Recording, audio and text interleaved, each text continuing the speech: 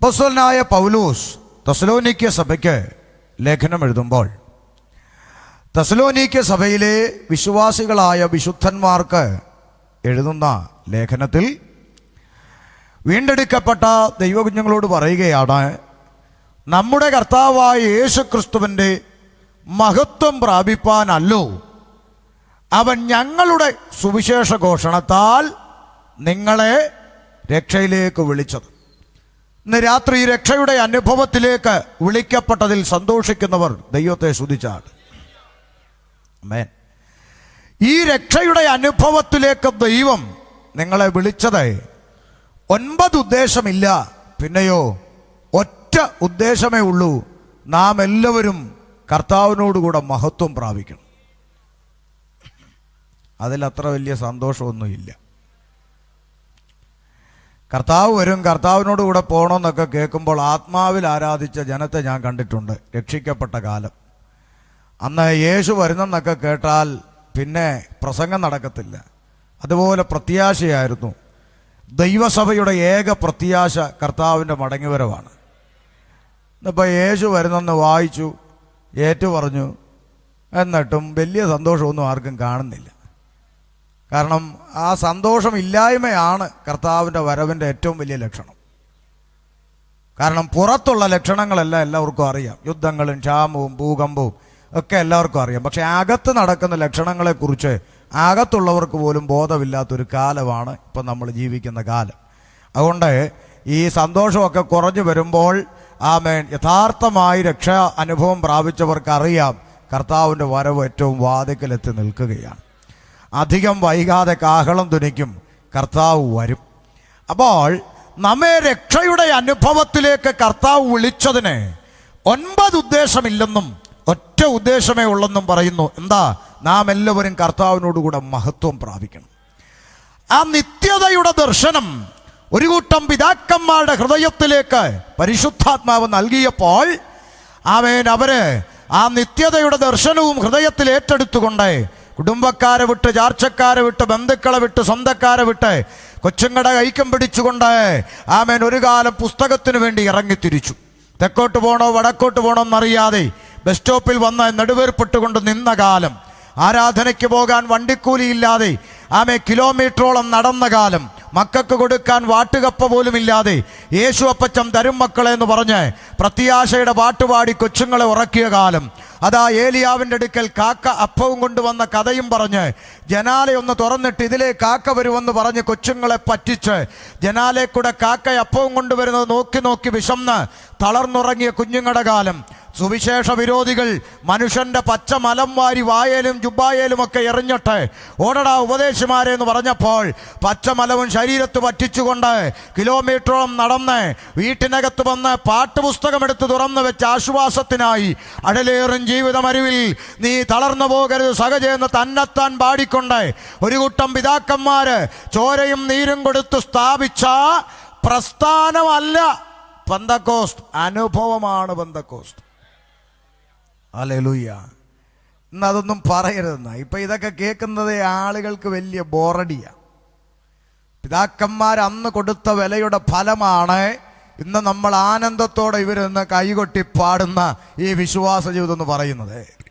അതേ വില ഇന്ന് നമ്മൾ കൊടുക്കാൻ തയ്യാറായാൽ അടുത്തൊരു തലമുറ ഈ പുസ്തകത്തിന് വേണ്ടി ഉണ്ടാകും. പക്ഷെ നിർഭാഗ്യകരമെന്ന് പറയട്ടെ, അന്ന് പിതാക്കന്മാർ കൊടുത്ത വില ഇന്ന് കൊടുക്കാൻ തയ്യാറല്ലെന്നു മാത്രമല്ല, അന്ന് പിതാക്കന്മാർ വലിച്ചെറിഞ്ഞതെല്ലാം പുതിയ തലമുറ കുനിഞ്ഞു പറക്കിക്കൊണ്ടിരിക്കുന്ന കാലമാണ്. അതുകൊണ്ട് തന്നെ അടുത്തൊരു തലമുറ ഈ പുസ്തകം പിടിക്കാൻ ഉണ്ടാകുമോ എന്ന് സംശയിക്കേണ്ടിയിരിക്കുന്ന ഒരു കാലഘട്ടത്തിലെത്തി നാം നിൽക്കുകയാണ്. അതുകൊണ്ടൊരു ഓർമ്മപ്പെടുത്തൽ മാത്രമാണ് വിശ്വാസ ജീവിതത്തിലേക്ക് ദൈവം എന്നെയും നിങ്ങളെയും വിളിച്ചതിനും വേർതിരിച്ചതിനും 9 ഉദ്ദേശമില്ല, ഒറ്റ ഉദ്ദേശമേ ഉള്ളൂ.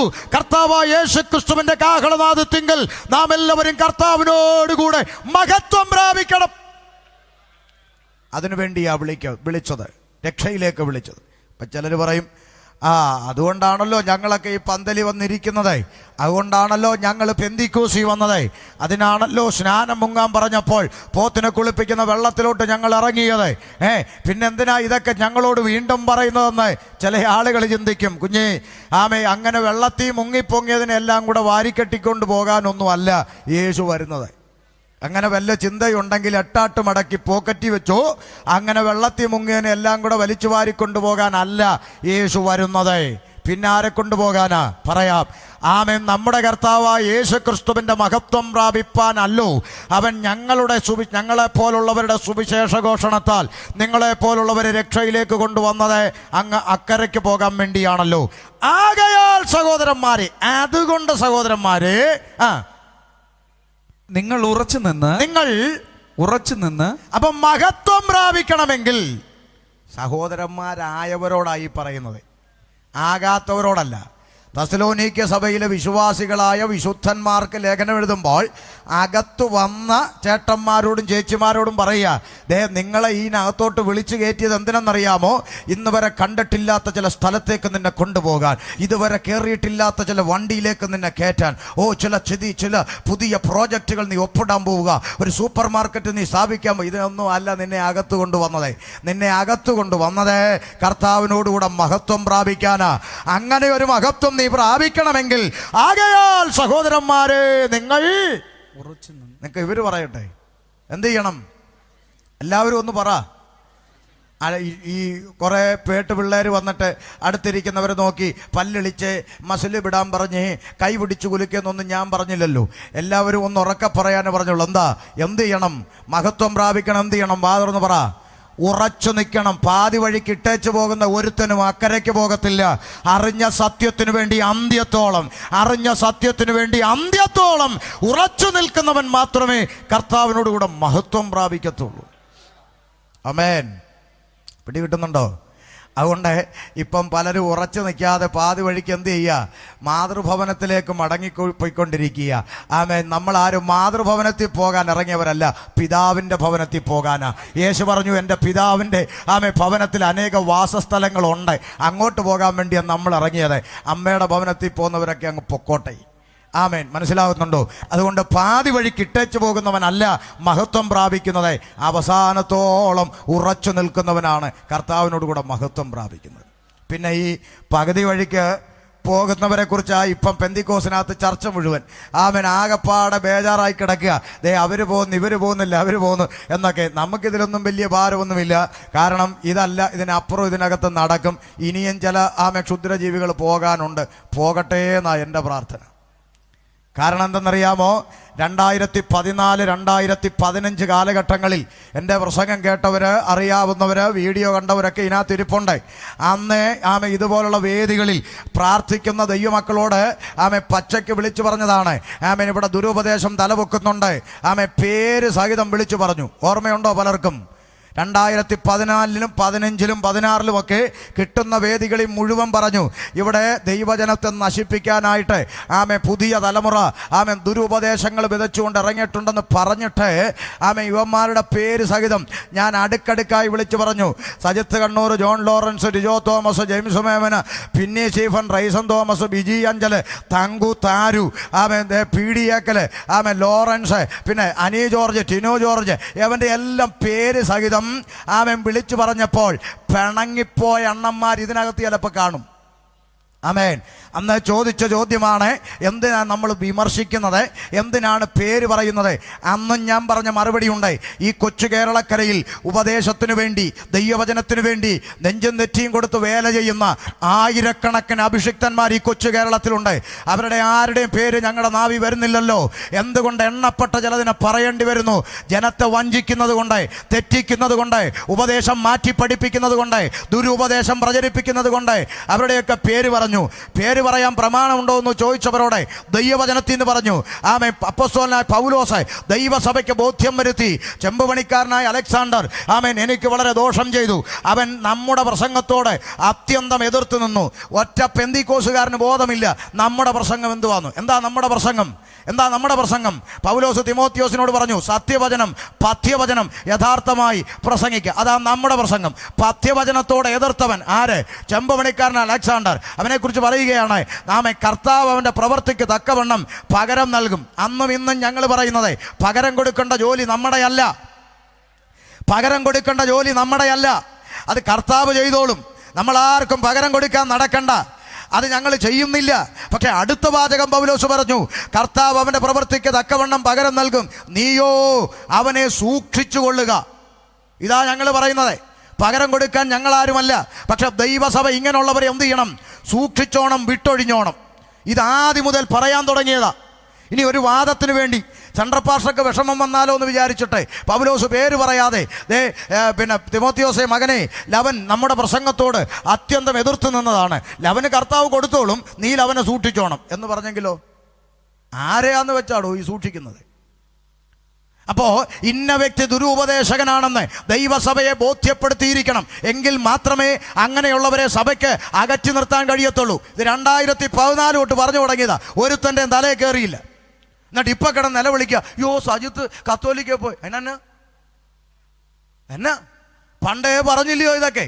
അപ്പൊ പിണങ്ങിപ്പോയവരുണ്ട്, ഇവരെ ഒന്നും വിളിക്കല്ലേ, കുറ്റം പറയാന്ന് പറഞ്ഞവരുണ്ട്. എന്നിട്ട് ഇപ്പൊ വിളിക്കുക, പാസ്റ്റർ ഞങ്ങളുടെ ഏരിയ വന്ന് നിങ്ങളൊന്ന് പ്രസംഗിച്ചേ പറ്റുമെന്ന്. എന്നാത്തിന് നീ അനുഭവിക്കുക. അപ്പൊ ഇതല്ലേ അന്നേ പറഞ്ഞത്? ഇവിടെ സാധുക്കളായ അനേക ദൈവദാസന്മാര് ഈ പുസ്തകത്തിന് വേണ്ടി ഇന്നും തെരുക്കോണുകളിൽ നടന്ന് ട്രാക്ട് കൊടുക്കുന്നു, സുവിശേഷം പറയുന്നു. ഒരു സൈക്കിൾ പോലും ഇല്ലാതെ കർത്താവിൻ്റെ വേല ചെയ്യുന്ന അഭിഷിക്തന്മാര് ഈ കൊച്ചു കേരളക്കരയിൽ ഇന്നും ഉണ്ട്. എത്രയോ അഭിഷിക്തന്മാര് ആത്മാർത്ഥമായി കർത്താവിൻ്റെ വേല ചെയ്യുന്നുണ്ട്. എന്താ അവരെ ഒന്നും കാണാത്തത്? അവരെ ഒന്നും പേരുകൾ ഞങ്ങൾ പറഞ്ഞില്ലല്ലോ. അപ്പോൾ ഈ ഉടായ്പകളെ കുറിച്ച് പറയുമ്പോൾ നിങ്ങൾക്ക് വേദന തോന്നുന്നെങ്കിൽ നിങ്ങളല്ല ഈ ഉടായ്പന്മാരായതുകൊണ്ടാണ് വേദന തോന്നുന്നത്. കാരണം കള്ളുകുടിവനെ കുറിച്ച് പറഞ്ഞാൽ കുടിക്കുന്നവന് മാത്രമേ നെഞ്ചത്ത് വേദന വരൂ, അല്ലാത്തൊരുത്തനും വേദന വരത്തില്ല. അതുകൊണ്ട് ഇനിയെങ്കിലും തിരിച്ചറിഞ്ഞോണം. ഇനിയും ചിലതൊക്കെ കൊണ്ട് പോകാൻ ഇവനെയൊക്കെ അകറ്റി നിർത്തിയാൽ നിങ്ങൾക്ക് കൊള്ളാം. ഉള്ള കാര്യം പറയുക. സജിത്തൊക്കെ പെന്തിക്കോസി വരുമ്പോൾ എന്തോ ഇത് ലൈവ് ഉണ്ടാകേണ്ട ഇച്ചിരി കാര്യം തീർത്ത് പറയുന്നത്, പിന്നെ വിഷയത്തിലോട്ട് കയറാം. നാട്ടുകാർ കേൾക്കാൻ വേണ്ടിയാണ് പറയുന്നത്. ഇവനൊക്കെ പെന്തക്കോസിനകത്ത് സ്റ്റേജിലോട്ട് വരുമ്പോൾ എന്തുവായിരുന്നു ബാങ്ക് ബാലൻസ്? ഇത്രയും വർഷം പെന്തിക്കോസിനകത്ത് കച്ചവടം നടത്തിയിട്ട് തിരിച്ചുപോയി. ഇപ്പോൾ കോടിക്കണക്കിന് രൂപയുടെ ബാലൻസായി. എവിടുന്ന് കിട്ടിയതാ? ഇതിനകത്ത് രോഗസൗഖ്യം വിറ്റതാ, ഇതിനകത്ത് പ്രവചനം വിറ്റതാ, ഇതിനകത്ത് സ്റ്റേജിൽ കിടന്ന് കച്ചവടം നടത്തിയതാ. മനസ്സിലായോ? ഇതൊക്കെ പറഞ്ഞു കൊടുത്താലും പിന്നെയും ചില മന്ദബുദ്ധികളുണ്ട്. അവരെ വിളിച്ചാൽ ആള് കൂടും. അതിപ്പോൾ ആള് കൂടണേ സരിതാ നായരെ വിളിച്ചാലും കൂടും കേരളം മൊത്തം. എന്നാ മിണ്ടാത്തെ? ആള് കൂടും. അപ്പോൾ യൗമാർക്ക് ഉപദേശമല്ല വിഷയം, ആള് കൂടിയാലേ സഞ്ചിക്ക് എന്ത് ചെയ്യത്തുള്ളൂ? സ്വോത്രകാഴ്ച കിട്ടത്തുള്ളൂ. അതുകൊണ്ടാണ് ഈ ആളെ കൂട്ടാൻ വിളിക്കുന്നത്. കഴിഞ്ഞ ദിവസം ഞാൻ ചോദിച്ചു, ആറ്റുകാൽ പൊങ്കാലയ്ക്ക് അമ്പലത്തിൽ പോയി കിടന്ന് തുത്തുന്ന് പാടിയ സ്റ്റീഫൻ ദേവസി ഇവനെ ആത്മാവറക്കാൻ വിളിച്ചേക്ക ഒരു കൺവെൻഷന്. ഞാൻ ചോദിച്ചാൽ ഈ അവിടെ പോയി പാടുന്ന ഇവിടെ യാഗം കഴിച്ച് നിയമം ചെയ്ത എൻ്റെ വിശുദ്ധന്മാരെ എൻ്റെ അടുക്കൽ കൂട്ടുവനും തിരുവചനം കിടക്കുമ്പോൾ ഇവിടെ ഇവനെന്ത് കാര്യം എന്ന് ചോദിച്ചപ്പോൾ മറ്റേ പുള്ളി പറയുക അത് ആള് കൂടാനാണ്. അപ്പോൾ യവന്മാരുടെ ആത്മാർത്ഥത ദൈവവചനമാണോ? കൂടുന്ന ആളുകളുടെ സ്വോത്രകാഴ്ചയാണ് ഇവന്മാരുടെ ആഗ്രഹം.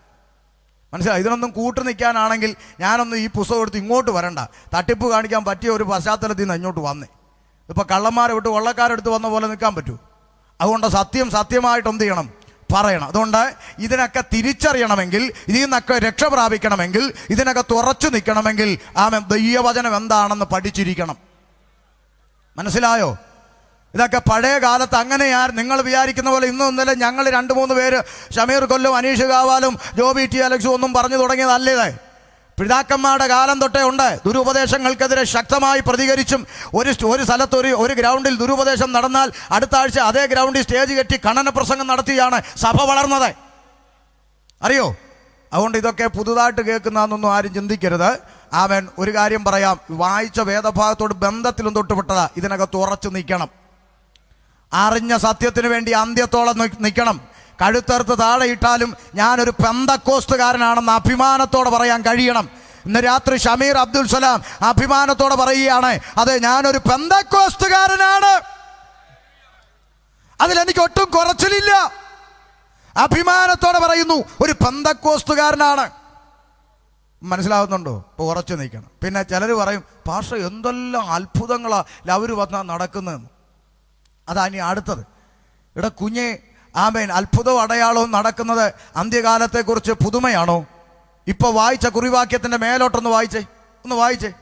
ഞങ്ങളോ കർത്താവിന് പ്രിയരായ സഹോദരന്മാരെ. മുമ്പോട്ട് വായിക്കാൻ പറഞ്ഞാൽ പുറകോട്ടല്ല, മേലോട്ട് എന്ന് പറഞ്ഞാൽ ആമേ 9-ാം വാക്യം വായിര്.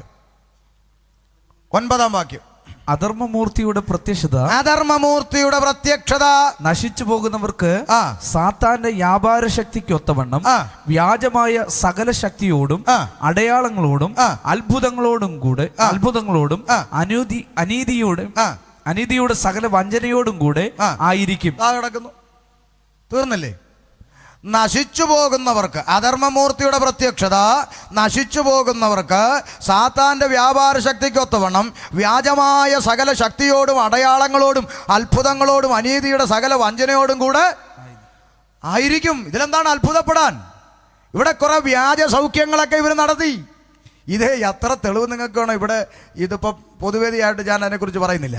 നിങ്ങളൊരു സഭ ഹാളിനകത്തൊരു മീറ്റിംഗ് വെച്ചിട്ട് വിളിക്കുക, ഒരു ലാപ്ടോപ്പ് പ്രൊജക്റ്റ് ചെയ്യാനുള്ള സൗകര്യം നിങ്ങൾ ഉണ്ടാക്കി തന്നാൽ മതി. ഇവന്മാർ കാണിക്കുന്ന എല്ലാ സൗഖ്യത്തിൻ്റെയും ട്രിക്കുകൾ, ടെക്നിക്കുകൾ, കള്ളത്തരം എന്താണെന്ന് വീഡിയോ സഹിതം ഇട്ട് ഞാൻ കാണിച്ചു തരാം. അപ്പം നിങ്ങൾക്ക് മനസ്സിലാകും. ആമേ, കയ്യിൽ വാക്കർ ഇരിക്കുന്ന ഒരുത്തൻ്റെ വാക്കർ എടുത്ത് കളയും. വാക്കറില്ലാതെ നീ നടക്കാൻ പോവാ യേശുവിൻ്റെ നാമത്തിൽ അങ്ങോട്ട് എഴുന്നേൽപ്പിക്കുകയാണ്. എന്നിട്ട് ഒരു സംഘാടകൻ ഇടത്തെ കയ്യിലും മറ്റേ സംഘാടകൻ വലത്തെ കയ്യിൽ. ഇത് തന്നെയല്ലേ വാക്കറും ചെയ്തുകൊണ്ടിരുന്നത്. വാക്കർ മാറി സംഘാടകനായെന്നേ ഉള്ളൂ. ആമേ, ഇതുപോലെ വേറൊരു ചെറുക്കനെ സ്റ്റേജെ പിടിച്ച് കയറ്റിയിട്ട് നിൻ്റെ കണ്ണ് ബോൺ ബ്ലൈൻഡ്, ജന്മന അന്ധൻ, നിൻ്റെ കണ്ണ് ഇപ്പോൾ കാണാൻ പോവാ, ഈ ജന്മന നിനക്ക് ഇങ്ങനാണോ എന്ന്. ആ ചെറുക്കൻ ഇങ്ങനെയാന്ന്. നിൻ്റെ കൂടെ ആര് വന്നിട്ടുണ്ട്? ചെറുക്കൻ പറയാം, അതുകൊണ്ട് അനിയത്തി വന്നിട്ടുണ്ടെന്ന്. അപ്പോൾ എങ്ങനെയാ ജന്മന അന്ധനാകുന്നത്? പിടി കിട്ടുന്നുണ്ട്. അപ്പോൾ ഇതുപോലെ എന്തെല്ലാം കാര്യങ്ങളാണെന്നറിയാമോ? ആമേ, നോക്ക്, ഇവിടെ ഇന്ന ഒരു പേരുള്ള സുരേഷ് ഇവിടെ എവിടെയോ ഉള്ളതായിട്ട് കർത്താവ് ദൈവാത്മാവ് കാണിക്കും. ഉണ്ടോ? എടാ, ദൈവാത്മാവാണ് കാണിക്കുമെങ്കിൽ ദൈവാത്മാവിന് അറിഞ്ഞുകൂടെ ഉണ്ടോ എന്ന്. പിന്നെ ലേലം വിളിക്കേണ്ടതിന് ആവശ്യം എന്താ? അപ്പോൾ ഇതുപോലെ എന്തെല്ലാം പരിപാടികൾ. ഇതൊക്കെ കേട്ട് ചുമ്മാ കൈയടിക്കാൻ കുറേ ആളുകളും വീട്ടിൽ നിന്നേ വീഴാൻ വേണ്ടി മെനക്കെട്ട് വരുന്ന കുറേ പെണ്ണുങ്ങളും. പറഞ്ഞിട്ട് കാര്യമില്ല. അതുകൊണ്ട് ശ്രദ്ധിച്ചോണം. ഇതിനൊക്കെ നല്ല അടി കൊടുത്ത് വീട്ടിലിരുത്താൻ ആണുങ്ങൾക്ക് ഒക്കാത്തത് കൊണ്ടാണ് വീട്ടിൽ നിന്ന് വീഴാൻ വേണ്ടി മെനക്കെട്ട് വരുന്നത്. അതുകൊണ്ട് ഇത്തരത്തിലുള്ള പരിപാടികളൊക്കെ അവസാനിപ്പിച്ചിട്ട് അക്കരയ്ക്ക് പോകണമെങ്കിൽ എന്ത് ചെയ്യണം? പറഞ്ഞു തരാം. ഒന്ന്, ഉറച്ചു നിൽക്കണം. എവിടെ ഉറച്ചു നിൽക്കണം? ഉറച്ചു നിൽക്കാൻ എന്ത് ചെയ്യണം? ആ ഭാഗം നിർത്തിക്കൊണ്ടായി എഫേസ്യ ലേഖനത്തിലേക്ക് വരാം. എഫേസ്യ ലേഖനം 6-ാം അധ്യായം അതിൻ്റെ 10 മുതലുള്ള വാക്യങ്ങളേക്ക് വായിക്കാം. വായിച്ചോ വേഗത്തിൽ. ഒടുവിൽ കർത്താവിലും അവന്റെ അമിതബലത്തിലും ശക്തിപ്പെടുവിൻ. പിശാചിന്റെ തന്ത്രങ്ങളോട് എതിർത്ത് നിൽപ്പാൻ കഴിയേണ്ടതിന് ദൈവത്തിന്റെ സർവായുധ വർഗം ധരിച്ചുകൊള്ളുവിൻ. നമുക്ക് പോരാട്ടമുള്ളത് ജഡരക്തങ്ങളോടല്ല, പിന്നെ വാഴ്ചകളോടും അധികാരങ്ങളോടും ഈ അന്ധകാരത്തിന്റെ ലോകാധിപതികളോടും സ്വർലോകത്തിലെ ദുഷ്ടാത്മസേനകളോടും അത്രേ. അതുകൊണ്ട് നിങ്ങൾ ദുർദിവസത്തിൽ എതിർപ്പാനും സകലവും സമാപിച്ചിട്ട് ഉറച്ചു നിൽപ്പാനും കഴിയേണ്ടതിന് ദൈവത്തിന്റെ സർവായുധ വർഗം എടുത്തുകൊള്ളും. അപ്പൊ മഹത്വം പ്രാപിക്കണം എന്ത് ചെയ്യണം? ഉറച്ചു നിൽക്കണം. എന്ത് ചെയ്യണം? സർവായുധ വർഗം എടുക്കണം. മനസ്സിലാവുന്നുണ്ടോ? എല്ലാം കണക്റ്റഡാ. അപ്പോൾ ആമേ, കർത്താവിനോട് കൂടെ എടുക്കപ്പെടണമെങ്കിൽ അന്ത്യത്തോളം ഉറച്ചു നിൽക്കണമെങ്കിൽ എന്ത് ചെയ്യണം? സർവായുധ വർഗം ധരിക്കണം. സർവായുധ വർഗം എന്താണെന്ന് താഴേക്ക് എഴുതിയിട്ടുണ്ട്, വായിച്ചുവോ? ആമേ ഇപ്പം പറയാൻ സമയമില്ല, അതുകൊണ്ട് സർവായുധ വർഗം ധരിച്ചു കൊള്ളണം. സർവായുധ വർഗത്തെക്കുറിച്ചൊക്കെ ആമേ പിന്നീട് നിങ്ങൾ വായിച്ച് മനസ്സിലാക്കിയാൽ മതി. എനിക്ക് ആ കുറിവാക്യത്തിലേക്ക് തിരിച്ചു വരിക. അപ്പോൾ ഉറച്ചു നിന്നിട്ട് എന്ത് ചെയ്യണം? താഴോട്ട് വായിച്ചേ കുറിവാക്യം. നിങ്ങൾ ഉറച്ചു നിന്ന്, ആകയാൽ സഹോദരന്മാരെ നിങ്ങൾ ഉറച്ചു നിന്ന് ഞങ്ങൾ വാക്കിനാലോ ലേഖനത്താലോ ഉപദേശിച്ചു തന്ന പ്രമാണങ്ങളെ മുറുകെ പിടിച്ചുകൊള്ളുവിൻ. ഇന്ന് രാത്രി എല്ലാം ശ്രദ്ധ വെച്ച് കേട്ടോണം. കർത്താവായ യേശുക്രിസ്തുവിന്റെ കാഹളനാദത്തിങ്കൽ കർത്താവിനോട് കൂടെ മഹത്വം പ്രാപിക്കണമെങ്കിൽ വാക്കിനാലോ ലേഖനത്താലോ ദൈവസഭയ്ക്ക് നൽകപ്പെട്ട പ്രമാണത്തിൽ നിൽക്കണം. പിടികിട്ടുന്നുണ്ടോ? ദൈവസഭയ്ക്ക് വാക്കിനാലും ലേഖനത്താലും പ്രമാണം നൽകപ്പെട്ടിട്ടുണ്ട്. മനസ്സിലാകുന്നുണ്ടോ? അപ്പൊ ഈ കഴിഞ്ഞ ദിവസം ഒരു പള്ളിയിലച്ഛൻ പറഞ്ഞു, ഈ വാക്കിനാൽ നൽകപ്പെട്ട പ്രമാണം എന്താണ്? വാക്കിനാൽ നൽകപ്പെട്ട പ്രമാണം, അതിന് അച്ഛൻ പറയണം അതാണ് പാരമ്പര്യമെന്ന്. ലേഖനങ്ങളാൽ എഴുതപ്പെട്ട പ്രമാണം അതാണ് ബൈബിളെന്ന്. അതുകൊണ്ട് ഞങ്ങൾ പാരമ്പര്യവും എടുക്കും, ബൈബിളും എടുക്കുന്നു. ശ്രദ്ധിക്കണം. വാക്കിനാലും ലേഖനത്താലും അപ്പോസ്തലന്മാർ ഉപദേശിച്ചു തന്ന പ്രമാണം എന്തെന്നറിയാൻ പാരമ്പര്യത്തിലൊന്നും പോകണ്ട. വാക്കിനാൽ ഉപദേശിച്ചു തന്ന പ്രമാണമാണ് അപ്പോസ്തല പ്രവൃത്തികളിൽ കാണുന്നത്. അവിടെ എല്ലാം വാക്കിനാലായിരുന്നു പ്രസംഗം. നിങ്ങൾ വ്യർത്ഥകാര്യങ്ങളെ വിട്ട് ആകാശവും ഭൂമിയും സമുദ്രവും അതുപോലുള്ള സകലത്തെയും ഉണ്ടാക്കിയ ജീവനുള്ള ദൈവത്തിങ്കിലേക്ക് തിരിയണം എന്നുള്ള സുവിശേഷം ഞങ്ങൾ അറിയിക്കുന്നു. പിന്നെ ആമേൻ പറഞ്ഞു, മറ്റൊരുത്തനിലും രക്ഷയില്ല, നാം രക്ഷ പ്രാപിപ്പാൻ ആകാശത്തിന്റെ കീഴിൽ മനുഷ്യരുടെ ഇടയിൽ നൽകപ്പെട്ട വേറൊരു നാമവും ഇല്ലവേ ഇല്ല. പിന്നെ പിന്നെയും പറഞ്ഞ എന്താണ്? നിങ്ങൾ ക്രൂശിച്ചു കൊന്ന ആ യേശു തന്നെ ക്രിസ്തു, അവനെ പിതാവായ ദൈവം ഉയർപ്പിച്ചു, അതിന് ഞങ്ങൾ സാക്ഷി. ഇതൊക്കെ വാക്കിനാൽ പ്രസംഗിച്ചതാ ചരിത്രം. അത് കഴിഞ്ഞ് അവർ പ്രസംഗിച്ചിടത്തെല്ലാം ദൈവം അത്ഭുതങ്ങളാലും അടയാളങ്ങളാലും വീര്യപ്രവർത്തികളാലും അവർ പ്രസംഗിച്ച വചനത്തെ എന്ത് ചെയ്തു? ഉറപ്പിച്ചു. ശ്രദ്ധിക്കണം, ആ ദൈവപ്രവൃത്തി അന്നെന്ന പോലെ ഇന്നും നടക്കും. ചിലർ പറയും നമ്മൾ ഈ അത്ഭുതങ്ങൾക്കൊക്കെ എതിരാണോ? അല്ലല്ല. ദൈവം ഇന്നലെയും ഇന്നും എന്നേക്കും അനന്യനാണെങ്കിൽ ദൈവപ്രവൃത്തി എന്താണ്? അനന്യാണ്. ഇപ്പൊ കർത്താവ് പറയൂ, കഴിഞ്ഞ ആഴ്ച വരെയൊക്കെ ഒക്കുവാരുന്നുണ്ടാവേ, ഇപ്പൊ പണ്ടത്തെ പോലെ ഒന്നും നടക്കുന്നില്ല, വയസ്സായില്ലേ എന്ന് പറയുന്നൊരു ദൈവമല്ല നമ്മുടെ ദൈവം. ദൈവമുള്ള കാലത്തോളം ദൈവപ്രവൃത്തി ഉണ്ടാകും. അന്നെന്ന പോലെ പ്രസംഗിച്ച വചനത്തെ ഉറപ്പിക്കാൻ അത്ഭുതങ്ങളാലും അടയാളങ്ങളാലും വീര്യപ്രവർത്തികളാലും വചനത്തെ ഉറപ്പിച്ച ആ ദൈവിക പ്രവൃത്തി അന്നെന്ന പോലെ ഇന്നും നടക്കും. അക്കാര്യത്തിൽ ആർക്കും സംശയം വേണ്ട. പക്ഷേ നമ്മൾ പഠിക്കാത്ത ചില ട്വിസ്റ്റുകൾ അതിൻ്റെ അകത്തുണ്ട്. അത് ഞാൻ പിന്നാലെ പറയാം. അപ്പൊ ശ്രദ്ധിച്ചോണം, വാക്കിനാലും ലേഖനത്താലും ഉപദേശിച്ചു എന്ന പ്രമാണങ്ങളെ മുറുകെ പിടിച്ചുകൊള്ളണം. അതാണ് ഇന്ന് രാത്രിയിൽ സംസാരിക്കാൻ ഉദ്ദേശിക്കുന്ന വിഷയം.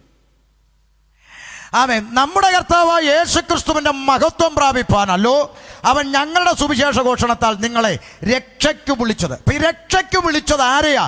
ശിക്ഷയ്ക്കായി കാത്തുകിടന്നവരെ. ഏത് ശിക്ഷയ്ക്കായി? നരകത്തിന്റെ ശിക്ഷാവിധിക്കായി അടിമപ്പെട്ട് കിടന്ന ജനത്തെ കർത്താവായ യേശുക്രിസ്തു രക്ഷയ്ക്കായി വിളിക്കുകയാണ്.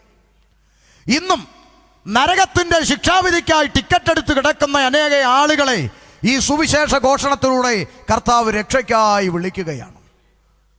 എന്തുകൊണ്ട് മനുഷ്യൻ നരകത്തിന് അധീനനായി? നാം വേദപുസ്തകം പഠിക്കുമ്പോൾ ആദിയിൽ ദൈവം ആകാശവും ഭൂമിയും സൃഷ്ടിച്ചു. ചരാചരങ്ങൾ, ഇടജാതി, മൃഗജാതി, കന്നുകാലി, നാൽക്കാലി, പറവജാതി. അനന്തരം 6-ാം ദിവസം ദൈവം മനുഷ്യനെ സൃഷ്ടിക്കാൻ തീരുമാനിച്ചു.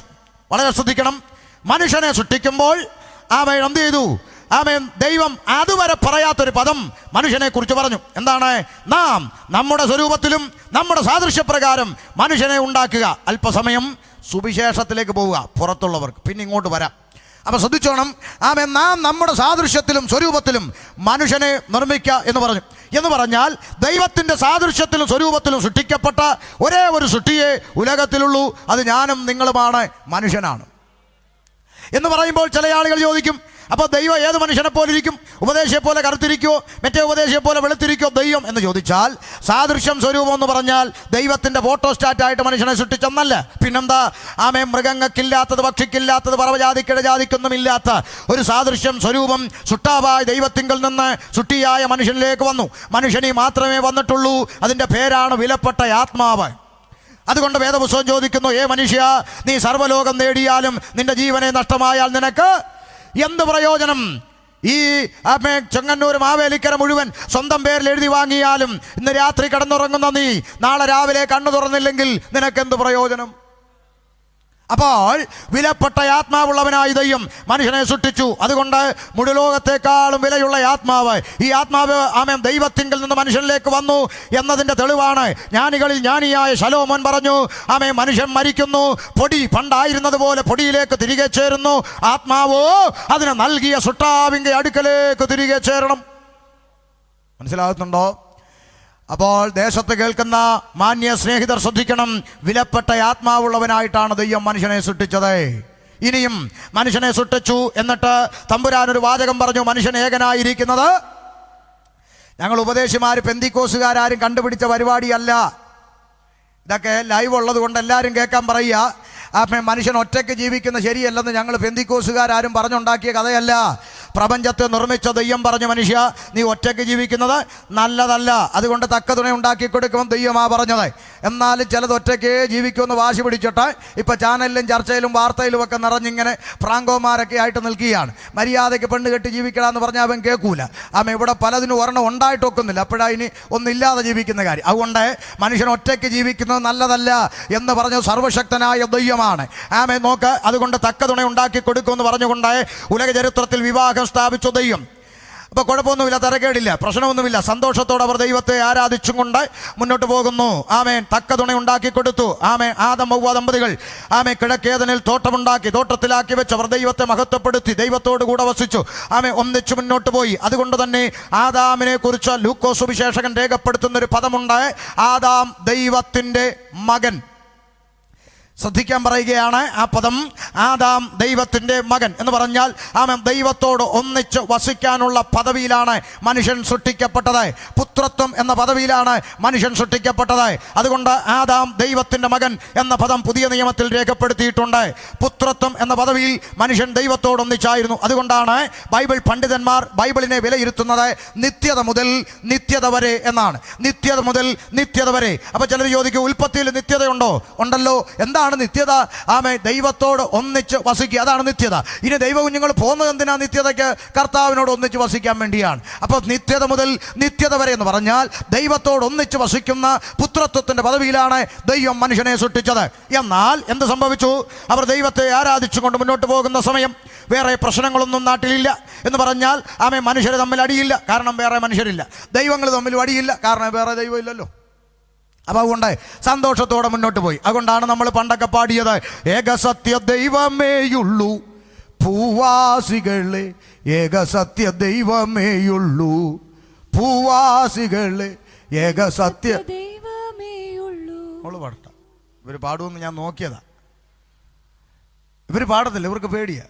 മനസ്സിലായി? ഇവരിപ്പോൾ പാടണമെങ്കിൽ ജീവിത പങ്കാളിയും എൻ്റെ മക്കൾ എന്നാണെങ്കിൽ ഇപ്പം എല്ലാം ഏറ്റുപിടിച്ചേനെ. മനസ്സിലായോ?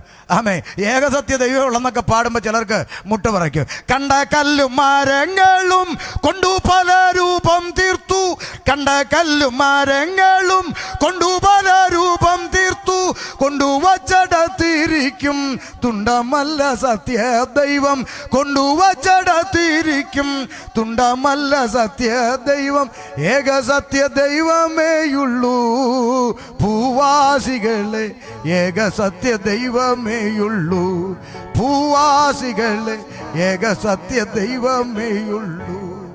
കണ്ടോ, ഇഞ്ചി കടിച്ച പോലെ ഇരിക്കുന്നുണ്ടോ? ചിലർ പ്രാർത്ഥിക്കുക വരേണ്ടിയില്ലായിരുന്നു, എന്തായാലും വന്നു പോയില്ലേ, അനുഭവിച്ചേച്ച് പോയാൽ മതി. കാര്യം ചിലരൊക്കെ പറയുന്നത് ഞങ്ങളോട് ഇച്ചിരി കട്ടി കുറയ്ക്കണമെന്നാണ്. ഒരു തരി കുറയ്ക്കുമെന്ന് ഒരുത്തനും പ്രതീക്ഷിക്കേണ്ട. അടുത്ത സ്റ്റേജിൽ ഇതിലും കട്ടി കൂട്ടിയടിക്കുന്ന രംഗമാണ്. മനസ്സുണ്ടെ വിളിച്ചാൽ മതി. ഇവിടെ അടുത്ത വേദി ഉണ്ടാക്കി ഇട്ടേച്ച് പോകാനല്ല ഇവിടെ വന്നത്, വിളിച്ച ദൈവത്തെ പ്രസാദിപ്പിക്കാനാണ് ഇവിടെ വന്നത്. അതുകൊണ്ട് കർത്താവിന് വേണ്ടിയാണ് സംസാരിക്കുന്നത്. മനസ്സിലാവുന്നുണ്ട്? കേരളത്തിൽ കവലകളുള്ള കാലത്തോളം ഞങ്ങൾക്ക് പ്രസംഗത്തിനൊരു മുട്ടുമില്ല. ഇഷ്ടം പോലെ ഇനി കിടക്കുക പ്രസംഗിക്കുക. മനസ്സിലായോ? അതുകൊണ്ട് ആ പഴയ കാലത്തൊക്കെ ഇങ്ങനെയാ ശക്തമായി മുഖപക്ഷമില്ലാതെ ദൈവവചനം സംസാരിക്കുന്നതായിരുന്നു പരിശുദ്ധാത്മാവിൻ്റെ പ്രവൃത്തി എന്ന് പറയുന്നത്. അത് കേൾക്കുമ്പോൾ ആത്മാവ് നിറഞ്ഞവൻ പ്രസംഗിച്ചപ്പോൾ ജനങ്ങളുടെ ഹൃദയത്തിൽ എന്തുകൊണ്ടെന്ന് എഴുതിയേക്കുന്നത്? നിങ്ങൾ പറ, കുത്തുകൊണ്ട്. അപ്പോൾ ഈ പുസ്തകത്തിൽ പറയുന്ന പരിശുദ്ധാത്മാവ് നിറഞ്ഞവൻ എഴുന്നേറ്റ് എന്ന് പ്രസംഗിച്ചാൽ എന്തുകൊള്ളും? അല്ല, വേറെ ആത്മാവൊക്കെ പ്രസംഗിച്ചാൽ ചിലപ്പോൾ നിങ്ങൾക്ക് ഇക്കിളിയൊക്കെ വരുമായിരിക്കും. പക്ഷെ പുസ്തകത്തിൽ പറയുന്ന ആത്മാവ് പ്രസംഗിച്ചാൽ എന്താ കൊള്ളുന്നത്? കുത്തുകൊള്ളും. അപ്പോൾ അതാണ് പരിശുദ്ധാത്മാവ്. ഇന്ന് നമുക്ക് ആ ആത്മാവ് ഒന്നും വേണ്ട. ഇപ്പം ചില കൺവെൻഷനൊക്കെ വന്നിട്ട് പെണ്ണുങ്ങൾ തിരിച്ച് വണ്ടി കയറി പോകുമ്പോൾ ഫോൺ വിളിച്ചിട്ട് പറയും, അയ്യോ ഇന്നൊന്ന് വരണമായിരുന്നടി, ചിരി ചിരി ചിരി ചിരി ചിരി ചിരി ചിരി ചിരി ചിരിച്ച്. അപ്പം ഇപ്പം കൺവെൻഷന് പോകുന്നത് എന്തിനാ? ചിരിക്കാൻ വേണ്ടിയോ 10 മണി വരെ ചിരിച്ച് ചിരിച്ച് ഊപ്പാട് വന്നെന്നാണ് പെണ്ണുങ്ങൾ പറയുന്നത്. അപ്പോൾ ഇവർ ചിരിക്കാനാണ് വരുന്നതെന്ന് മനസ്സിലാക്കിയിട്ട് ഇപ്പോൾ പ്രസംഗകർ എന്ത് ചെയ്യാൻ തുടങ്ങി? അങ്ങ് ചിരിപ്പിക്കാൻ തുടങ്ങി. എന്തെങ്കിലുമൊക്കെ വളിപ്പടിച്ച് ചിരിപ്പിച്ച് വല്ല കഥയുണ്ടോടൂ. ആമേൻ. അതുകൊണ്ട് തിരിച്ചറിഞ്ഞോ, ഇവിടെ ചിരിപ്പിക്കാനൊന്നും അല്ല വന്നത്, പറയേണ്ട കാര്യം പറഞ്ഞേച്ചേ പോകത്തുള്ളൂ. നോക്കേ നോക്കെ, ആദ്യത്തെ മനുഷ്യൻ ആദാം ഹവ്വ, വേറെ പ്രശ്നങ്ങളൊന്നുമില്ല, ഒറ്റ ദൈവം, യഹോവയായ ദൈവം. അവർ ദൈവത്തെ ആരാധിച്ചുകൊണ്ട് മുന്നോട്ട് പോകുമ്പോൾ സൃഷ്ടാവായ ദൈവത്തിൽ നിന്നും സൃഷ്ടിയായ മനുഷ്യനെ അകറ്റിക്കളയുവാൻ ഇടയ്ക്ക് രംഗപ്രവേശനം ചെയ്ത ഇരുട്ടിൻ്റെ ആത്മാവ്, ഇരുട്ടിൻ്റെ ആത്മാവ് പിശാച്, അവൻ ദൈവത്തിൻ്റെ സൃഷ്ടിയായ പാമ്പിനെ തിരഞ്ഞെടുത്ത് തോട്ടത്തിലേക്ക് നുഴഞ്ഞു കയറുകയാണ്. തോട്ടത്തിലേക്ക് നുഴഞ്ഞു കയറി തോട്ടത്തിലിരിക്കുന്ന ഹവ്വാമ്മച്ചിയോട് വർത്താനം പറയാൻ വരികയാണ്. ശ്രദ്ധിച്ചോണം, സുവിശേഷമാ പറഞ്ഞുകൊണ്ടിരിക്കുന്നത്. അതിൻ്റെ ഇടയ്ക്ക് പുട്ടിന് വീര പോലെ നിങ്ങൾക്കുള്ളതും വരും. ശ്രദ്ധിച്ച് കേട്ടോണം. നോക്ക്, മനുഷ്യൻ സൃഷ്ടാവായ ഈശ്വരൻ പടച്ചവൻ സൃഷ്ടാവിൽ നിന്ന് സൃഷ്ടിയായ മനുഷ്യനെ തെറ്റിച്ചു കളയുവാൻ ഇടയ്ക്ക് രംഗപ്രവേശനം ചെയ്ത് ഇരുട്ടിൻ്റെ ആത്മാവ് അവൻ എന്നും പ്രവർത്തിക്കാൻ ഓരോ ശരീരം വേണം. അതാ വേദവസം പിശാചിനെ കുറിച്ച് പഠിപ്പിക്കുന്നത് അവനിങ്ങനെ പണ്ട് ഒനിഡ ടിവിയുടെ പരസ്യത്തിൽ വരുന്ന മൊട്ടത്തലേനെ പോലെ കണ്ണും തള്ളി കൊമ്പും വെച്ച് പല്ലുന്തി വരുന്നതൊന്നും ബൈബിൾ പഠിപ്പിക്കുന്നില്ല. പിശാചിനെ കുറിച്ച് പഠിപ്പിക്കുന്ന എന്താ? ഒരാത്മാവ് അവനെ പിടിച്ചിട്ട്, ദുരാത്മാവ് അവനെ ബാധിച്ചിട്ട്, അശുദ്ധാത്മാവ് എന്നൊക്കെയാ. എല്ലായിടത്തും ആത്മാവ് ചേർത്താ പറയുന്ന കാര്യം എന്താ? അവനൊരാത്മാവാണ്, ഇരുട്ടിൻ്റെ ആത്മാവ്, ഈവിൾ സ്പിരിറ്റ്. പക്ഷെ അവൻ എന്നും പ്രവർത്തിക്കാനായിട്ട് എന്ത് തിരഞ്ഞെടുക്കും? ചില ശരീരങ്ങൾ അവൻ ഉപയോഗിച്ചിട്ടുണ്ട്. അതിപ്പം മനുഷ്യനായാലും പുള്ളിക്ക് പിണക്കമൊന്നുമില്ല, മൃഗമായാലും പിണക്കമില്ല. അതിന് ബൈബിളിൽ തെളിവുണ്ടോ? ഉണ്ടല്ലോ. ഉൽപ്പത്തിയിലെടുത്തത് പാമ്പിൻ്റെ ശരീരം അല്ലേ? ഗദർദേശത്തോ ഒരു മനുഷ്യൻ്റെ ശരീരം. അവിടുന്ന് പുറപ്പെട്ടപ്പോഴോ പന്നിയുടെ ശരീരം. ഇടയ്ക്ക് പത്രോസിൻ്റെ ശരീരത്തിലൊന്ന് കയറി വന്നപ്പോൾ യേശു പറഞ്ഞു, പോ സാത്താനൻ, ഇറങ്ങി അങ്ങ് പോയി. അതുപോലെ മക്കദോന്യയ്ക്ക് പോയ പൗലോസിൻ്റെ ശീലാസിൻ്റെയും പിറകി വന്നൊരു ചേച്ചി അല്ലേ? ആ ചേച്ചി ഓർമ്മയില്ലേ? ഒരു ചേച്ചി പൗലോസിന്റെ ശീലാസിന്റെ പിറകെ വന്നിട്ട് വിളിച്ചു പറഞ്ഞു, ഓ ഇവർ അത്യുന്നതനായ ദൈവത്തിന്റെ ദാസന്മാർ, രക്ഷാമാർഗം നിങ്ങളോട് അറിയിക്കാം. അപ്പം ഞാനൊരു ചോദ്യം ചോദിക്കട്ടെ പെന്തിക്കോസുകാരോട്, ഈ ചേച്ചിക്ക് പൗലോസിനെ മുമ്പ് പരിചയമുണ്ടോ? ഉണ്ടോ? അങ്ങനെ വല്ല എഴുതിയിട്ടുണ്ടോ? ഇല്ല. ശീലാസിനെ പരിചയമുണ്ടോ? ഇല്ല. ഇവർ തമ്മിൽ നേരത്തെ വല്ല അഡ്ജസ്റ്റ്മെന്റും ഉണ്ടാക്കിയിട്ടുണ്ടോ? ഈ ടിജോ തോമസ് ഒക്കെ ചെയ്യുന്ന പോലെ നാളെ ഞാൻ ഇങ്ങനെ പറയും, നീ അപ്പം ഇങ്ങനെ വീഴണം, അങ്ങനെ വല്ലോ? അങ്ങനെ ഒന്നും ഉണ്ടാക്കിയിട്ടില്ല, ഒരു അഡ്ജസ്റ്റ്മെന്റും ഇല്ല. പക്ഷേ ഈ ചേച്ചി വിളിച്ചു പറഞ്ഞ ദൂതോ, അയ്യോ ഞെട്ടിപ്പോവല്ലേ? ഇവർ അത്യുന്നതനായ ദൈവത്തിന്റെ ദാസന്മാർ, സത്യമല്ലേ? രക്ഷാമാർഗം നിങ്ങളോട് അറിയിക്കാം, സത്യമല്ലേ? അയ്യോ നമ്മളെങ്ങാണോ ആയിരുന്നെങ്കിൽ 3 ദിവസം ഉപവാസ പ്രാർത്ഥനയ്ക്ക് ഡേറ്റും മേടിച്ചേച്ചാ അമ്മാമ്മ ഇവിടെ തോളാൻ. എന്നിട്ട് ഫോണും വിളിക്കും, ഇവിടെ ഒരു അമ്മാമ്മ വന്നിട്ടുണ്ട്, അയ്യോ ഞെട്ടിപ്പോകും, എന്നാ ദൂതാടി അടിക്കുന്നതെന്നൊക്കെ എന്ന് പറഞ്ഞ് നമ്മളങ്ങനെ അടിച്ചങ്ങ് കൊണ്ടുപോയി ടേ ടേ ടേ എന്ന് പറഞ്ഞ് പിന്നെ അമ്മാമ്മയ്ക്ക് വേദികളോട് വേദിയാ. കാര്യം എന്താ? നമുക്ക് ദൂത് കൃത്യമായാൽ മതി. അകത്തിരിക്കുന്നത് ദൂതനാണോ ഭൂതമാണോ എന്ന് നമുക്കറിയണ്ട. അറിയാനുള്ള ആത്മാവും നമ്മളിൽ പലർക്കും ഇല്ല. പിടികിട്ടുന്നുണ്ടോ? എന്നാൽ പൗലോസിലുണ്ടായിരുന്നത് പരിശുദ്ധാത്മാവാ, പേട്ടാത്മാവൊന്നുമല്ല. പരിശുദ്ധാത്മാവ് അകത്തിരിക്കുന്നവൻ അറിയാം ഇവന്റെ ദൂതൊക്കെ പക്കായ, പക്ഷെ അകത്തിരിക്കുന്നത് ദൂതനല്ല, ഭൂതമാ. പിടികിട്ടിയോ? ആമേൻ. അതുകൊണ്ട് ഈ ദൂത് കേൾക്കുന്ന എന്ത് കൃത്യമെന്നും പറഞ്ഞ് കണ്ണും തെള്ളിയൊന്നും നമ്മുടെ അടുത്തോട്ടൊന്നും വരരുത്. നിങ്ങൾ വേണമെങ്കിൽ കൈയടിച്ചോണം. ഇന്നാൾ കുറേ ചെറുക്കന്മാരൊരു വാട്സാപ്പ് മെസ്സേജ് കൊണ്ട്, ഭാഷണങ്ങൾ ഇതൊന്ന് നോക്ക്, എന്നാ കൊട്ടാരക്കര ടിൻറ്റുമോൻ പറഞ്ഞെന്ന് ഗണേഷ് കുമാർ ഇത്ര വോട്ടിന് ജയിക്കുമെന്ന്. അതുപോലെ ജയിച്ചില്ലേന്ന്. നമ്മുടെ എനിക്കെന്നെ അതിനെനിക്കെന്ന് ഇവിടുത്തെ ഇലക്ഷനിൽ ആരൊക്കെ എത്ര സീറ്റ് നേടുമെന്ന് കൃത്യമായി ഫേസ്ബുക്കിലൂടെ പ്രവചിച്ച വിശ്വാസികൾ അല്ലാത്ത എത്ര ഉണ്ട്? സർക്കാർ വരെ അന്തിച്ചു പോയല്ലോ. അതിനിപ്പോൾ എനിക്കെന്നാ? പക്ഷെ റിസൾട്ട് നീ നോക്ക, ഇന്ന് വരെ രക്ഷിക്കപ്പെട്ടോ, സ്നാനപ്പെട്ടോ? പിന്നെ ഗുണമുണ്ട്. അമ്പലത്തിൽ പോയ പുള്ളി രണ്ടാമതൊന്ന് കെട്ടി, ആശ്വാസം, കുടുംബമായല്ലോ. എന്നാടോ മിണ്ടാത്തെ? എന്നിട്ട് IPCയുടെ കൺവെൻഷന് ശാപം മുറിക്കുന്ന ടിനു ജോർജും കള്ളപ്രവചനം അടിക്കുന്ന അനി ജോർജും ഒക്കെയാണ് ഇപ്പോൾ IPCയുടെ കൺവെൻഷന്. നിന്നെയൊക്കെ ദൈവം നരകത്തിലിട്ട് വറുത്തു കോരിയില്ലെങ്കിൽ നീയൊക്കെ കണ്ടോണം. ദുരുപദേശകന്മാർക്ക് ഒരു നാഴിക പോലും വഴങ്ങിക്കൊടുത്തില്ലെന്ന് തിരുവചനത്തിൽ എഴുതിയിരിക്കുമ്പോൾ അവനോട് കുശലം പോലും പറയുന്നവൻ അവൻ്റെ ദുഷ്പ്രവൃത്തിക്ക് കൂട്ടാളിയാണെന്ന് പറയുമ്പോൾ അവനൊക്കെ വേദി ഒരുക്കി കൊടുക്കുന്ന ഉപദേശി എന്ന് പേരുള്ള സകല എണ്ണത്തെയും നരകത്തിലെ വറുതിയിലിട്ട് ദൈവം കോരുമെന്ന് ഇന്നിവിടെ കുറിച്ചിട്ടോണം. എന്നാ സ്വോത്രമൊക്കെ പോയേ? അല്ലെങ്കിൽ തന്നെ ഇവർ പോകത്തില്ലല്ലോ. കാരണം കസേരക്കടിക്കുന്ന ലൂസിഫറിൻ്റെ ആത്മാവല്ലേ അവൻ്റെ അകത്തിരിക്കുന്നത്. അന്നേരം എങ്ങനെ പോകും? സ്വോത്രം. അന്നേരം ആരാണ്ടൊക്കെ പറഞ്ഞതാ പാർഷ വിളിക്കല്ലോ എന്ന്. കേട്ടില്ല ഈ മനുഷ്യൻ. ഇനി കേട്ടോളൂ. അപ്പം ശ്രദ്ധിച്ചേ, ഇല്ലാത്ത വല്ലതും പറഞ്ഞെങ്കിൽ നിങ്ങൾക്ക് പറയാം, ഇല്ലാത്ത വല്ലതും പറഞ്ഞ് നിങ്ങൾക്ക് പറയാം. മനസ്സിലാവുന്നുണ്ടോ? ഞാൻ പറഞ്ഞത് എന്താണെന്ന് എനിക്ക് ബോധ്യമുണ്ട്, ലൈവിലും ഉണ്ട്, തെളിയിക്കാം പിന്നാലെ. ശ്രദ്ധിച്ചോണം. അപ്പോൾ സുട്ടാവായ ദൈവത്തിങ്കൽ നിന്നും സുട്ടിയായ മനുഷ്യനെ അകറ്റിക്കളയുവാൻ ഇടയ്ക്ക് രംഗപ്രവേശനം ചെയ്ത ഇരുട്ടിൻ്റെ ആത്മാവ്. വളരെ ശ്രദ്ധിക്കണം ദൈവ കുഞ്ഞുങ്ങൾ, ചില മർമ്മങ്ങൾ പറയാൻ പോവുകയാ. ഈ ഹവ്വ എന്ന് പറയുന്ന ഈ പെൺകുട്ടി തോട്ടത്തിലാണ്. ശ്രദ്ധിച്ചോണം. ഈ പാമ്പെന്ന് പറയുന്നത് ഏത് ജന്തുവാണെന്ന് അറിയാമോ? പുസ്തകത്തിൽ എഴുതിയേക്കുന്നു, ദൈവം സൃഷ്ടിച്ച സകല കാട്ടുജന്തുക്കളിലും പാമ്പ് കൗശലക്കാരൻ. അപ്പൊ പാമ്പ് ഏത് ജന്തുവാ? പറ. കൗശല ജന്തു. അത് പറ, ഉറക്കെ പറ. കാട്ടുജന്തു. ദൈവം സൃഷ്ടിച്ച സകല കാട്ടുജന്തുക്കളിലും പാമ്പ് കൗശലം വരുന്ന വചനം. അപ്പൊ പാമ്പ് ഏത് ജന്തു? കാട്ടുജന്തു. പെണ്ണും ചെറുക്കനും കാട്ടിലാണോ തോട്ടത്തിലാണോ? തോട്ടത്തിൽ. ഇപ്പൊ കാട്ടുജന്തു എവിടെ കയറി? തോട്ടത്തിൽ കയറി. അപ്പൊ എന്റെ ചോദ്യം, ഈ തോട്ടത്തിലാക്കി വെച്ച ഒരുത്തന് 2 ഡ്യൂട്ടി കൊടുത്തായിരുന്നല്ലോ. ആർക്കെ? ആദാമിന് 2 ഡ്യൂട്ടി എന്തുവായിരുന്നു? പറ. ഒന്ന് തോട്ടത്തിൽ വേല ചെയ്യണം, 2 തോട്ടം കാക്കണം. അപ്പോൾ എന്താ ഈ തോട്ടം? ഉത്തമഗീതം 4:12. എൻ്റെ കാന്ത കെട്ടിയടക്കപ്പെട്ട ഒരു തോട്ടം, ദൈവസഭയാകുന്ന തോട്ടത്തിൽ ആക്കി വച്ചിരിക്കുന്ന ഇടയന് 2 ഉത്തരവാദിത്വമുണ്ട്. 1 വേല ചെയ്യണം, 2 തോട്ടം കാക്കണം. പിടികിട്ടിയോ? കാരണം അകത്ത് മണവാട്ടിയുണ്ട്. വഞ്ചിക്കപ്പെടാതിരിക്കാൻ, ആരും വന്ന് തെറ്റിക്കാതിരിക്കാൻ ഇടയൻ കാവൽക്കാരനായിരിക്കണം. വല്ലതും കയറുന്നുണ്ടോ തലയിലെ? ആമേൻ. അപ്പൊ 1 തോട്ടത്തിൽ എന്ത് ചെയ്യണം? വേല ചെയ്യണം. 2 തോട്ടം കാക്കണം. അപ്പൊ ഇടയന്മാർ, ഉപദേശിമാർ ഓർത്തോണം, കസേരക്കടിക്കാനല്ല, പിന്നെന്തിനാ? വേല ചെയ്യണം. മനസാക്ഷി തൊട്ട് പറ, ഇന്ന് ഏത് സഭയിലാണ് ഇടയന്മാരെ വേല ചെയ്യുന്നത്? നിങ്ങൾ പറ. എല്ലാവരെ അല്ല, ചെയ്യുന്നവരെ ഓർത്ത് ദൈവത്തെ സ്തുതിക്കുന്നു. നിങ്ങൾ സ്വയം ചിന്തിച്ചാൽ മതി. ഉണ്ടെങ്കിൽ സ്വത്രം പറയണം, ഇല്ലെങ്കിൽ മാത്രം നിങ്ങൾ ബലി കടിച്ചാൽ പോരെ. പിടിക്കട്ടെ. എവിടാ ഇന്ന് വേലയല്ല, പിന്നെയോ ഇന്ന് എംപ്ലോയിയാണ് ഉപദേശിമാര്. എന്താ? ഒരു സഭയിൽ ചാർജ് എടുക്കുമ്പോൾ അവിടെ എത്ര ഉണ്ട്? 45 ഉണ്ട്. പുതുതായിട്ടൊന്ന് വന്നില്ലേലും കുഴപ്പമില്ല, ഉള്ളതിൽ നിന്ന് പോവുകയും ചെയ്യരുത്. 40 കൊണ്ട് 3 വർഷം ഇരിക്കണം, സ്വത്രാഴ്ച പഠിക്കണം, കൊച്ചുങ്ങളെ പഠിപ്പിക്കണം. 3 വർഷം കഴിയുമ്പോൾ അടുത്ത സ്ഥലത്തോട്ട് പോകണം. അടുത്തടുത്ത് 45 അല്ലേ അവൻ പോകില്ല. പിന്നെ അടിയായി, വഴക്കായി, പോലീസ് കേസായി, ആകെ നാറ്റമായി. ചിലത് 45 അല്ല 35 ഉള്ളെങ്കിൽ പോകും. പക്ഷേ ഇവിടെ കിട്ടിയതിൽ 5000 രൂപ കൂടുതൽ അവിടെ എന്ത് ചെയ്യണം? കിട്ടണം. അങ്ങനെയാണെങ്കിൽ പോകും. ഇങ്ങനെ മാറി മാറി 3 കൊല്ലം നടക്കുമ്പോൾ പിള്ളേർ ഒരു കരയിലെത്തും. എന്നാ പ്രശ്നം? ആരവിടെ വേല ചെയ്യുന്നത്? എന്താ നിങ്ങളാരും ഉണ്ടാത്ത?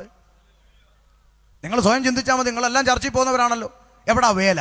ഇറങ്ങി 10 വീട് വിസിറ്റ് ചെയ്യാൻ, 10 ട്രാക്ട് കൊടുക്കാൻ, 10 ജംഗ്ഷനിൽ ഇറങ്ങി സുവിശേഷം പറയാൻ, 10 വീടിൻ്റെ മുറ്റത്ത് മുറ്റം കൺവെൻഷൻ നടത്താൻ. പിതാക്കന്മാരുടെ കാലത്ത് അവർ നടുവൊടിഞ്ഞ് വേല ചെയ്തുകൊണ്ടല്ലേ ദൈവസഭ വളർന്നത്? അല്ലേ? ആമേൻ. ഇതൊക്കെ നിങ്ങൾ പറ. ഇല്ലാത്തയാണോ ഈ പറയുന്നത്? ആമേൻ. അപ്പൊ 1 തോട്ടത്തിൽ വേല ചെയ്യണം, വിടുക. 2 തോട്ടം കാക്കണം. ഓരോ ശുശ്രൂഷകനും കാവൽക്കാരനായിരിക്കണം. മനസ്സിലായോ? കാട്ടിൽ കിടന്ന് കാട്ടിൽ ചെന്ന് തോട്ടത്തിൽ കയറി അമ്മച്ചിയോട് കൊച്ചു വർത്താനം പറഞ്ഞ് വർത്താനം പറഞ്ഞുകൊണ്ടിരിക്കുമ്പോൾ ഇടയൻ കാവൽക്കാരൻ എവിടെ പോയി? അപ്പൊ ചിലർ പറയും, പാഷേ വിയർപ്പ് കൊണ്ട് അപ്പം ഭക്ഷിക്കണമെന്ന് പറഞ്ഞില്ലേ, അപ്പൊ പുള്ളി വല്ല തൊഴിലുറപ്പിനെങ്ങാനും പോയ സമയത്തായിരിക്കും വന്നതെന്ന്. എടോ, അത് പാപം ചെയ്തതിന് ശേഷമല്ലേ പറഞ്ഞത്? അതിനു മുമ്പ് ദൈവമല്ലേ അവരുടെ കാര്യങ്ങൾ നോക്കിക്കൊണ്ടിരിക്കുന്നത്? അപ്പൊ ആ കാവലെന്ന് പറയുന്ന ആ ശുശ്രൂഷ കൃത്യമായിട്ടെങ്കിലും ഒന്ന് ചെയ്താൽ പോരെ? പറ്റിയില്ല. കാമൻ ഒരു ദൂതെന്ന് രാത്രി കൈമാറാം. കാവൽക്കാരൻ സ്ട്രോങ് അല്ലെങ്കിൽ സകല കാട്ടുജന്തുക്കളും തോട്ടത്തിൽ കയറും, മണവാട്ടിയെ വഞ്ചിക്കും. അതാണ് ഇന്നും നടന്നുകൊണ്ടിരിക്കുന്നത്. അതുകൊണ്ട് ദൈവസഭയുടെ കാവൽക്കാരൻ സ്ട്രോങ് ആകണം, ഡബിൾ സ്ട്രോങ് ആകണം. അതിന് വിശ്വാസി മൂക്കും മുഞ്ഞിയും കാണിച്ചിട്ട് കാര്യമില്ല. ഓരോ ഇടയന്മാരും സ്ട്രോങ് ആകണം. മനസ്സിലാവുന്നുണ്ടോ? അതാ പൗലോസ് പറഞ്ഞെന്താ? പ്രവൃത്തി 20:28, ഞാൻ പോയ ശേഷമോ ആട്ടിൻകൂട്ടത്തെ ആദരിക്കാത്ത കൊടിയ ചെന്നായ്ക്കൾ നിങ്ങളുടെ ഇടയിൽ കടക്കും. ആമേൻ. ആ വാചകം ഭയങ്കര ഇഷ്ടാ. പൗലോസിനെയൊക്കെ കണ്ട കെട്ടിപ്പിടിച്ചൊരു ഉമ്മ കൊടുക്കാൻ തോന്നുന്ന വാചകമാണ്. എന്താ? ഞാൻ പോയ ശേഷം. എന്താ അതിൻ്റെ അർത്ഥം? ഞാൻ ഇരിക്കുന്ന കാലത്തോളം വചനം വിട്ട് നടക്കുന്ന ഒരെണ്ണത്തെ ഇതിനകത്ത് കയറ്റത്തില്ലെന്നല്ലേ? ഈ തീരുമാനം ഓരോ ലോക്കൽ സഭയിലെ പാസ്റ്റർമാരും എടുത്തിരുന്നെങ്കിൽ ഇന്ന് പെന്തക്കോസ്ത് സമൂഹം ഇത്രയധികം ദുരന്തം അനുഭവിക്കത്തില്ലായിരുന്നു.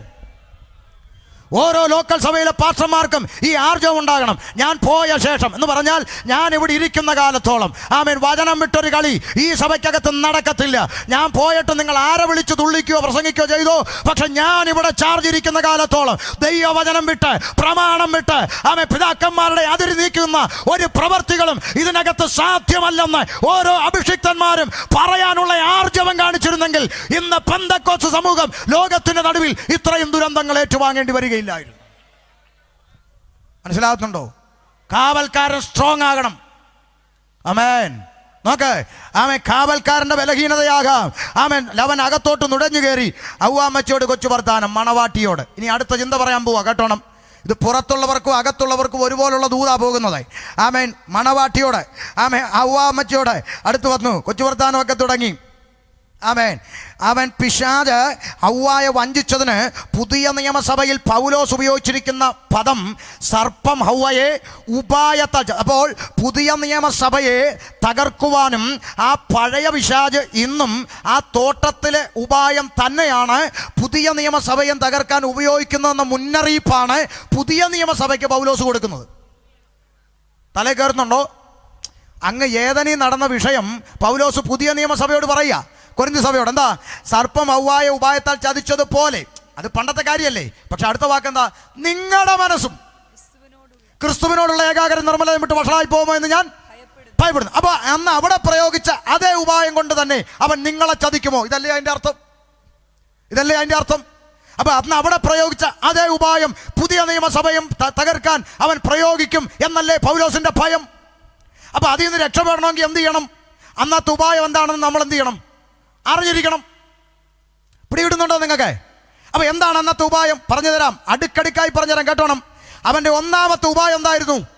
ദൈവമായ കർത്താവ് മനുഷ്യനോട് അരുത് എന്ന് പറഞ്ഞു വെച്ചിട്ട് പോയ വിഷയത്തിന്റെ അറ്റത്ത് ഒരു ചൂണ്ടക്കുളത്തിടുകയാണ് അവന്റെ ഒന്നാമത്തെ ഉപായം. എന്താ ചൂണ്ടക്കുളത്ത്? എന്താ ചൂണ്ടക്കുളത്ത്? അതാണ് അവന്റെ ഒന്നാമത്തെ ഉപായം.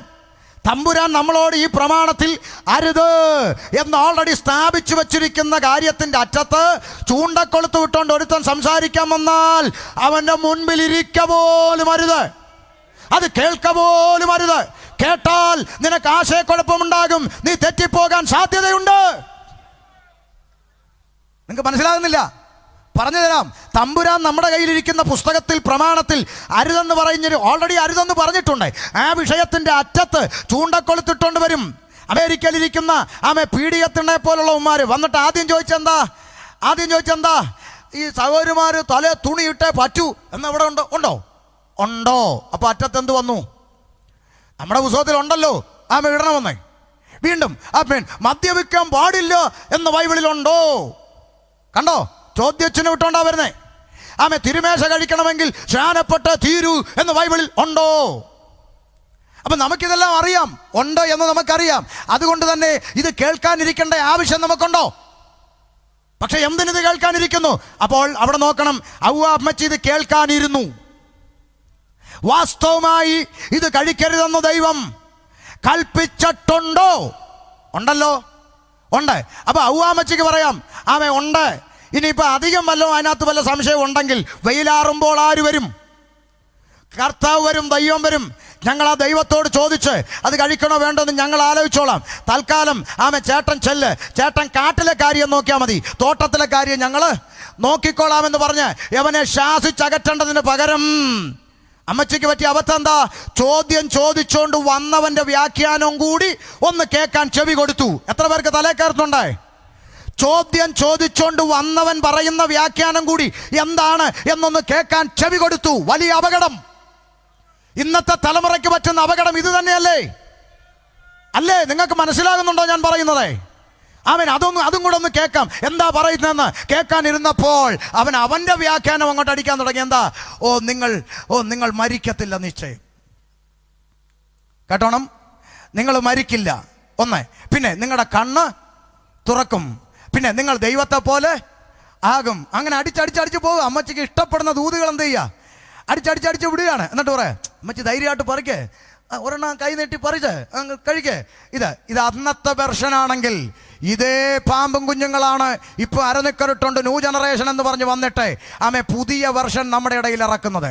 അതേ വെർഷൻ പുതിയ കമ്പ്യൂട്ടർ വെർഷനാക്കി മാറ്റി ഇവർ അടിച്ചുകൊണ്ടിരിക്കുകയാണ്. ഞാനത് താരതമ്യപ്പെടുത്തി പറയാൻ പോവാ, കണ്ടോണം.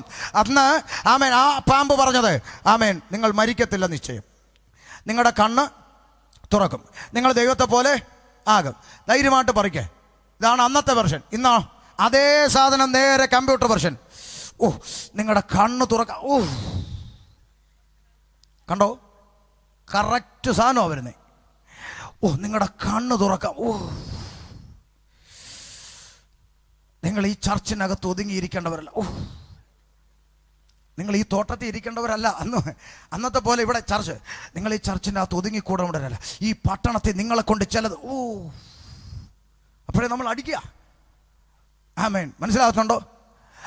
പറയാ, നിങ്ങൾ ദൈവത്തെ പോലാകും. നിങ്ങളെ കൊണ്ട് ഇന്ന് വരെ ചെയ്തിട്ടില്ലാത്ത ചിലത് സംഭവിക്കാൻ പോവുക. അന്ന് പറിക്കെന്നാ പറഞ്ഞെങ്കിൽ ഇന്ന് പ്രാപിക്ക്. കണ്ടോ? അന്ന് പറിക്ക്, ഇന്ന് പ്രാപിക്ക്. അതിൻ്റെ അതേ കമ്പ്യൂട്ടർ വെർഷനാണ് ഇന്ന് ഇവന്മാർ അടിച്ചുകൊണ്ടിരിക്കുന്നത്. മനസ്സിലാകുന്നുണ്ടോ? ഇതുവരെ കണ്ടിട്ടില്ലാത്ത ചില സ്ഥലത്തേക്ക് നീ പോകാൻ പോവാ. പോലീസ് സ്റ്റേഷനാ. ഇതുവരെ കയറിയിട്ടില്ലാത്ത ചില വണ്ടി, ആംബുലൻസാ. ഇതൊന്നും തിരിച്ചറിയാതെ ഇങ്ങനെ ഇഷ്ടപ്പെട്ട ദൂത് കേൾക്കുമ്പോൾ ടേ ടേ ടേ ടേ ടേ എന്ന് അടിച്ചടിച്ചടിച്ചടിച്ച് നമ്മളിങ്ങനെ മുന്നോട്ട് പോകുക. ശ്രദ്ധിച്ചോണം, അവൻ്റെ വ്യാഖ്യാനം കേൾക്കാൻ ചെവി കൊടുത്തതാണ് ആദ്യം പറ്റിയ അപകടം. മനസ്സിലാകുന്നുണ്ടോ നിങ്ങൾക്ക്? ആമേൻ, നിനക്ക് ഇഷ്ടപ്പെട്ട ദൂത് പറഞ്ഞ്, ആമേൻ, നിനക്ക് കുളിര് കോരുന്ന ദൂതടിച്ച് നിന്റെ പോക്കറ്റിൽ ഇരിക്കുന്ന 500 എൻ്റെ പോക്കറ്റിലാക്കാൻ ശ്രമിക്കുന്നവൻ വേദപുസ്തകത്തിലെ പ്രവാചകനല്ല. വേദപുസ്തകത്തിൽ പ്രവാചകനുണ്ടോ? ഉണ്ട്. പ്രവചനമുണ്ടോ? ഉണ്ട്. അതില്ലെങ്കിൽ പിന്നെ ഞങ്ങൾ ബ്രദറൻ ചർച്ചിൽ പോയിരുന്നേനെ. അങ്ങനെ പോയി ഇരിക്കാത്തത് അവരോട് ദേഷ്യം കൊണ്ടല്ല, ഭയങ്കര ഇഷ്ടമാണ്. പക്ഷെ പോകാത്തത് ഇന്നും ഇതിനകത്ത് ചിലതുണ്ട് എന്ന് ബോധ്യമുള്ളത് കൊണ്ടാണ്. അതുകൊണ്ട് പ്രവചനമുണ്ട്, ആമേൻ, രോഗശാന്തി ഉണ്ടോ? ഉണ്ട്. വേദപുസ്തകത്തിലെ സകല കൃപാവരങ്ങളും ഉണ്ടോ? ഉണ്ട്. പക്ഷെ നീ തിരിച്ചറിഞ്ഞത് മാത്രം അല്പം തെറ്റിപ്പോയി. പുസ്തകത്തിൽ പറയുന്ന പ്രവാചകൻ ആര്? നിന്നെ ഇഷ്ടപ്പെട്ട ദൂത് പറഞ്ഞ്, ആമേൻ, നിന്നെ അമേരിക്കയിലേക്കും ഓസ്ട്രേലിയയിലേക്കും, ആമേൻ, മഞ്ഞു വീഴുന്ന നാട്ടിലേക്കും ഇതൊന്നുമല്ല. പകരം നിന്റെ അകൃത്യങ്ങളെ വിളിച്ചു പറഞ്ഞ്, നിന്റെ കുറവുകളെ വിളിച്ചു പറഞ്ഞ്, നിന്റെ ബലഹീനതകളെ വെളിപ്പെടുത്തി കാഹളനാദത്തിങ്കൽ എടുക്കപ്പെടാൻ തടസ്സമായി നിന്റെ രഹസ്യ ജീവിതത്തിൽ ഒളിഞ്ഞും മറഞ്ഞുമിരിക്കുന്ന രഹസ്യ പാപങ്ങളെ നിനക്ക് ബോധ്യം വരുത്തി നിന്നെ, ആമേൻ, ദൈവത്തിങ്കലേക്ക്, ആമേൻ, ദൈവത്തിങ്കലേക്ക്, ആമേൻ, മനം തിരിച്ച് മാനസാന്തരത്തിലേക്ക് നയിക്കുവാൻ, ദൈവത്തിങ്കലേക്ക് മടക്കി വരുത്തുവാൻ ദൈവത്താൽ അയക്കപ്പെട്ടവരാണ് വേദപുസ്തകത്തിലെ പ്രവാചകന്മാർ. നിങ്ങൾക്ക് തെളിവ് വേണോ? വായിക്കേ, യിരെമ്യാ പ്രവാചകന്റെ പുസ്തകം 23:16. ചിലപ്പോൾ നിങ്ങൾക്ക് ചോദിക്കാം, പാസ്റ്ററേ, ഞങ്ങളൊക്കെ 24 മണിക്കൂർ ഇത് പഠിച്ചുകൊണ്ടിരിക്കുന്നവരല്ല, ഞങ്ങൾ സാധാരണ വിശ്വാസികൾ. നിങ്ങളെപ്പോലുള്ളവർ സ്റ്റേജിൽ വന്ന് ദൈവാത്മാവ് പറയും, ദൈവാത്മാവ് പറഞ്ഞെന്നൊക്കെ പറയുന്നു. ഞങ്ങൾക്ക് എങ്ങനെ അറിയാനാ ഇത് ദൈവാത്മാവാണോ ഇങ്ങനെ ആത്മാവാണോ എന്നൊക്കെ ഞങ്ങൾ എങ്ങനെ അറിയും എന്ന് ചോദിക്കുന്നവർ ഇന്നും ഉണ്ട്. അറിയാൻ വേണ്ടിയതായി പറഞ്ഞു തരാം. ആമേ, കുറിച്ചിട്ടോ ഹൃദയത്തിൽ, ദൈവം അയച്ചവൻ എന്ത് പ്രവചിക്കും, ദൈവം അയക്കാത്തവൻ എന്ത് പ്രവചിക്കുമെന്ന് വളരെ കൃത്യമായൊരു കുഞ്ഞിന് മനസ്സിലാകുന്ന പോലെ ഇവിടെ രേഖപ്പെടുത്തിയിരിക്കുക. 23:16. സൈന്യങ്ങളുടെ യഹോവ ഇപ്രകാരം അരുളി ചെയ്യുന്നു. ഷമീർ കൊല്ലം ഇങ്ങനെ പറയുന്നു, നല്ല എഴുതിയേക്കുന്നത്. സൈന്യങ്ങളുടെ ദൈവമായി യഹോവ അരുളി ചെയ്യുന്നു. എന്താ? നിങ്ങളോട് പ്രവചിക്കുന്ന പ്രവാചകന്മാരുടെ വാക്കു കേൾക്കരുത്. കേൾക്കരുതെന്നും ഉണ്ടോ പുസ്തകത്തിൽ? വായിക്കണം അമ്മാമേ, അതുകൊണ്ടാ കാണാത്തത്. പിടി കിട്ടുന്നുണ്ടോ? 7 മണി തൊട്ട് 10 വരെ സീരിയലിന്റെ മുമ്പിലിരുന്ന് പട്ടി മോങ്ങുന്ന പോലെ മോങ്ങിയാൽ ഇതൊന്നും കാണത്തില്ല.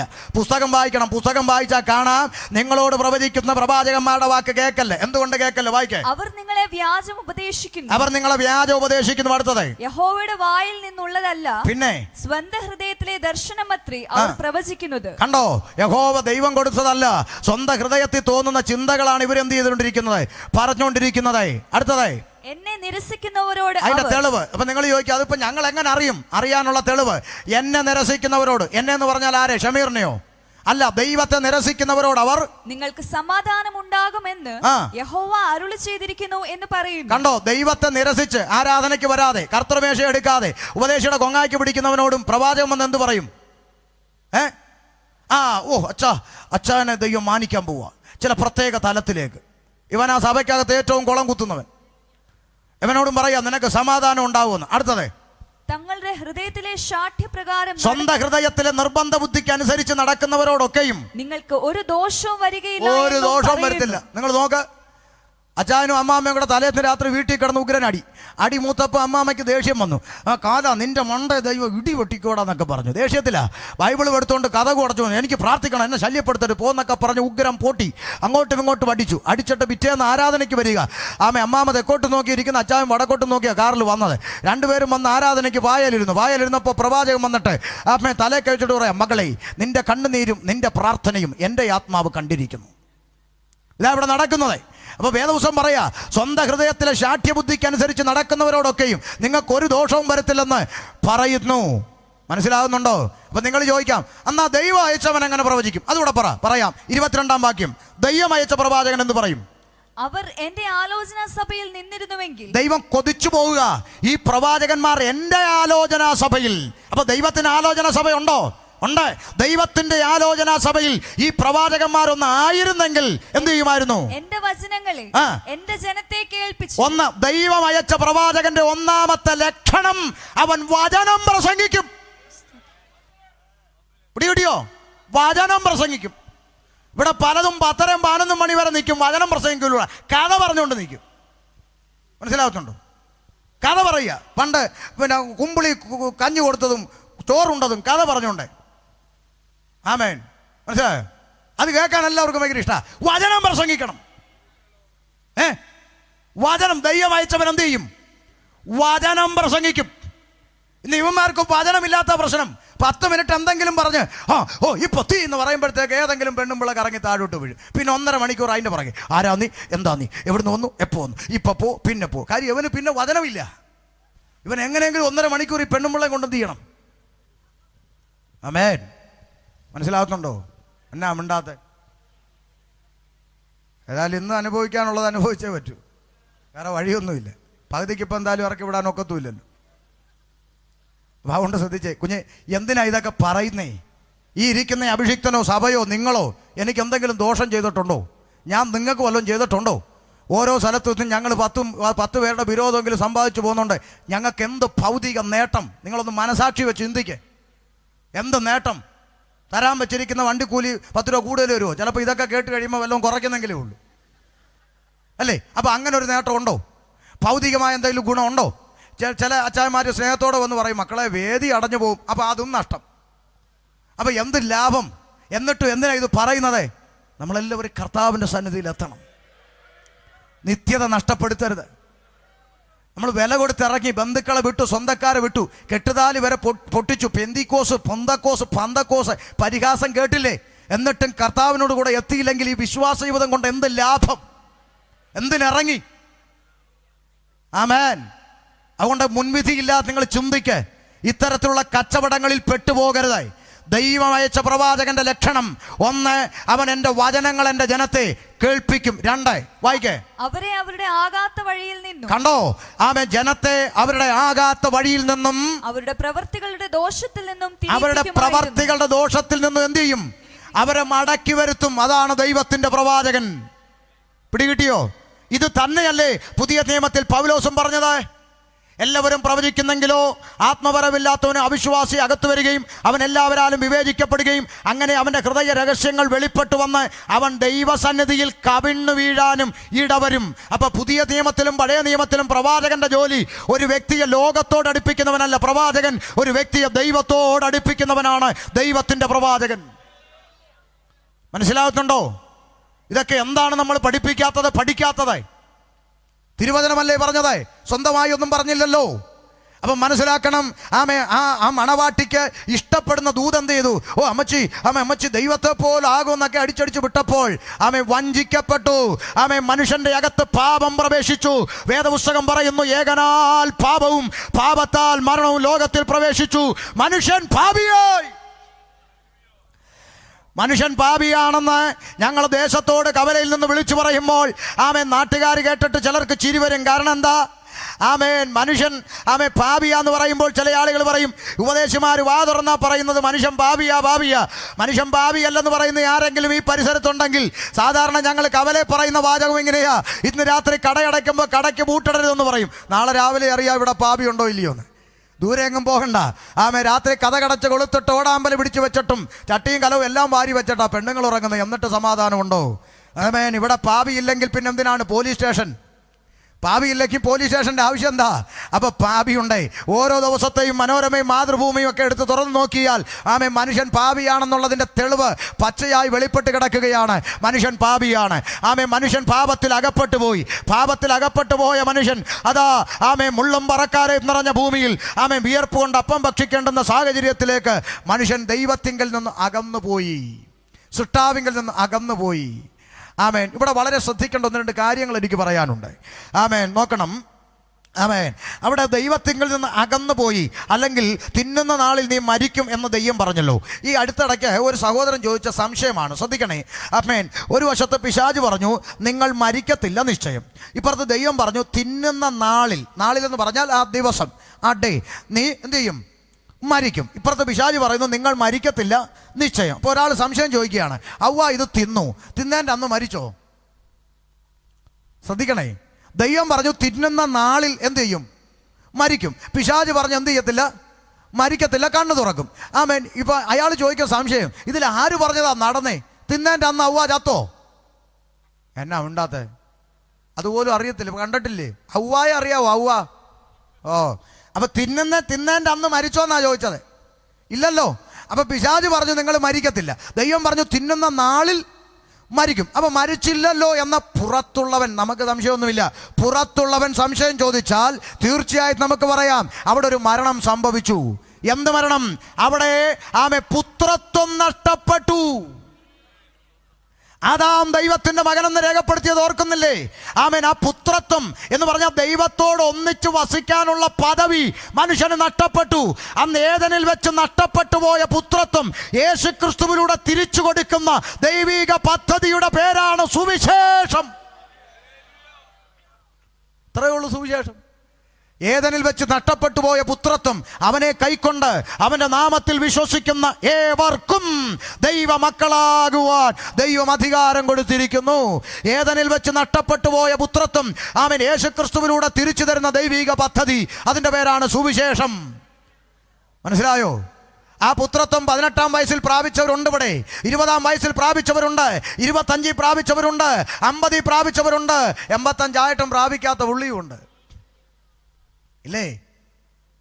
ആ പുത്രത്വം, ഏദനിൽ വെച്ച് നഷ്ടപ്പെട്ടു പോയ പുത്രത്വം തിരിച്ചു പിടിക്കാൻ ദൈവം ഓരോ മനുഷ്യനും തന്നിരിക്കുന്ന അവസരമാണ് ഈ ഭൂമിയിലെ 70-80 വയസ്സ് ജീവിതം. അതിനിടെ തിരിച്ചു പിടിച്ചോണം, പിന്നെ നിനക്ക് അവസരമില്ല. മനസ്സിലാക്കുന്നുണ്ടോ? ഏദനിൽ വെച്ച് നഷ്ടപ്പെട്ടു പോയ പുത്രത്വം, ആ പുത്രത്വം നഷ്ടപ്പെട്ടപ്പോൾ മനുഷ്യന് ദൈവത്തോട് ഒന്നിച്ചു വസിക്കാനുള്ള പദവിയാണ് നഷ്ടപ്പെട്ടവൻ പുറത്തായത്. അവൻ കാരണം, അവൻ്റെ പാപം കാരണമാണ് ഭൂമി എന്ത് ചെയ്തത്? ശപിക്കപ്പെട്ടത്. ഇപ്പം കഴിഞ്ഞ ദിവസം ഈ ബാംഗ്ലൂരിലൊക്കെ നഴ്സിംഗ് പഠിക്കാൻ പോകുന്ന കുഞ്ഞുങ്ങളൊക്കെ ഇല്ലാത്ത വിഡ്ഢിത്തരം മുഴുവൻ പഠിപ്പിച്ച് തെറ്റിക്കുന്ന ഒരു മുതുപിശാച് ബദേലേജി എന്ന് പറഞ്ഞുകൊണ്ട് MA വർഗീസ് കഴിഞ്ഞ ദിവസം ഈ കേരളക്കരയിൽ ശാപം മുറിക്കൽ എന്ന് പറയുന്ന ദുരുപദേശം കൊണ്ടിറക്കിയത് ഈ പുള്ളിയാണ്. ശാപം മുറിക്കൽ എന്ന് പറയുന്ന ദുരുപദേശം. അപ്പം നിങ്ങൾ ചോദിക്കുക അതിനാ ദുരുപദേശം എന്ന് പറയാം. ശാപം മുറിക്കൽ എന്ന് പറയുന്ന ദുരുപദേശത്തിൽ ഇവർ മുറിക്കുന്നത് മനുഷ്യൻ്റെ ശാപമാണ്. ഇവർ പറയുന്നത് ഏദൻ തോട്ടത്തിൽ ദൈവം മനുഷ്യനെ ശപിച്ചെന്നാണ്. ഒരു കൊച്ചു വാക്യം നിങ്ങൾക്ക് കാണിക്കാമോ? ഏദൻ തോട്ടത്തിൽ മനുഷ്യൻ പാപം ചെയ്തപ്പോൾ ദൈവം മനുഷ്യനെ ശപിച്ചെന്നൊരു കൊച്ചു വാക്യം നിങ്ങൾക്ക് കാണിക്കാമോ? അങ്ങേരോട് ചോദിച്ചു മടുത്തു. വാക്യം കാണിക്കാമെന്ന് അങ്ങേരോട് ഞാൻ കഴിഞ്ഞ ദിവസം ഒരു വീഡിയോയിലൂടെ ചോദിച്ചു. അപ്പോൾ അങ്ങേര് എന്നോട് പറഞ്ഞു, മാർഗം കൂടിയ വഴിപ്പട്ടി ചോദിച്ചാൽ ഞാൻ പറയത്തില്ലെന്ന്. പിന്നെ ഞാനെന്ത് പറയാൻ? ശരിയാ, ഞാൻ പുതുതായി മാർഗം കൂടിയ ആളാണ്. പിന്നെ വഴിപ്പട്ടിയാണോ എന്നൊന്നും എനിക്കറിയത്തില്ല. പട്ടിയെന്ന് വിളിക്കുന്നൊരു പട്ടി, അതൊക്കെ അവരുടെ പാരമ്പര്യമാണ്. പുള്ളിയുടെ അപ്പനും അമ്മയും പഠിപ്പിച്ചത് ഉപദേശപരമായൊരു വിഷയം ചോദിക്കും. നമ്മൾ അദ്ദേഹത്തെ തെറി വിളിച്ചില്ല, ദോഷം പറഞ്ഞില്ല, അയാളുടെ കുടുംബത്തെക്കുറിച്ച് ചോദിച്ചില്ല, വ്യക്തി ജീവിതത്തെ ചോദിച്ചില്ല, സ്വഭാവ മഹിമയെ ചോദിച്ചില്ല, പണമിടപാടുകൾ ചോദിച്ചില്ല, ഒന്നും ചോദിച്ചില്ല. ഈ ദുരുപദേശം എന്തിനാ പഠിപ്പിക്കുന്നത്? തെറ്റല്ലേ എന്ന് ചോദിച്ചപ്പോൾ പറയാണ്, വഴി കിടന്ന് കുരയ്ക്കുന്ന വഴിപ്പട്ടി, പുതുതായി മാർഗം കൂടി വന്നവന് ഇത് വല്ല അറിയാമെന്ന്. അപ്പോൾ അങ്ങേ രഹൂദനാന്നുള്ളത് എനിക്കറിയത്തില്ലായിരുന്നു. ഞാൻ എന്തായാലും മാർഗം കൂടി വന്നയാളാണ്, അതെനിക്കറിയാം. അതുകൊണ്ട് ഞാൻ പിന്നെ അതിനെക്കുറിച്ച് പറഞ്ഞിട്ട് കാര്യമില്ല. നമുക്ക് ഇത്ര ഇങ്ങനെ വരാനൊരു ഭാഗ്യം കിട്ടിയെന്നല്ലാതെ വേറെന്ത് പറയാനാ? അതുകൊണ്ട് അതിനെക്കുറിച്ചൊന്നും പറഞ്ഞില്ല. പക്ഷേ ഏതെങ്കിലും ഒരു ബൈബിളിൽ പലവട്ടം ആവർത്തിച്ച് വെച്ചിട്ട് അങ്ങേര് വേദപുസ്തകം തുറക്കത്തില്ല. കുറേ കഥ പഠിച്ചു വെച്ചിട്ടുണ്ട്. കഥ പഠിച്ചു വെച്ചിട്ട് എന്ത് കാര്യം? വേദപുസ്തകം തുറക്കണം. എവിടെങ്കിലും മനുഷ്യനെ, ഉൽപ്പത്തി പുസ്തകത്തിൽ മനുഷ്യൻ പാപം ചെയ്തപ്പോൾ ദൈവം എവിടെങ്കിലും മനുഷ്യനെ ശപിച്ചോ? അവിടെ എഴുതിയിരിക്കുന്ന പദം എൻ്റെ ബൈബിളിൽ ഇങ്ങനെയാ, മനുഷ്യനോട് നിന്റെ നിമിത്തം ഭൂമി ശപിക്കപ്പെട്ടു. അങ്ങനെ എൻ്റെ പുസ്തകത്തിൽ. അത് നല്ല ലളിതമായ ഭാഷയിൽ പറഞ്ഞാൽ, അച്ഛൻ്റെ പേരെന്ത് വെച്ചാൽ സാങ്കുട്ടി. വേണ്ട, സാങ്കുട്ടി വേണ്ട, സോളമൻ. അതാകുമ്പോൾ നമുക്ക് പറയാൻ ഒരു എളുപ്പമുണ്ട്, അതുകൊണ്ട് പറയാം. അദ്ദേഹം ഒരു പിതാവല്ലേ. സോളമനെ കുറിച്ച് പറയാം. എടാ സോളമ, നീ ഒരുത്തൻ കാരണമാ എൻ്റെ കാറ് കത്തിയത് എന്ന് ഞാൻ പറയുക. ഒന്നുകൂടെ പറയാം, നീ കാരണമാണ് ആ കാറ് കത്തിയത് എന്ന് ഞാൻ പറഞ്ഞു. അതിൻ്റെ അർത്ഥം ഇവൻ കാരണം കാറ് കത്തിയെന്നാണോ അതോ ഇവൻ കത്തിയെന്നാണോ? പറ, നിങ്ങൾ പറ. നീ നിമിത്തമാണ് ആ വണ്ടി കത്തിയത് എന്നാണ് എൻ്റെ സ്റ്റേറ്റ്മെൻറ്റ്. അതിൻ്റെ അർത്ഥം നീ കത്തിയെന്നാണോ വണ്ടി കത്തിയെന്നാണോ? എന്ത് പറയാ, എത്ര വിമ്മിട്ടോ? എനിക്കറിയാം ചിലർക്കൊക്കെ വ്യക്തിപൂജയാണ്. വ്യക്തിപൂജ കൊണ്ട് നടക്കുന്നതിനൊക്കെ വെച്ച് എൻ്റെ ദൈവം ദൈവമാണ്. എനിക്കിവിടെ വേറെ ഒരു വ്യക്തിപൂജയില്ല. ഞാൻ ഉൾപ്പെട്ട് നിൽക്കുന്ന പ്രസ്ഥാനത്തിലെ നേതൃത്വത്തെയും ചില സാഹചര്യങ്ങളിൽ വിമർശിക്കേണ്ടി വന്നിട്ടുണ്ട്. കാരണം അവരൊന്നും എനിക്ക് ദൈവമല്ല, ദൈവം കഴിഞ്ഞിട്ടേ ഉള്ള ആരും. അല്ലാതെ നേതൃത്വം എനിക്കൊരു ദോഷം ചെയ്തിട്ടൊന്നുമല്ല. ഞാനിപ്പോഴും ഇന്ത്യ പെന്തക്കോസ്ത് ദൈവസഭയുടെ ഒരു വിശ്വാസിയായിട്ട് തന്നെയാണ് തുടരുന്നത്. ഇപ്പോൾ സഭയുടെ ചാർജും എടുത്തിട്ടുണ്ട്. ചിലർ പറഞ്ഞ് പുറത്താക്കുക, അതൊക്കെ മോഹം, അങ്ങനൊന്നും ആക്കിയിട്ടൊന്നും ഇല്ല, ഇവിടെ തന്നെ ഉണ്ട്, ഇവിടെ തന്നെ കാണും. അപ്പോൾ അതുകൊണ്ട് ശ്രദ്ധിച്ചോണം. ഇപ്പോൾ സോളമനോട് ഞാൻ പറയാം, സോളമ, നീ കാരണമാണ് ആ കാറ് കത്തിയെന്ന് പറഞ്ഞാൽ കത്തിയത് കാറും കാരണക്കാരൻ നീയുമെന്നാണ് ഞാൻ മനസ്സിലാക്കിയിരിക്കുന്നത്. അല്ലാതെ സോളമൻ കത്തി എന്ന് പറഞ്ഞാൽ അത് വിവരക്കേടെന്ന് ഞാൻ പറയത്തുള്ളൂ. നിന്റെ നിമിത്തം ഭൂമി ശപിക്കപ്പെട്ടെന്ന് പറഞ്ഞാൽ ശപിക്കപ്പെട്ടത് ഭൂമിയാ, കാരണക്കാരൻ മനുഷ്യനും. ഇത്രയുള്ളൂ വിഷയം. പിന്നെ ശപിച്ച ഒരാളെ അതിനകത്തുണ്ട് ഉൽപ്പത്തിയിൽ, പാമ്പിനെ. നീ ഉരസുകൊണ്ട് ഗമിച്ച് ആയുഷ്കാലം സകല ആമേൻ പൂജാര ജന്തുക്കളിലും വെച്ച് നീ എന്ത് ചെയ്തിരിക്കുന്നു? ശപിക്കപ്പെട്ടിരിക്കുന്നു പറഞ്ഞു. ഭൂമി ശപിക്കപ്പെട്ടെന്ന് പറഞ്ഞു. മനുഷ്യനെ ഉൽപ്പത്തി ശപിച്ചതായിട്ട് ഞാൻ കണ്ടില്ല. പിന്നെ ഏത് ശാപം ഇങ്ങനെ മുറിക്കുന്നേ? ഒന്ന്, ഇതിൻ്റെ മറുപടി കിട്ടിയിട്ട് നിങ്ങൾക്ക് ആർക്കെങ്കിലും അറിയാമെങ്കിൽ യോഗം തരുമ്പോൾ എന്നെ വിളിച്ചിട്ട് മോനെ അത് ഇന്ന വാക്യപ്രകാരമാണ് ഇന്നതാ മുറിക്കുന്നതെന്ന് പറഞ്ഞാൽ തീർച്ചയായിട്ടും അടുത്ത വേദി മുതൽ ഞാനിത് തിരുത്തി പറയും, മാപ്പ് പറയും. നിങ്ങൾ എന്നെ പഠിപ്പിച്ചാൽ മതി. കാരണം ഞാൻ പുതുതായിട്ട് വന്ന മാർഗം കൂടിയ ആളല്ലേ, അതുകൊണ്ട് പഠിപ്പിച്ചാൽ മതി പാരമ്പര്യമുള്ളവർ. കേട്ടോണം. ഇനി മനുഷ്യൻ്റെ മേൽ എന്താ അടുത്ത ശാപം? ന്യായപ്രമാണത്തിൽ വരുന്നുണ്ട് അടുത്ത ശാപം. ന്യായപ്രമാണത്തിൻ്റെ ഇന്ന പ്രവൃത്തി ചെയ്താൽ നീ അനുഗ്രഹിക്കപ്പെടും, ഇന്ന പ്രവൃത്തി ചെയ്താൽ നീ ശപിക്കപ്പെടുമെന്ന് മനുഷ്യനോട് പറയുന്നുണ്ട്. മോശയുടെ കാലം മുതൽ ന്യായപ്രമാണത്തിന് കീഴെയുള്ള ശാപമുണ്ട്. സമ്മതിച്ചു, അതിലെനിക്ക് എതിർപ്പൊന്നുമില്ല. പക്ഷേ പുതിയ നിയമത്തിൽ പറയുന്നതോ ന്യായപ്രമാണത്തിൻ്റെ ശാപത്തിൽ നിന്നും ക്രൂശിലെ രക്തത്താൽ യേശു നമ്മെ വിലയ്ക്ക് വാങ്ങി. ഇനി ന്യായപ്രമാണത്തിൻ്റെ ശാപം നമ്മിലുണ്ടോ? അങ്ങനെയെങ്കിൽ ക്രൂശ് മരണം കൊണ്ട് തീരാത്ത എന്ത് ശാപമാണ് ഇനി ഇവർ അഴിക്കുന്നത്? പറ നിങ്ങൾ. ഇത് ഉപദേശമാണോ ദുരുപദേശമാണോ? പറ. ആമേ. ഇനി പുതിയ നിയമത്തിൽ ആർക്കെങ്കിലും ശാപം ഉണ്ടോ? ഭാഷ ഉണ്ടല്ലോ. എവിടെ? പൗലോസ് പറയുന്നു, എനിക്ക് വേണമെങ്കിൽ ജഡപ്രകാരം രക്തബന്ധങ്ങളായവർക്കു വേണ്ടി ക്രിസ്തുവിനോട് വേർപെട്ട് ശാപഗ്രസ്തനാകാമായിരുന്നു പറഞ്ഞാൽ എൻ്റെ ജഡപ്രകാരമുള്ള ബന്ധുക്കൾക്ക് വേണ്ടി അറിഞ്ഞ സത്യം വേണ്ടെന്ന് വെച്ച് യേശുവിനെ തള്ളിക്കളഞ്ഞ് എനിക്ക് പോകാമായിരുന്നു. അങ്ങനെ രക്ഷിക്കപ്പെട്ടവൻ കർത്താവിനെ ഉപേക്ഷിച്ച് പോയാൽ അവൻ ശാപത്തിലേക്കാണ്. ഈ സജിത്തൊക്കെ ഇപ്പൊ ശാപത്തിലാണ്. അവൻ്റെയൊക്കെ പോയെന്ന് മുറിച്ചെങ്കിൽ നമുക്ക് സന്തോഷമുണ്ട്, കുഴപ്പമൊന്നുമില്ല. ദൈവ കുഞ്ഞുങ്ങളുടെ ശാപം മുറിക്കുക. കേട്ടോണം. ആമേൻ. ശാപത്തിലാണ്. ഇനി അതിൻ്റെ ഇണവാക്യം വേണോ? എബ്രായ ലേഖനം പറയുന്നു, ഒരിക്കൽ സത്യം അറിയുകയും സത്യത്തിൻ്റെ പരിജ്ഞാനം ലഭിക്കുകയും പരിശുദ്ധാത്മാവിനെ പ്രാപിക്കുകയും ചെയ്തവൻ ആമേൻ അത് വിട്ട് പിന്മാറിപ്പോയാൽ ശാപത്തിനടുത്തതാകുന്നു. അതിനും തെളിവുണ്ട്, വാക്യമുണ്ട്. ആമേൻ. അപ്പം പിന്നെ അടുത്ത ഒരൊറ്റ ക്വസ്റ്റ്യനും കൂടെ ഉള്ളൂ പിന്നെ നിൽക്കുന്നത്. അങ്ങനെയാണ് വെളിപ്പാട് പുസ്തകം 22 യാതൊരു ശാപവും ഇനി ഉണ്ടാവുകയില്ല എന്നെഴുതിയിരിക്കുന്നത്. അപ്പം ഇനി ഉണ്ടാകില്ലെന്ന് പറഞ്ഞാൽ അതിൻ്റെ അർത്ഥം അതുവരെ ഉണ്ടായിരുന്നല്ലേ എന്നൊരു വ്യാഖ്യാനം. സമ്മതിച്ചു. 22 അധ്യായത്തിൽ യാതൊരു ശാപവും ഇനി ഉണ്ടാവുകയില്ല എന്ന് പറയുന്നതിന് അർത്ഥം എന്താ? 21 അധ്യായം വായിച്ചാൽ മതി. പുതിയ ആകാശവും പുതിയ ഭൂമിയും കണ്ടു. അപ്പം ഇന്ന് ശപിക്കപ്പെട്ട ഭൂമി മാറി പുതിയ ആകാശവും പുതിയ ഭൂമിയും വന്നപ്പോൾ ഇനി ശാപമില്ല. എന്നാ ഇതിനകത്തൊരു വിഷയം? അപ്പോൾ ഇതൊന്നും പറയാതെ ഈ പക്ക ദുരുപദേശം ശാപം മുറിക്കൽ എന്ന് പറഞ്ഞ പരിപാടി കേരളത്തിൽ ഇറക്കി. കാര്യം എന്താ? ജനങ്ങളെ പേടിപ്പിച്ച്. കാരണം ശാപം ഉണ്ടെങ്കിലല്ലേ മുറിക്കാൻ ആൾ വേണ്ടു. ആൾ മുറിക്കാൻ വന്നെങ്കിലല്ലേ കല്ലോ ചില്ലറ അങ്ങോട്ട് കിട്ടൂ. അതുകൊണ്ട് ഇതൊരു ബിസിനസ്സാക്കി ശാപം മുറിക്കുക എന്ന് പറഞ്ഞ ആളുകളെ പേടിപ്പിക്കുകയാണ്. മനസ്സിലാകുന്നുണ്ടോ? എന്നിട്ട് കഴിഞ്ഞ ദിവസം പറയാണ് ശാപത്തിൻ്റെ ലക്ഷണങ്ങൾ. ആക്സിഡൻ്റ് ഉണ്ടാകുന്നത് ശാപത്തിൻ്റെ ലക്ഷണം. നിങ്ങൾക്ക് വേണോ ഇതിൻ്റെയൊക്കെ തെളിവ്? എൻ്റെ വീഡിയോ ഉണ്ട്, യോഗം കഴിയുമ്പോൾ വന്നാൽ എല്ലാം കാണിച്ചു തരാം. ആക്സിഡൻ്റ് ഉണ്ടാകുന്നത് ശാപത്തിൻ്റെ ലക്ഷണം. പിന്നെ പട്ടി കുറച്ചുകൊണ്ട് ബൈക്കിൻ്റെ പുറകെ ഓടിയാൽ ശാപത്തിൻ്റെ ലക്ഷണം. ഇത്ര ശാപം പിടിച്ചവരിനകത്ത് ഇന്ന് രാത്രി കൺവെൻഷൻ കഴിഞ്ഞ് പോകുമ്പോൾ കാണാം പട്ടി പുറകെ വരുന്നത്. അപ്പം ശ്രദ്ധിച്ചോണം.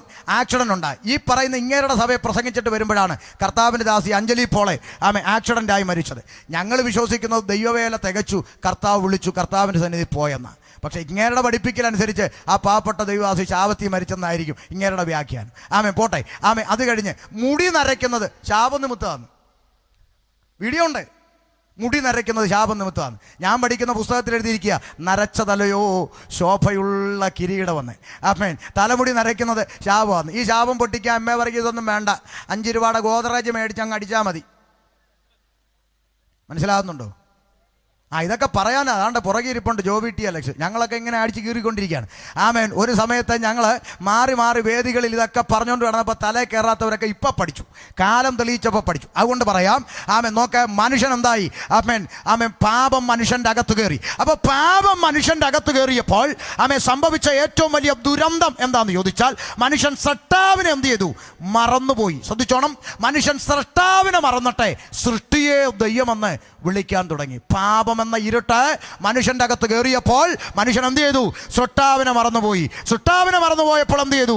മനുഷ്യൻ സൃഷ്ടിയെ ദൈവം എന്ന് വിളിച്ചു. അതിന്റെ തെളിവാണ് റോമാലേഖനം 1 അധ്യായം 21, 22, 23 വാചകങ്ങളിൽ എഴുതി വെച്ചിരിക്കുന്ന വേദഭാഗം വായിക്കാം. റോമാലേഖനം 21, 22, 23 വാചകങ്ങൾ വായിച്ചാട്ടെ. ജ്ഞാനികൾ എന്ന് പറഞ്ഞുകൊണ്ട് അവർ മൂഢരായി പോയി. ജ്ഞാനികൾ. പാപം മനുഷ്യന്റെ അകത്ത് കയറിയപ്പോൾ അതിന്റെ മുകളിലത്തെ വാക്യം പറയുന്നു, അവർ ദൈവത്തെ അറിഞ്ഞിട്ടും അവനെ ദൈവമെന്നോർത്ത് മഹത്വീകരിക്കുകയോ നന്ദി കാണിക്കുകയോ ചെയ്യാതെ തങ്ങളുടെ നിരൂപണങ്ങളിൽ വ്യർത്ഥരായി തീർന്നു. കണ്ടോ, മനുഷ്യന്റെ അകത്ത് പാപം പ്രവേശിച്ചപ്പോൾ സൃഷ്ടാവായ ദൈവത്തെ അറിയാതെ, ദൈവത്തിന് മഹത്വം കൊടുക്കാതെ മനുഷ്യൻ അവരുടെ നിരൂപണങ്ങളിൽ വ്യർത്ഥരായി തീർന്നു. അടുത്ത വാചകം, മനുഷ്യന്റെ വിവേകമില്ലാത്ത ഹൃദയം ഇരുണ്ടുപോയി. മനുഷ്യന്റെ ഹൃദയത്തിനകത്ത് പാപം എന്ന ഇരുട്ട് പ്രവേശിച്ചപ്പോൾ എന്ത് സംഭവിച്ചു?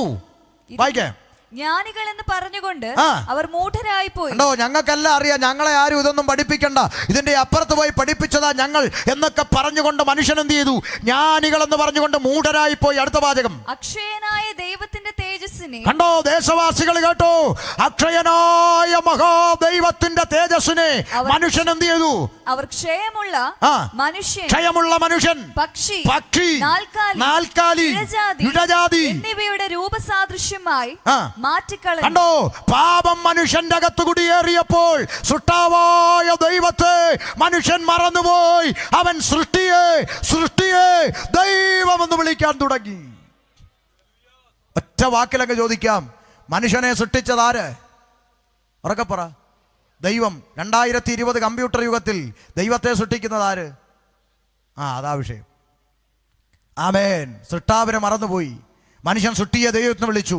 ആമേൻ. മനുഷ്യൻ ദൈവത്തെ സൃഷ്ടിക്കാൻ തുടങ്ങി. ഏത് ദൈവം എങ്ങനെ വേണം, കണ്ണ് വേണോ, പീലി വേണോ, ചുണ്ട് വേണോ, ലിപ്സ്റ്റിക് വേണോ, ഏത് നിലയിൽ വേണമെങ്കിലും അടിച്ചു തരാൻ മനുഷ്യൻ തയ്യാറായി. കാരണം അവനെ സൃഷ്ടിച്ച പടച്ചവൻ, സൃഷ്ടാവ്, ഈശ്വരൻ ദൈവത്തെ മനുഷ്യൻ മറന്നുപോയി. കാരണം അവന്റെ അകത്ത് പാപം പ്രവേശിച്ചു. പാപം അകത്തു കയറിയപ്പോൾ സൃഷ്ടാവിനെ മറന്നുപോയി. അവൻ സൃഷ്ടിയെ ദൈവമെന്ന് വിളിച്ചുകൊണ്ട് മുന്നോട്ട് പോകുന്ന രംഗം.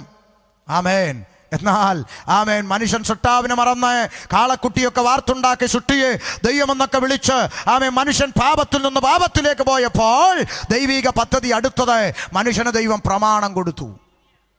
ഓടി വരിക. മനുഷ്യന് ദൈവം ന്യായപ്രമാണം കൊടുത്തു. എന്താ ന്യായപ്രമാണം? ഈ അടുത്തിടയ്ക്ക് ഒരു ക്രിസ്ത്യാനിയോട് ഞാൻ ചോദിച്ചു, അച്ഛാ എന്താ ഈ ന്യായപ്രമാണം? പുള്ളി പറയാ 10 കൽപ്പന.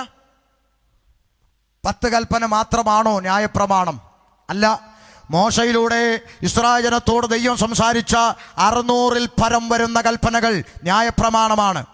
ആമേൻ. ന്യായപ്രമാണം ദൈവം മനുഷ്യന് കൊടുത്തു. എന്താണ് ഈ ന്യായപ്രമാണം? പറയാം.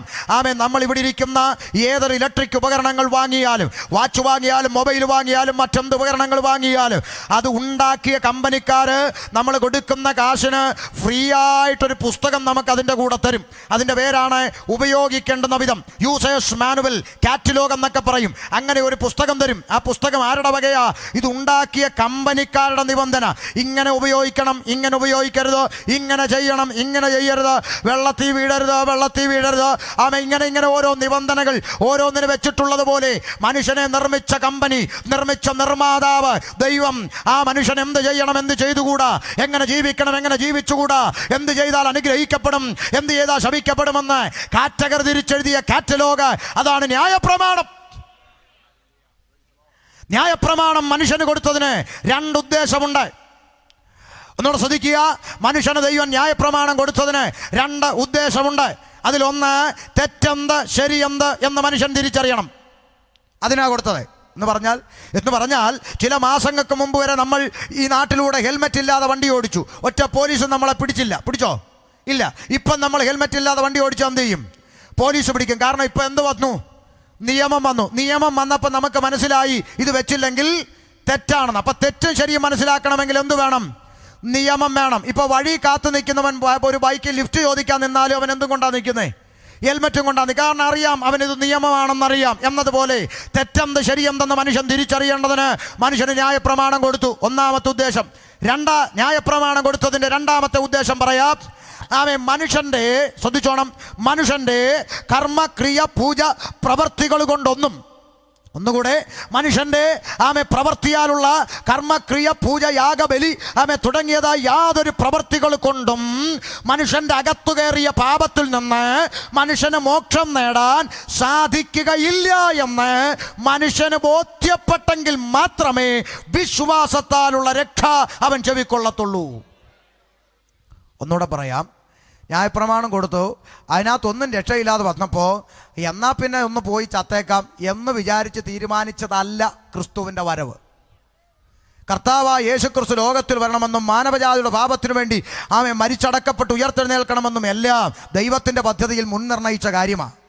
അല്ലാതെ ന്യായപ്രമാണം കൊടുത്തു നോക്കി ഓ അവിടെ കൊണ്ട് വെക്കുന്നില്ലടേ എന്നാ പിന്നെ ഞാനങ്ങ് പോയേക്കാം എന്നല്ല. അപ്പം ന്യായപ്രമാണം കൊടുത്തതിൻ്റെ ഉദ്ദേശം എന്താ? പ്രവർത്തികൾ കൊണ്ടുള്ള പാപമോചനം, പ്രവർത്തിയാലുള്ള മോക്ഷം അത് ലഭിക്കത്തില്ലെന്ന് മനുഷ്യനെ ബോധ്യപ്പെട്ടെങ്കിൽ മാത്രമേ വിശ്വാസത്താലുള്ള രക്ഷയെക്കുറിച്ച് ഇങ്ങോട്ട് പറഞ്ഞാൽ ഇവൻ ചെവി തരത്തുള്ളൂ. കാരണം മനുഷ്യൻ്റെ സ്വഭാവം അങ്ങനെ. നിസാരമായി ചില കാര്യങ്ങൾ പറഞ്ഞാൽ മനുഷ്യൻ എന്ത് ചെയ്യത്തില്ല? ഉൾക്കൊള്ളാൻ പറ്റത്തില്ല. ഞാൻ നിങ്ങൾക്ക് തെളിവ് തരാം. നയമാൻ എന്ന് പറഞ്ഞൊരു കുഷ്ഠരോഗി ഉണ്ടല്ലോ, അറിയാവോ? ഈ നയമാൻ എന്ന് പറഞ്ഞ കുഷ്ഠരോഗിയോടെ അവൻ എലീശ പ്രവാചകന്റെ അടുത്ത് പോയാൽ സൗഖ്യം കിട്ടുമെന്ന് പറഞ്ഞ ആരാ? വീട്ടിൽ അടിമവേലയ്ക്കായി ഇസ്രായേലിൽ നിന്ന് പിടിച്ചോണ്ട് വന്ന ഒരു ബാല്യക്കാരത്തി പെങ്കൊച്ചല്ലേ? ഒരടിമയ്ക്ക് തൻ്റെ യജമാനനെ 100% സ്നേഹിക്കാൻ കഴിയൂ? ഒരു യജമാനന് തൻ്റെ അടിമയെ 100% സ്നേഹിക്കാൻ കഴിയൂ? പക്ഷെ ഇസ്രായേലിൻ്റെ ദൈവത്തെ സേവിക്കുന്നവൻ്റെ പ്രത്യേകത അതാ. ആമേൻ. തന്നെ അടിമവേല ചെയ്യിക്കുന്ന യജമാനൻ സൗഖ്യമാകാൻ ആഗ്രഹിക്കുന്ന മനസ്സ്. ചിന്തിച്ചേ, നമ്മളെ കാണോ ആയിരുന്നെങ്കിലോ, നിനക്ക് കുഷ്ഠമല്ലടാ വരുന്നത്, എന്നെ ഈ വീട്ടിൽ കൊണ്ടിട്ട് കഷ്ടപ്പെടുത്തുന്നതിന് എൻ്റെ പ്രാർത്ഥന ദൈവം കേട്ടതുകൊണ്ട് നിനക്ക് കുഷ്ഠമല്ലടാ എന്നൊക്കെയാ നമ്മുടെ അമ്മച്ചിമാർ. ഇതൊന്നും അല്ലടാ നീ ഇനി അനുഭവിക്കാൻ പോകുന്നൊക്കെ നമ്മൾ പറയും. കുഞ്ഞേ, ഇതൊന്നുമല്ല ദൈവത്തെ സ്നേഹിക്കുന്നവൻ്റെ മനസ്സ്. നിന്നെ ഉപദ്രവിക്കുന്നവന് പോലും ആമേൻ നന്മ ലഭിക്കണമെന്ന് ആഗ്രഹിച്ച് അവിടെയും നിന്റെ ദൈവത്തെക്കുറിച്ച് അവനോട് പറയണം. അടിമയായിരിക്കുക, എന്നിട്ടും തൻ്റെ ദൈവത്തോട് എന്നെ എന്തിന് കർത്താവ് ഈ അടിമയ്ക്ക് നീ കൊണ്ടിട്ടെന്ന് കർത്താവിനോടും ചോദ്യമില്ല. ആമേൻ. നിനക്ക് ഈ കുട്ടമല്ലടാ ഇനി വരുന്നതെന്ന് യജമാനനോടും പരാതിയില്ല. അവൾ ഏതവസ്ഥയിലായിരിക്കുന്നു ആ ആയിരിക്കുന്ന അവസ്ഥയിൽ നിന്നുകൊണ്ട് അവൾ മറ്റൊരാൾക്ക് തൻ്റെ ദൈവത്തെ കാണിച്ചു കൊടുക്കുക. നമ്മുടെ അവസ്ഥയൊക്കെ എന്താ ഒന്ന് ചിന്തിച്ചേ. എത്ര നാളായി കർത്താവിനെ അറിഞ്ഞിട്ട്? എല്ലാ ആണ്ടർതി യോഗത്തിനും കയറി പച്ചക്കള്ളം പറയുന്നതല്ലാതെ ഈ വർഷം ഒന്നും ചെയ്യാൻ കഴിഞ്ഞില്ല, അടുത്ത വർഷം ഞാൻ ചിലത് ചെയ്യും. വർഷം എത്ര കഴിഞ്ഞു കുഞ്ഞമ്മേ, എന്തോ ചെയ്തു ഒന്ന് ചിന്തിക്ക്. ആമേ. നോക്ക്, അടിമയായിരിക്കുന്ന അവസ്ഥയിൽ നിന്നുകൊണ്ട് പറയുകയാണ്, യജമാനനെ ആ എലീശ പ്രവാചകന്റെ അടുക്കൽ അങ്ങൊന്ന് പോയാൽ സൗഖ്യം കിട്ടുമെന്ന് പറഞ്ഞാൽ ഓടി വരാം. ആമേ. എലീശ പ്രവാചകന്റെ അടുക്കൽ നയമാൻ പൊന്നും പണവും ഒക്കെ ആയിട്ട് ഇങ്ങനെ വരികയാ. അവിടെ വന്നപ്പോൾ ആമേ പ്രവാചകൻ വളരെ കൂളായിട്ട് പറഞ്ഞു, സാറേ എന്നാ വന്നേ? കുട്ടം മാറാൻ വന്നാ? വേണ്ട, അപ്പുറത്തൊരു കുളമുണ്ട്, അവിടെ പോയി കുളിച്ചേച്ച് വരാൻ പറഞ്ഞു. യോർദാൻ നദി പോയി 7 പ്രാവശ്യം കുളിച്ചേച്ച് വരാൻ പറഞ്ഞു. നിങ്ങൾ ശ്രദ്ധിച്ചേ, നയമാൻ അങ്ങ് ദേഷ്യം വന്നു. വായിച്ചിട്ടുണ്ടോ ഇതൊക്കെ? എവിടെ ഉണ്ടോ? നയമാന് ദേഷ്യം വന്നെന്ന്. നയമാൻ പറയുകയാണേ, ഞങ്ങളുടെ നാട്ടിലൊന്നും കുളിക്കാൻ കുളമില്ലാഞ്ഞിട്ട് കുളിക്കാൻ വേണ്ടിയാണോ ഇവിടെ വരെ അത്? പുള്ളിക്കങ്ങ് ദേഷ്യം വന്നു. നിസ്സാരമായിട്ട് പ്രവാചകൻ പറഞ്ഞു, അവിടെ പോയി കുളിച്ചിട്ട് വാ എന്ന് പറഞ്ഞു. ഉടനെ നയമാന് പറയാ, ആടെ കുളിക്കാൻ വേണ്ടിയാണോ ഇവിടം വരെ വന്നത്? കുട്ടം മാറാൻ വന്നു കുളിക്കാൻ. നിങ്ങൾ ശ്രദ്ധിച്ചേ. അപ്പോൾ ആ ഭൃത്യൻ പറഞ്ഞൊരു വാചകമുണ്ട്, യജമാനനെ പ്രവാചകൻ വലിയൊരു കാര്യം ചെയ്യാൻ പറഞ്ഞെങ്കിൽ അങ്ങ് ചെയ്യുമായിരുന്നു. ഇന്നും മനുഷ്യൻ്റെ സ്വഭാവം അതാ. മോക്ഷം കിട്ടണോ? ഒരു വലിയ മരക്കുരിശും ചുമലി വെച്ചോണ്ട് മുട്ടിലെ പെയിൻറ്റും കളഞ്ഞ് ടാർട്ടർ റോഡിൽ കൂടെ ഇടഞ്ഞിടഞ്ഞ് ഇല്ല പരിമലയിലൊന്ന് കയറി വെച്ച് വരാൻ പറഞ്ഞാൽ അതിനൊരു സ്റ്റാൻഡേർഡുണ്ട്. മോക്ഷം കിട്ടും. അല്ലാതെ ഇവിടെ പോത്തിനെ കുളിപ്പിക്കുന്ന വെള്ളത്തിൽ മുങ്ങിയ മോക്ഷം കിട്ടുമെന്ന് പറഞ്ഞാൽ ഇത് തന്നെയല്ലേ അവിടെയും പറഞ്ഞേ. എല്ലാം പിടികിട്ടിയോ?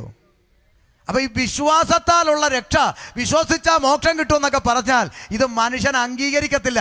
അവൻ അംഗീകരിക്കണമെങ്കിൽ അവനാവുന്ന പണി 58 ചെയ്തിട്ട് രക്ഷയില്ലെന്ന് ബോധ്യപ്പെട്ടാലേ അവന് വിശ്വാസത്താലുള്ള രക്ഷയ്ക്ക് ചെവി കൊടുക്കത്തുള്ളൂ. അത് മനുഷ്യന്റെ സ്വഭാവമാണ്. മനസ്സിലാകുന്നുണ്ടോ? ആമേൻ. ഇന്നും മനുഷ്യർ അങ്ങനല്ലേ? ഒരു അസുഖം വന്നു, ദേണ്ടേ അപ്പുറത്തൊരു പാസ്റ്ററുണ്ട്, IPC ചർച്ചുണ്ട്, അങ്ങോട്ട് കൊണ്ടുപോയി പ്രാർത്ഥിക്കാമെന്ന് പറഞ്ഞാൽ പറയാം പെന്തിക്കോസിലോ വേണ്ട. അങ്ങനെ വയനാട്ടിലൊരു കേളുമൂപ്പനുണ്ട്, നമുക്ക് പോവാം. വയനാട്ടിൽ താമരശ്ശേരി ചുരം കയറി കേളു വൈദ്യൻ്റെ അടുക്ക പോവും, അവിടെ ചെന്നിട്ട് രക്ഷയില്ല. എന്നാൽ പിന്നെ കാസർഗോഡ് മോഹനം വൈദ്യരെടുത്ത് എന്നാൽ അവിടെ പോവാം, മോഹനം വൈദ്യരെടുത്ത് പോയി രക്ഷയില്ല. പിന്നെ ധ്യാന കേന്ദ്രത്തിൽ എന്നാൽ ധ്യാനം ഡിവൈനിൽ പോയി രക്ഷയില്ല. അവിടുന്ന് പിന്നെ ഭീമാപ്പള്ളി പോയി, പിന്നെ അമൃതാനന്ദമെടുത്ത് പോയി, സാകാലയിടത്ത് പോയി, എന്നിട്ടും രക്ഷയില്ല. അവസാനം പറഞ്ഞു എന്നാ പിന്നെ നമുക്ക്. ഇതാ മനുഷ്യന്റെ സ്വഭാവം. എല്ലായിടത്തും പോയി ഗതിയില്ലെന്ന് വരുമ്പോഴേ അവൻ ഒടുവിൽ ദൈവത്തിൻ്റെ അടുക്ക് വരത്തുള്ളൂ. ഇത് മനുഷ്യൻ്റെ ഒരു സ്ഥായിയായ സ്വഭാവമാണ്. അതുകൊണ്ട് ദൈവത്തിന് ഇത് അറിയാലോ. അതുകൊണ്ടാണ് ആമേൻ ഇവൻ്റെ പ്രവർത്തികൾ കൊണ്ടും ഇവൻ്റെ യാഗങ്ങൾ കൊണ്ടും ഇവൻ്റെ വഴിപാടുകൾ കൊണ്ടും ഇവൻ്റെ അകത്ത് കയറിയ പാപത്തിൽ നിന്ന് ഇവന് മോക്ഷം ലഭിക്കത്തില്ല എന്ന് അവന് ബോധ്യപ്പെട്ടാൽ മാത്രമേ വിശ്വാസത്താൽ ഒരു രക്ഷ നിനക്ക് ലഭിക്കും എന്ന കാര്യം മനുഷ്യൻ്റെ മുമ്പിൽ അവതരിപ്പിക്കാൻ പറ്റൂ.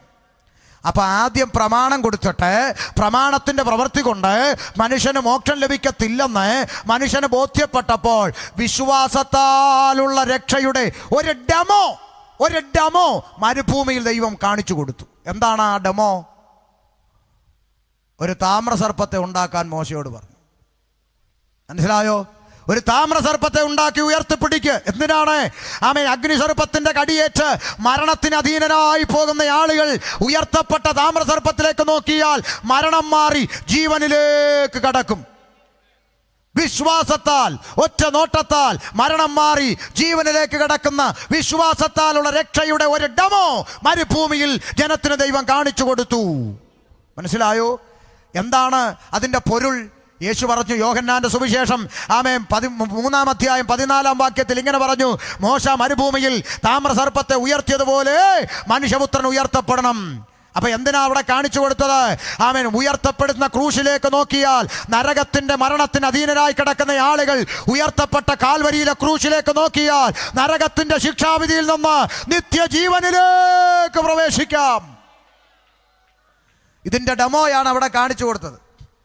അത് കണ്ടിട്ടാണ് ഈ അടുത്തിടയ്ക്ക് ചില അച്ഛന്മാർ പറയുന്നത്, മരുഭൂമിയിൽ മോശ സർപ്പത്തെ ഉണ്ടാക്കാൻ പറഞ്ഞു, ദൈവം പറഞ്ഞിട്ടാ, അതുകൊണ്ട് ഞങ്ങളുടെ പള്ളിയിലൊക്കെ വിഗ്രഹത്തെ ഉണ്ടാക്കുന്നതിന് പെന്തിക്കോസുകാർ എതിർക്കണ്ടെന്ന്. ഇപ്പൊ അച്ഛന്മാരുടെ ഏറ്റവും മാസ്റ്റർ പീസ് ഡയലോഗാണ് മോശയുടെ സർപ്പം. ആമേൻ. ഈ പുറപ്പാട് പുസ്തകം 20-ാം അധ്യായത്തിൽ വിഗ്രഹത്തെ ഉണ്ടാക്കരുതെന്ന് പറഞ്ഞ അതേ ദൈവം തന്നെ 25-ാം അധ്യായത്തിൽ സർപ്പത്തെ ഉണ്ടാക്കാൻ പറഞ്ഞില്ലേ? അതെന്താ നിങ്ങൾ പെന്തിക്കോസുകാരും കാണാത്തതെന്ന്? ഞങ്ങളൊക്കെ അത് എപ്പോഴേ കണ്ടതാ. പക്ഷെ ഞങ്ങൾ അത് മാത്രമല്ല, ഉണ്ടാക്കിയത് മാത്രമല്ല കണ്ടത്, പിന്നെന്താ ഉടച്ചതും കണ്ടു. അത് നിങ്ങൾ ഇതുവരെ കണ്ടിട്ടില്ല. അതാണ് പ്രശ്നം. എവിടെയാ ഉടച്ചത്? 2 രാജാക്കന്മാരുടെ പുസ്തകം 18-ാം അധ്യായം പഠിക്കുമ്പോൾ വായിക്കാം. 2 രാജാക്കന്മാരുടെ പുസ്തകം 18-ന്റെ 1 മുതൽ വായിച്ചാട്ടെ. ഇസ്രായേൽ രാജാവായ ഏലയുടെ മകനായ ഹോശേയുടെ 3-ാം ആണ്ടിൽ യഹൂദാ രാജാവായ ആഹാസിന്റെ മകൻ ഹിസ്കിയാവ് രാജാവായി. ആയിക്കോട്ടെ, നല്ല കാര്യം. അടുത്തതായി, അവൻ വാഴ്ച തുടങ്ങിയപ്പോൾ അവൻ 25 വയസ്സായിരുന്നു. നല്ല കാര്യം. 25 വയസ്സിൽ ഭരണം തുടങ്ങി. അവൻ യെരൂശലേമിൽ 29 സംവത്സരം വാണു. 25-ാം വയസ്സിൽ ഭരണത്തിന് കയറിയവൻ 29 വർഷം ഭരിച്ചു. നല്ല കാര്യം. അവന്റെ അമ്മയ്ക്ക് അബി എന്നു പേർ. നല്ല പേരല്ലേ? അന്നെന്താ വായിച്ചോ? അവൾ സഖരിയാവിന്റെ മകളായിരുന്നു. സഖരിയാവിന്റെ മകളായ അബിയാണ് ഹിസ്കിയാവിന്റെ അമ്മയെന്ന്. കൊള്ളാം. അവൻ തന്റെ പിതാവായ ദാവീദ് ചെയ്തതുപോലെയൊക്കെയും യഹോവയ്ക്ക് പ്രസാദമായുള്ളത് ചെയ്തു. അവൻ പൂജാഗിരികളെ നീക്കി വിഗ്രഹ സ്തംഭങ്ങളെ തകർത്ത് അശേര പ്രതിഷ്ഠയെ വെട്ടിമുറിച്ച് മോശ ഉണ്ടാക്കിയ താമ്ര സർപ്പത്തെയും ഉടച്ചു കളഞ്ഞു. കണ്ടോ? ആമ ഉണ്ടാക്കിയത് മാത്രം പഠിപ്പിച്ചാ പോരാ, അച്ഛന്മാരെ ഉടച്ചതും കൂടെ പഠിപ്പിക്കണം. മോശ ഉണ്ടാക്കിയ താമ്ര സർപ്പത്തെ എന്ത് ചെയ്തു? ഉടച്ചു കളഞ്ഞു. ഉടയ്ക്കാനുള്ള കാരണം എന്താ കുഞ്ഞേ? വായിക്കേ. ആ കാലം വരെ, ഉടയ്ക്കുന്നത് വരെ ഇസ്രായേൽ മക്കൾ അതിന് ധൂപം കാട്ടി വന്നു. അതാ ഉടയ്ക്കാനുള്ള കാരണം. ഒന്ന്, ആളുകൾ ഇതിന്റെ മുമ്പിൽ പോയി ധൂപം ആട്ടാൻ തുടങ്ങി. ആമേ. പിന്നെ അടുത്ത കാരണം, അതിന് നെഹുഷ്ടാൻ എന്ന് പേരായിരുന്നു. അപ്പം മരുഭൂമിയിൽ മോശ താമ്രസർപ്പത്തെ ഉയർത്തിയത് വെളിപ്പെടാൻ പോകുന്ന ക്രൂശുമരണത്തിന്റെ നിഴലാണെന്ന് ജനത്തെ പഠിപ്പിക്കാൻ വേണ്ടി അത് ചെയ്തിട്ട് ദൈവം ആ പദ്ധതി വിട്ടിട്ടും ജനം എന്ത് ചെയ്തില്ല? വിട്ടില്ല. അത് പൊക്കി എടുത്തോണ്ട് പോയി അതിന് പേര് വിട്ടു, നെഹുഷ്ടാൻ എന്ന് പേര് വിട്ടു. അതിന്റെ മുമ്പിൽ കൊണ്ടിട്ട് ആട്ടാനും തുടങ്ങി ധൂപം. ആട്ടാൻ തുടങ്ങിയപ്പോ തമ്പുരാൻ പറഞ്ഞു ഉടക്കിടാന്ന് പറഞ്ഞു. അങ്ങനെയാണ് ഉടച്ചത്. അടുത്തത് വായിച്ചോ. അവൻ ഇസ്രായേലിന്റെ ദൈവമായ യഹോവയിൽ ആശ്രയിച്ചു. അവന് മുമ്പും പിമ്പും ഉണ്ടായിരുന്ന സകല യഹൂദാ രാജാക്കന്മാരിലും ആരും അവനോട് തുല്യനായിരുന്നില്ല. അവൻ യഹോവയോട് ചേർന്നിരുന്ന് അവനെ വിട്ടു പിന്മാറാതെ യഹോവ മോശയോട് കൽപ്പിച്ച അവന്റെ കൽപ്പനകളെ പ്രമാണിച്ചു നടന്നു. അടുത്തത്, യഹോവ അവനോട് കൂടെ ഉണ്ടായിരുന്നു. അതൊന്നുകൂടെ വായിച്ചേ. യഹോവ അവനോട് കൂടെ ഉണ്ടായിരുന്നു. ആരുടെ കൂടെ? ഉടച്ചവന്റെ കൂടാണോ ആട്ടിയവന്റെ കൂടാണോ? ആരുടെ കൂടെ ഉണ്ടായിരുന്നു? ഉടച്ചവന്റെ കൂടെ യഹോവ ഉണ്ടായിരുന്നു. നീ ആട്ടിക്കൊണ്ട് അവിടെ ഇരുന്നോ? ഉടച്ചവന്റെ കൂടാണ് ദൈവം. മനസ്സിലായോ? ഇന്നും ആട്ടിക്കൊണ്ടിരിക്കുക. ആട്ടുന്ന നിന്റെ കൂടല്ല ദൈവം, ഉടച്ചു കളഞ്ഞവന്റെ കൂടാണ് ദൈവം. അതുകൊണ്ട് ഉണ്ടാക്കിയത് മാത്രം പഠിപ്പിച്ചാൽ പോരാ, പുരോഹിതന്മാര് ഉടച്ചതും കൂടെ പഠിപ്പിക്കണമെന്ന് ഓർപ്പിക്കുകയാണ്. അപ്പോൾ ന്യായപ്രമാണം കൊടുത്തതിന് 2 ഉദ്ദേശം. 1, തെറ്റെന്ത് ശരിയെന്തെന്ന് മനുഷ്യൻ തിരിച്ചറിയണം. 2, ആമേൻ, ന്യായപ്രമാണത്തിന്റെ ഒരു പ്രവൃത്തി കൊണ്ടും അവന്റെ അകത്ത് കയറിയ പാപത്തിൽ നിന്ന് അവന് മോചനം ലഭിക്കത്തില്ലെന്ന് മനുഷ്യന് ബോധ്യപ്പെടണം. ഇത് ജനത്തിന് ബോധ്യപ്പെടുത്തിയതിന് ശേഷം വിശ്വാസത്തെ ുള്ള രക്ഷ ദൈവം മനുഷ്യന്റെ മുമ്പിൽ അവതരിപ്പിച്ചു. എന്താണ്? യെശയ്യാ പ്രവാചകൻ വന്ന് വിളിച്ചു പറഞ്ഞു, കന്യക ഗർഭിണിയായി ഒരു മകനെ പ്രസവിക്കും. മാനവജാതിയെ പാപത്തിൽ നിന്ന് മോചിപ്പിപ്പാൻ സാക്ഷാൽ ദൈവം വേഷത്തിൽ മനുഷ്യനായി ലോകത്തിലേക്ക് ഇറങ്ങി വരുന്ന സ്വർഗീയ പദ്ധതി ജനത്തിന്റെ മുമ്പിൽ വെളിപ്പെടുത്തി പ്രവാചക ശബ്ദം, കന്യക ഗർഭിണിയായി ഒരു മകനെ പ്രസവിക്കും. യേശുക്രിസ്തു ജനിക്കുന്നതിന് ഏകദേശ കണക്ക് പറഞ്ഞാൽ ഏതാണ്ട് 700 വർഷങ്ങൾക്ക് മുൻപാണ് യെശയ്യാവ് പറയുന്നത് കന്യക ഗർഭിണിയായ ഒരു മകനെ പ്രസവിക്കും. ആര് ആര് കന്യക ഗർഭിണിയായി ഒരു മകനെ പ്രസവിക്കും. ആര്? മകനെ. ആര്? മകനെ പ്രസവിച്ചപ്പോ മോളായോ? മോൻ തന്നെ ആയിരുന്നല്ലേ? അതാ ദൈവത്തിന്റെ പ്രവാചകൻ. 700 വർഷം മുമ്പ് മോനെന്ന് പറഞ്ഞാൽ അത് മോനാ, പിന്നെ വള്ളി പുള്ളി മാറത്തില്ല. ഇവിടെ ചിലർ 6 മാസമുള്ള പറയും മോനാ കേട്ടോ, പ്രസവിച്ചപ്പോൾ മോളാ, പിന്നെ ആ വഴി പുള്ളിയെ കണ്ടിട്ടില്ല.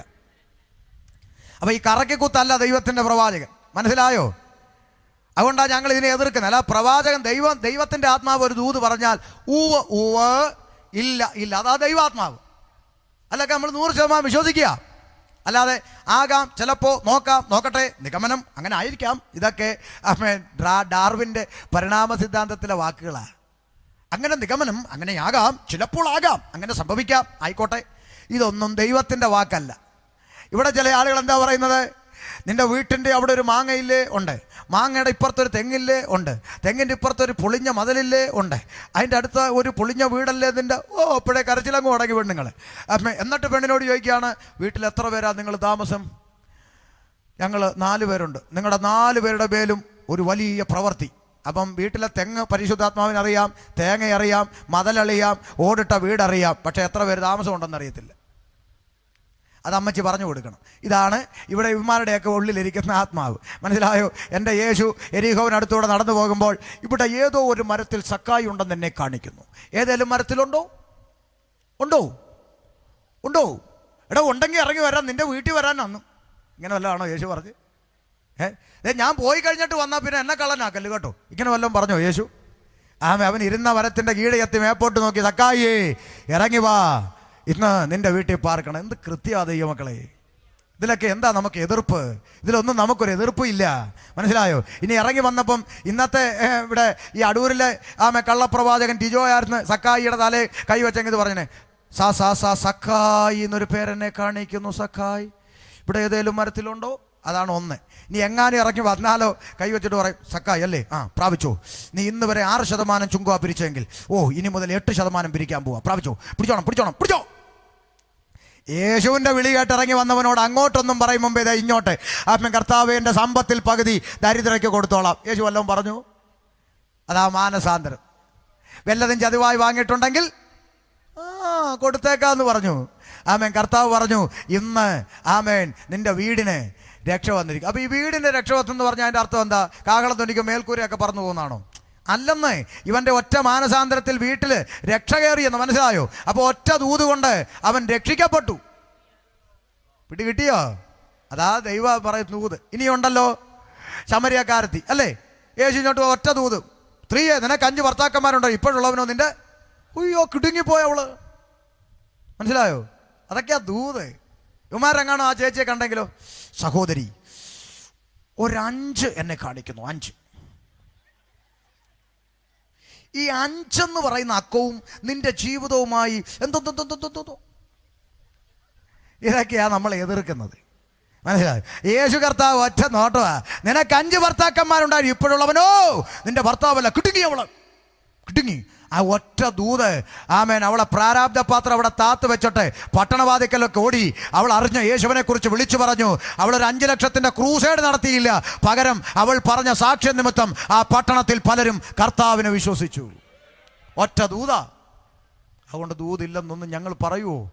പക്ഷെ ഇത് തിരിച്ചറിയണം, ഈ ചക്കും ചുക്കും ഒന്നും അല്ല ദൂത്. അതുകൊണ്ട് വിളിച്ചു പറയാം, കന്യക ഗർഭിണിയായി ഒരു മകനെ പ്രസവിക്കുന്ന പ്രവചനത്തെ അടിവരയിട്ടുറപ്പിച്ചുകൊണ്ട് 300 വർഷം പിന്നിട്ടപ്പോൾ മീഖാ പ്രവാചകൻ വന്ന് ജനിക്കുന്ന പഞ്ചായത്തും വില്ലേജും കൂടെ അങ്ങ് പറഞ്ഞു. എഫ്രാത്ത് എന്ന ഗ്രാമത്തിൽ, ബത്ലഹേം എന്ന് പറഞ്ഞ ഗ്രാമത്തിൽ, എഫ്രാത്ത് എന്ന് പറഞ്ഞ വില്ലേജിൽ ജനിക്കുമെന്ന് പറഞ്ഞു അല്ലേ? സകല പ്രവചനങ്ങളെ നിവർത്തീകരിച്ചുകൊണ്ട് സാക്ഷാൽ ദൈവമായ യേശുക്രിസ്തു അവൻ ദൈവരൂപത്തിലിരിക്കെ, ദൈവത്തിന്റെ രൂപം എടുക്കാൻ ആർക്ക് പറ്റും? ദൈവത്തിനല്ലേ പറ്റൂ.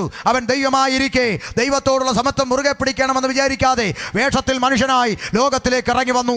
സർവ്വ മനുഷ്യന്റെയും പാപത്തിന്റെ പരിഹാരമായ മരണം, പാപത്തിന്റെ ശമ്പളമാകുന്ന നിത്യ നരകം, ശിക്ഷാവിധിയായ മരണം സ്വന്തം ചുമലിൽ വഹിച്ചുകൊണ്ട് കാൽവരിയുടെ കൊലക്കളത്തിലേക്ക് യേശു നടന്നു കയറി. ഇന്ന് രാത്രി പുറം കണ്ണടച്ച് അകക്കണ്ണ് തുറന്ന് കാൽവരിയിലേക്ക് നോക്ക്, നിനക്കൊരു കാഴ്ച കാണാം. 1000ങ്ങളിൽ 10000ങ്ങളിൽ സുന്ദരനായവൻ, വെണ്മയും ചുവപ്പുമുള്ള എൻ്റെ പ്രിയൻ കണ്ടോ. കണ്ടാൽ തിരിച്ചറിയാത്തൊരു മാംസക്കഷ്ണം പോലെ ഓരോ ചാട്ടവാറടിക്കും പീസു പീസായി മാംസക്കഷ്ണങ്ങൾ ഇളകിത്തെറിച്ചു പോയിട്ടും ആമേ കൂർത്ത കാരിരുമ്പാണികൾ തലയോട്ടിക്കകത്ത് തുളച്ചു കയറുമ്പോൾ ചീറ്റിത്തെറിക്കുന്ന രക്തത്തുള്ളികൾക്കിടയിലും സൗമ്യനായി ഒരക്ഷരം മറുത്തു പറയാതെ കിടക്കുന്ന യേശുവിനെ കണ്ടു.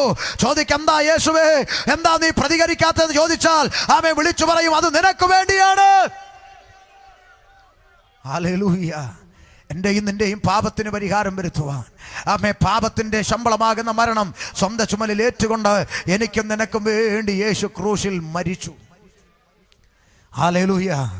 ആമേ എന്നെയും നിന്നെയും പാപത്തിൻ്റെ അടിമത്വത്തിൽ നിന്ന് രക്ഷിപ്പാൻ സാക്ഷാൽ ദൈവം അതാ വേഷത്തിൽ മനുഷ്യനായി ഇറങ്ങി വന്ന് എൻ്റെയും നിൻ്റെയും പാപത്തിൻ്റെ ശമ്പളമാകുന്ന മരണം സ്വന്തം ചുമലിൽ ഏറ്റുവാക്കിക്കൊണ്ട് സകല മനുഷ്യൻ്റെയും പാപത്തിൻ്റെ ശിക്ഷാവിധിയിൽ നിന്ന് മനുഷ്യവർഗത്തെ രക്ഷിച്ചെടുപ്പാൻ, കർത്താവിൻ്റെ സന്നിധിയോടെ തിരികെ ചേർപ്പാൻ, ഏതെനിൽ നഷ്ടപ്പെട്ടു പോയ പുത്രത്വം തിരിച്ചു തരുവാൻ സാക്ഷാൽ ആമേ നമ്മുടെ കർത്താവ് നമുക്ക് വേണ്ടി കാൽവരിയിൽ യാഗമായി തീർന്നു. കണ്ടോ കാൽവരിയിൽ? കണ്ടോ? ആമേൻ. മനസ്സാക്ഷി ഉണ്ടെങ്കിൽ ഒന്ന് ചിന്തിച്ചു നോക്കേ. 6 മാസം സ്നേഹിച്ച പെണ്ണിന് വേണ്ടി ചെറുക്കൻ കയറി തൂങ്ങുന്ന കാലം, 6 മാസം സ്നേഹിച്ച ചെറുക്കന് വേണ്ടി പെണ്ണ് പാളത്തി ചാടുന്ന കാലം, അങ്ങനെയെങ്കിൽ അവസാനത്തെ തുള്ളി രക്തവും വരെ ഊറ്റിത്തന്ന് സ്വന്തം പ്രാണനെ തന്ന് നിന്നെ സ്നേഹിച്ച കാൽവരിയിലെ പ്രേമത്തിന്റെ മുമ്പിൽ, കാൽവരിയിലെ സ്നേഹത്തിന്റെ മുമ്പിൽ ഇന്ന് രാത്രി നീ എന്ത് പകരം കൊടുക്കും? എത്ര പാളത്തി ചാടിയാൽ ഒക്കും? എത്ര കയറെ തൂങ്ങിയാൽ പകരമാകും? ഒന്നും പറഞ്ഞില്ലല്ലോ. ഞാൻ നിനക്ക് വേണ്ടി മരിച്ചോണ്ട് നീ എനിക്ക് വേണ്ടി ചാകടാന്ന് പറഞ്ഞില്ലല്ലോ. പകരം ഒന്നല്ലേ പറഞ്ഞുള്ളൂ, അവൻ്റെ കൽപ്പനകളെ പ്രമാണിക്കുന്നതല്ലോ അവനോടുള്ള സ്നേഹം. അവൻ്റെ കൽപ്പനകളെ പ്രമാണിക്ക്, അവൻ്റെ കൽപ്പനകളെ പ്രമാണിക്ക്. അർഹതയില്ലാത്ത സ്ഥാനത്ത് ഈ സ്നേഹം അനുഭവിപ്പാൻ ഭാഗ്യം ലഭിച്ചുകൊണ്ട് ഞങ്ങൾക്കറിയാം ആ കർത്താവിൻ്റെ സ്നേഹം എന്താന്ന് അനുഭവിച്ചോട്ട് ഞങ്ങൾക്കറിയാം. ആമേൻ. ഇന്ന് ഇവിടെ വീണ് മരിച്ചാലും ചാകാൻ ഞങ്ങൾക്ക് ഭയമില്ല. ചിലർ ഞങ്ങളോട് ചോദിക്കും, റോഡിലിറങ്ങി ഇങ്ങനെ പ്രസംഗിക്കാൻ പേടിയില്ലെന്ന്. ആമേൻ. ഞങ്ങൾക്ക് പേടിയില്ല, ഞങ്ങൾക്ക് സന്തോഷമാ. ജീവിക്കുന്നത് ക്രിസ്തു, മരിക്കുന്നത് ലാഭമാ. ഹല്ലേലൂയ. കാരണം ഞങ്ങൾ പഠിച്ച സുവിശേഷം സമൃദ്ധിയുടെ സുവിശേഷമല്ല. ആമേൻ. കർത്താവ് പറഞ്ഞു, എൻ്റെ നിമിത്തം, സുവിശേഷ നിമിത്തം അപ്പനെ അമ്മ വീടോ വസ്തുവോ നിലങ്ങളോ മക്കളെയോ വേണ്ട സ്വന്തം പ്രാണം കൂടെ വിടാൻ മടിയുള്ളവൻ എൻ്റെ ശിഷ്യനായിരിക്കാൻ പറ്റത്തില്ലെന്നാ. ആമേൻ. ഇന്ന് നമുക്ക് ഇതൊക്കെ വിടാനാ മടി. പാസ്റ്റർ പറയുന്ന എല്ലാം ശരിയാന്ന് ഞങ്ങൾക്ക് അറിയാം പാസ്റ്ററെ. പക്ഷേ 5 അച്ഛന്മാരുള്ള കുടുംബമാണ് ഞങ്ങളുടെ, 2 കന്യാസ്ത്രീയുള്ള കുടുംബമാണ് ഞങ്ങളുടെ. കർത്താവ് പറയാ, എൻ്റെ നിമിത്തം നിനക്കിത് വിടാൻ പറ്റത്തില്ലെങ്കിൽ നീ എൻ്റെ ശിഷ്യനായി ഇരിക്കണ്ട. ചിലത് വിടേണ്ടി വന്നാൽ വിടണമെന്ന് യേശു പഠിപ്പിച്ചപ്പോൾ അപ്പൻ ഇവിടുത്തെ ഉപദേശിമാർ പഠിപ്പിക്കുന്നത് പ്രാപിക്ക് ഇതുവരെ പ്രാപിച്ച വസ്തുവല്ല, ഇനി അടുത്തത്. ആമേൻ. വിടാനാ യേശു പറഞ്ഞേ. ഇപ്പോൾ ഉപദേശിമാർ പ്രാപിക്ക്.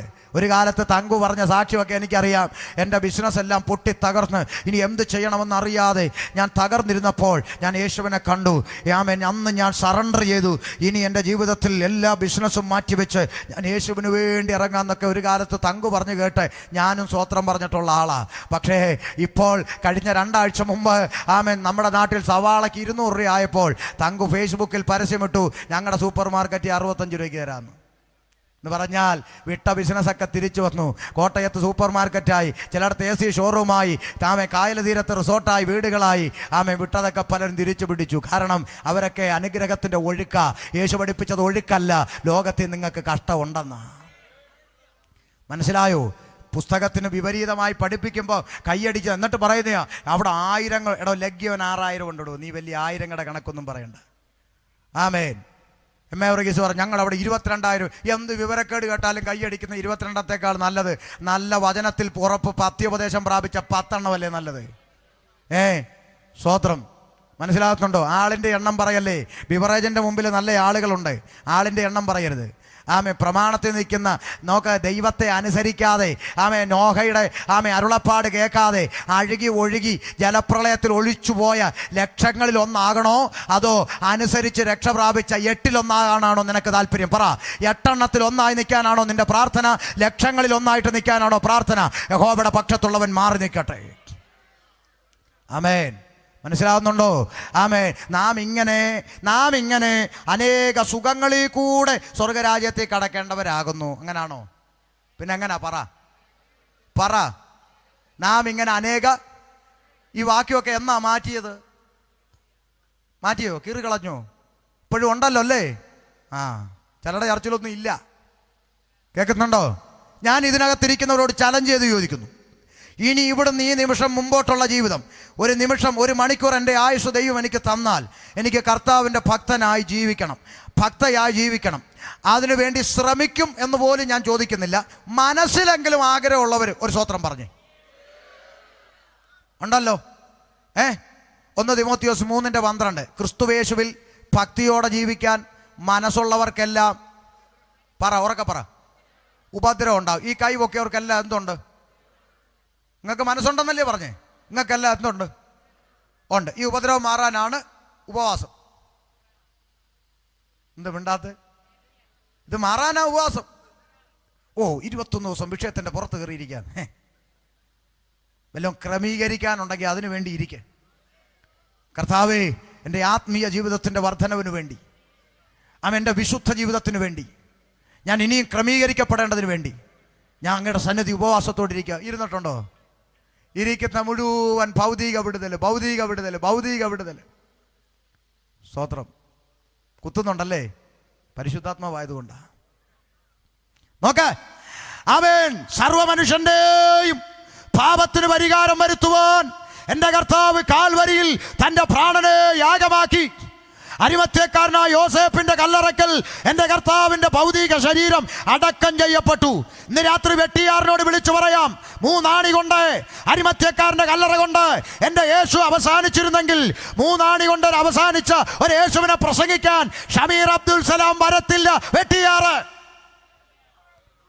3 ആണി കൊണ്ട് അവസാനിച്ച ഒരു യേശുവിന് വേണ്ടി പാടാൻ ഇവിടെ ഒരു കൊയർ ടീം വരത്തില്ല. പിന്നെ എന്തിനു പാടുന്നു, എന്തിനു പ്രസംഗിക്കുന്നു? ഞങ്ങൾ പാടുന്നതും പ്രസംഗിക്കുന്നതും കുമ്പനാട്ടും എടത്തുവായിലും പരിമലയിലും കുരിശുമലയിലും അടഞ്ഞു കിടക്കുന്ന ഒരു കല്ലറവാദിക്കലല്ല, കണ്ണാടിക്കൂടിന് മുമ്പിലല്ല. പിന്നെയോ ഉലക മഹാന്മാരകിലരും ഒരുപോൽ കല്ലറയ്ക്കകത്ത് ഒതുങ്ങി ഒടുങ്ങി കിടക്കുമ്പോൾ ഇന്ന് രാത്രി ഷമീർ പ്രസംഗിക്കുന്ന യേശു ക്രിസ്തു പാതാളത്തെ ജയിച്ചു, മരണത്തെ ജയിച്ചു, പിശാചിനെ ജയിച്ചു, ലോകത്തെ ജയിച്ചു. യേശു ഉയർത്തെഴുന്നേറ്റു. ഉലക മഹാന്മാരകിലരും ഒരുപോൽ കല്ലറയ്ക്കകത്ത് ഒതുങ്ങിക്കിടക്കുമ്പോൾ ഇന്ന് രാത്രി മരണത്തെ ജയിച്ച ഒരേ ഒരുവൻ, അത് യേശു ക്രിസ്തു മാത്രം. സകലമാന കല്ലറയ്ക്കലും സൂസമ്മ ഇവിടെ അന്ത്യവിശ്രമം കൊള്ളുന്നു, ചാക്കോച്ചൻ ഇവിടെ അന്ത്യവിശ്രമം കൊള്ളുന്നു, തോമസ് ഊട്ടി ഇവിടെ അന്ത്യവിശ്രമം കൊള്ളുന്നു എന്ന് എഴുതിയിരിക്കുമ്പോൾ അതാ തുറക്കപ്പെട്ട കല്ലറവാതിക്കൽ എഴുതിയിരിക്കുന്നു, അവൻ ഇവിടെ ഇല്ലോ, അവൻ ഇവിടെ ഇല്ലോ, യേശു ഇവിടെ ഇല്ലോ, യേശു ഉയർത്തെഴുന്നേറ്റു. Praise the Lord. ഉയർത്തെഴുന്നേറ്റ കർത്താവ് പലതവണ ശിഷ്യഗണത്തിന് പ്രത്യക്ഷനായി. അവൻ ഇന്നും ജീവിക്കുന്നവനെന്ന് തെളിയിച്ചു. യേശു ഇന്നും ജീവിക്കുന്നവനെന്ന് വിശ്വസിക്കുന്നവർ കരമുയർത്തി ദൈവത്തെ സ്തുതിച്ചാട്ടെ. എൻ്റെ സന്തോഷത്തിന് ഒന്നുകൂടെ കൈവക്കിയ നിങ്ങൾ എല്ലാവരും അങ്ങനെ വിശ്വസിക്കുന്നുണ്ടോയെന്നറിയാൻ എനിക്ക് ഭയങ്കര സന്തോഷമായി. കാര്യങ്ങളെല്ലാം വിശ്വസിക്കുന്ന യേശു ഇന്നും ജീവിക്കുന്നല്ലേ? സ്തോത്രം. ഞങ്ങളുടെ നാട്ടിൽ ചിലരുടെ വീട്ടിൽ യേശു ചത്തുകുത്തി ഭിത്തിയിലിരിക്കുക. പക്ഷെ നിങ്ങൾ വിശ്വസിക്കുന്ന ജീവിക്കുന്നല്ലേ? സ്തോത്രം. ചിലരുടെ വീട്ടിൽ ചത്തുകുത്തി ഭിത്തിയാൽ ഇവിടെ പ്രായമുള്ളൊരു പിതാവിരിപ്പുണ്ടായി. അദ്ദേഹത്തിൻ്റെ മകൻ ഇദ്ദേഹം സിറ്റൗട്ടി പത്രം വായിച്ചുകൊണ്ടിരിക്കുമ്പോൾ ആ മോൻ എന്ത് ചെയ്യുക, ഇദ്ദേഹത്തിൻ്റെ പഴയ ഒരു ഫോട്ടോ എടുത്തുകൊണ്ട് വന്ന് ഭിത്തിയിൽ ആണി അടിച്ച് വെച്ച് മാലയിട്ട് ഒരു മെഴുകുതിരിയും കത്തിച്ച് വെച്ചു. എന്നിട്ട് അതിൻ്റെ മുമ്പിലോട്ട് എന്നിട്ട് പറയാം, പ്രിയപ്പെട്ട പപ്പായെ, ഇന്ന് പകൽക്കാലം പപ്പായോട് ഞാൻ അറിയിക്കുന്നത്, കഴിഞ്ഞ പകൽക്കാലം സ്കൂൾ വിട്ട് വരുമ്പോൾ ടീച്ചറിൻ്റെ ഡയറിയിൽ എഴുതി വിട്ടിരിക്കുന്നു ഇന്ന് പകൽക്കാലം 100 രൂപ കൊണ്ട് ചെല്ലണമെന്ന്. ആകയാൽ ഇന്ന് പകൽക്കാലം സ്കൂളിൽ കൊടുക്കാൻ 100 രൂപ തരണമെന്ന് പപ്പായോട് ഞാൻ മമ്മി മുഖാന്തരം അപേക്ഷിക്കുന്നു. ആമേൻ. എന്തായിരിക്കും അച്ചാൻ്റെ ഒരു മാനസികാവസ്ഥ? സന്തോഷമാണോ? ഹല്ലേലൂയ. നന്നായിട മക്കളെ, കീപ്പ് ഇറ്റ് അപ്പ് എന്ന് പറയൂ. അപ്പൻ്റെ ചങ്ക് പടയ്ക്കും. അപ്പൻ ചോദിക്കും, എന്നാടാ നീ കാണിക്കുന്നേ? വടികൊണ്ട് പോലെ ജീവനോടിരിക്കുന്ന എൻ്റെ ഫോട്ടോ എടുത്ത് ഭിത്തിയെ വെച്ച് മാലയിട്ടിട്ട് 100 രൂപ തരാനോ? ഓടറാന്ന് പറഞ്ഞ് അടി കൊടുക്കും അല്ലേ? അങ്ങനെയെങ്കിൽ യേശു ജീവിക്കുന്നെന്ന് വാഗൊണ്ട് പറയുകയും അവനെ മരിച്ചവനെ പോലെ ഭിത്തിയിലാക്കി വെച്ചിരിക്കുകയും ചെയ്യുന്ന ക്രിസ്ത്യാനിയെ നിനക്കയ്യോ കഷ്ടം. യേശു ജീവിക്കുന്നു. ആമേൻ. ചിലരുടെ വീട്ടിൽ യേശു കഴിഞ്ഞ മാസം ജനിച്ചേ ഉള്ളൂ. ഏതേ 25. എല്ലാ ക്രിസ്മസിനും ജനിപ്പിക്കും, ദുഃഖവെള്ളിക്ക് കൊല്ലും. 1 വയസ്സ് പോലും വളരാൻ ഇന്ന് വരെ ഇവർ അനുവദിച്ചിട്ടില്ല. അടുത്ത ക്രിസ്മസ് വരെ ആയാലല്ലേ 1 വയസ്സാകൂ, സമ്മതിക്കുകയല്ല. അതിനിടയ്ക്ക് വെച്ച് പോയി എന്ത് ചെയ്യും? കൊന്നുകളയും. VVIPകളൊക്കെ കാറേ വന്ന് കടക്കാരോട്, യേശുവിന് എന്താ വില? 150. യോസേപ്പിനോ 100. മറിയയ്ക്കോ 100. ദൂതന്മാർക്കോ 50. ഭയങ്കര വിലയാണല്ലോടോ സാറേ. അങ്ങോട്ടും ഇല്ല ഇങ്ങോട്ടും ഇല്ല. കുടുംബമായിട്ട് എടുത്താൽ 200 രൂപയ്ക്ക് തരാം. യേശുവിൻ്റെ കുടുംബത്തിൻ്റെ വില 200. 3 മാസം കഴിഞ്ഞ് കിളയക്കാരൻ വന്ന് പറമ്പ് കിളയ്ക്കുമ്പോൾ യേശുവിൻ്റെ തല വാഴ ചുവട്ടിന്ന്, യോസേപ്പിൻ്റെ കാല് തെങ്ങും ചുവട്ടിന്ന്. കാര്യം അടുത്ത വർഷം വേറെ യേശു വേറെ കടയിൽ നിന്നല്ലേ വരുന്നത്. നാണമില്ലയോടോ ക്രിസ്ത്യാനി, നിനക്കെന്ന് നേരം വെളുക്കും? ആമേൻ. നിന്റെ ദൈവം ആരാ? നിന്റെ ദൈവം ആരാ? അപ്പോസ്തലപ്രവൃത്തി 17:24 വായിച്ചോടെ. നിന്റെ ദൈവം ആരാ? കേട്ടോ, നിന്റെ ദൈവം ആരാന്ന്? ലോകവും അതിലുള്ളതൊക്കെയും ഉണ്ടാക്കിയ ദൈവം സ്വർഗത്തിനും ഭൂമിക്കും നാഥനാകുന്നു. ദൈവം ആരാ? സ്വർഗത്തിനും ഭൂമിക്കും നാഥൻ. പന്തളം പഞ്ചായത്തിൽ ഒതുങ്ങിയിരിക്കുന്നവനല്ല ദൈവം. കൊല്ലം ജില്ലയിൽ ഒതുങ്ങിയിരിക്കുന്നവനല്ല ദൈവം. ഭൂതലത്തിലെങ്ങും നിറഞ്ഞു നിൽക്കുന്നവൻ, സ്വർഗത്തിനും ഭൂമിക്കും നാഥനായ ദൈവം കൈപ്പണിയായ കെട്ടിടങ്ങളിൽ വാസം ചെയ്യുന്നില്ല. കണ്ടോ, സ്വർഗത്തിനും ഭൂമിക്കും നാഥനായ ദൈവം മനുഷ്യന്റെ കൈപ്പണിയായ കെട്ടിടങ്ങളിൽ വസിക്കുന്നവനല്ല ദൈവം. എന്നാ കേരളത്തിൽ പ്രളയം വന്നപ്പോൾ നിങ്ങൾ കണ്ടായിരുന്നോ? ടി വിയിലെങ്കിലും കണ്ടല്ലോ. ചെങ്ങന്നൂരൊക്കെ വന്നല്ലോ പ്രളയം. കൊല്ലവും തിരുവനന്തപുരം ഉള്ളൂ രക്ഷപ്പെട്ട് നിൽക്കുന്നത്. ഞങ്ങൾക്ക് ഇനി എന്തോ വെച്ചിരിക്കുന്നതെന്ന് അറിയത്തില്ല. എന്തായാലും ഉണ്ട്, പണിയുണ്ട്. ഏതായാലും രക്ഷപ്പെട്ട് നിൽക്കുക ഇപ്പോൾ തൽക്കാലം. അതുകൊണ്ട് ഈ പ്രളയം വന്ന് നിങ്ങൾ കണ്ടല്ലോ. അപ്പോൾ ഒരു ചോദ്യം ചോദിക്കാൻ പോവാ, സത്യസന്ധമായി മറുപടി പറയണം. ഈ പ്രളയം വന്ന് ഇങ്ങനെ ഒഴുകി ഒക്കെ പോയ സമയത്ത് നമ്മുടെ ചാക്കോച്ചൻ്റെ പള്ളിയിലിരുന്ന യേശു വെള്ളത്തിലൂടെ ഒഴുകി നടന്നില്ലേ? വാതൊന്ന് പറ, ഇല്ലേ? അപ്പോൾ ചാക്കോച്ചൻ ഹെലികോപ്റ്ററിനെ നോക്കിയിട്ട്, ഹെലികോപ്റ്ററേ പ്ലീസ് വേഗം വരൂ, എൻ്റെ യേശുവിനെ ഒന്ന് രക്ഷിക്കൂ, അങ്ങനെയാണോ പറഞ്ഞ്? അതോ എന്നെ രക്ഷിക്കുമെന്നാണോ? എന്തോ പറഞ്ഞേ? സത്യസന്ധമായി പറ. എന്നെ രക്ഷിക്കുമെന്ന് പറഞ്ഞു. ഹെലികോപ്റ്റർ വന്ന് ചാക്കോച്ചനെ തൂക്കിയെടുത്ത് ക്യാമ്പിൽ കൊണ്ടുപോയി. 2 ആഴ്ച കഴിഞ്ഞപ്പോൾ വെള്ളമൊക്കെ ഇറങ്ങി ചാക്കോച്ചൻ തിരിച്ച് വീട്ടിൽ വന്നു. വീട്ടിൽ വന്നപ്പോൾ യേശു അവിടെ ചെളി പിടിച്ച് കിടക്കുക. ചാക്കോച്ചൻ എന്നെ തുടച്ചെടുത്ത് ഷോക്കടിച്ച് കൊണ്ടുവച്ചിട്ട് പറയുക, എന്നെ രക്ഷിക്കണേന്ന്. നിനക്ക് എന്ന് നേരം വെളുക്കോടൂ? പിടി കിട്ടിയോ? അതാ ഇവിടെ പറഞ്ഞത്. മനുഷ്യന്റെ കൈപ്പണിയായ കെട്ടിടങ്ങളിൽ വസിക്കുന്നവനല്ല ദൈവം. IPC കർമ്മേൽ ചർച്ചിനകത്ത് ഞായറാഴ്ച ആരാധന കഴിഞ്ഞ് തിരിച്ചു പോകുമ്പോൾ സെക്രട്ടറി പൂട്ടിയിട്ട്, യേശുവെ അപ്പോൾ അടുത്ത ആഴ്ച കാണാം കേട്ടോ എന്ന് പറഞ്ഞ് യേശുവിനെ അതിനകത്തിട്ട് പൂട്ടിയച്ചല്ല വരുന്നത്. പിന്നെന്തിനാ നിങ്ങൾ അവിടെ പോകുന്നതെന്ന് ചോദിച്ചാൽ, 2 3 പേർ എൻ്റെ നാമത്തിൽ കൂടി വരുമ്പോൾ അവരുടെ മധ്യ ഇറങ്ങി വരാമെന്ന് വാഗ്ദത്വം ചെയ്ത ദൈവത്തിൻ്റെ സാന്നിധ്യമാണ് ഇറങ്ങി വരുന്നത്. ആ സാന്നിധ്യത്തിൻ്റെ നിറവിൽ ദൈവത്തെ ആരാധിച്ച ദൈവവും ഞങ്ങൾ ഇറങ്ങിപ്പോകുന്ന എൻ്റെയും നിൻ്റെയും ഹൃദയമാകുന്ന ദേവാലയത്തിൽ, ശരീരമാകുന്ന മന്ദിരത്തിൽ വസിക്കുവാനത്രേ ദൈവം ആഗ്രഹിക്കുന്നത്. ആമേൻ.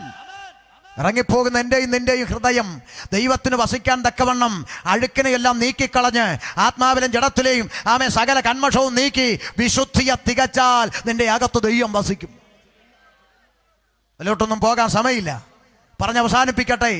ആമേൻ. അതിനകത്ത് കുടിയിരിക്കുകയല്ല. അതുകൊണ്ട് പെന്തിക്കോസുകാരെ പ്രാർത്ഥന കഴിഞ്ഞ് ഇറങ്ങുമ്പോഴും ഭൂമി ഒന്ന് കുലുങ്ങിയാൽ ഇതും ചിലപ്പോൾ ഇടിഞ്ഞ് വീഴാം. അപ്പം ഞങ്ങൾ വെളിയുന്നുണ്ട്, അയ്യോ എൻ്റെ യേശുവിന് ഈ ഗതി വന്നല്ലോ എന്നൊന്നും പറയത്തില്ല. എന്താ? യേശു അതിനകത്ത് കുറ്റിയടിച്ചിരിക്കുകയല്ല. കാരണം എന്താ? കൈപ്പണിയായ കെട്ടിടങ്ങളിൽ അവൻ വസിക്കുന്നില്ല. മനസ്സിലാകുന്നുണ്ടോ? കണ്ണു തുറക്ക. കൈപ്പണിയായ കെട്ടിടങ്ങളിൽ വസിക്കുന്നില്ല. അടുത്ത വാക്യം എന്താ? താൻ എല്ലാവർക്കും ജീവനും ശ്വാസവും സകലവും കൊടുക്കുന്നവനാകയാൽ വല്ലതിനും മുട്ടുള്ളവൻ എന്ന പോലെ മനുഷ്യന്റെ കൈകൊണ്ട് ശുശ്രൂഷ ആവശ്യപ്പെടുന്നില്ല. ദൈവം സകല മനുഷ്യർക്കും ജീവനും ശ്വാസവും സകലവും കൊടുക്കുന്ന ദൈവമായതുകൊണ്ട് വല്ലതിനും മുട്ടുള്ള ഭിക്ഷാന്തേഹിയെ പോലെ നീ എറിഞ്ഞു കൊടുക്കുന്ന നാണയത്തുട്ടുകൾക്ക് വേണ്ടി വഴിയരികിലിരിക്കുന്ന ഭിക്ഷാന്തേഹിയല്ല ദൈവം. ആമേൻ. പിടികിട്ടുന്നുണ്ടോ? സൂര്യനെ അടുത്തോട്ട് പോകാൻ നിനക്ക് പറ്റുമോ? കരിഞ്ഞു പോകും. ആ സൂര്യനെ സൃഷ്ടിച്ച ദൈവത്തിന്റെ തേജസ് ഒന്ന് സങ്കല്പിച്ചേ. ആ തേജസ്സുള്ള മഹാദൈവം ഇവിടുത്തെ തോമസ് കുട്ടിയോട് പറയാം, തോമസ് കുട്ടി ഇരുട്ടത്തിരിക്കുവാടാ, ഒരുപാട് മെഴുകുരി ഇങ്ങോട്ട് എത്തിയടാ പ്ലീസ്. എന്ത് ഗതികേടാടോ? സമുദ്രത്തിന്റെ ആഴമളക്കാൻ ഇന്ന് വരെ ഒരു സയൻസിന് ഇവിടെ കഴിഞ്ഞിട്ടില്ല. ആ ദൈവം ഇവിടുത്തെ ചാക്കോച്ചൻ, ഒരു ഗ്ലാസ് വെള്ളം തേടാ, ഇന്നലെ ചായ വന്നില്ല കേട്ടോ. എന്തുവാടേ? ബോധമുണ്ടോ? അതുകൊണ്ട് ശ്രദ്ധിച്ചേ. ആമേൻ. സ്വർഗത്തിനും ഭൂമിക്കും നാഥനായവൻ താൻ എല്ലാവർക്കും ജീവനും ശ്വാസവും സകലവും കൊടുക്കുന്നവനാകയാൽ വല്ലതിനും മുട്ടുള്ളവൻ എന്ന പോലെ മനുഷ്യന്റെ കൈ കൊണ്ടൊന്നും ആവശ്യപ്പെടുന്നവനല്ല ദൈവം. ഹല്ലേലൂയ. അവൻ ജീവിക്കുന്നവനാണ്. യേശു മരണത്തെ ജയിച്ചു, പാതാളത്തെ ജയിച്ചു, ലോകത്തെ ജയിച്ചു, പിശാചിനെ ജയിച്ച് ഉയർത്തെഴുന്നേറ്റ് ശിഷ്യഗണത്തിന് പലതവണ പ്രത്യക്ഷനായി. സ്വർഗാരോഹണം ചെയ്യും മുമ്പ് ആമേ തന്നെ അനുഗമിച്ച ശിഷ്യഗണത്തിന് ഒരു അന്ത്യകൽപ്പന കൈമാറി. എന്താ അന്ത്യകൽപ്പന? നിങ്ങൾ പുറപ്പെട്ട് സകല സൃഷ്ടിയോടും സുവിശേഷം അറിയിക്കണം. കൽപ്പന ഏറ്റെടുത്ത ശിക്ഷഗണം നിൽക്കുമ്പോൾ കർത്താവായ യേശുക്രിസ്തു സ്വർഗാരോഹണം ചെയ്യുകയാണ്.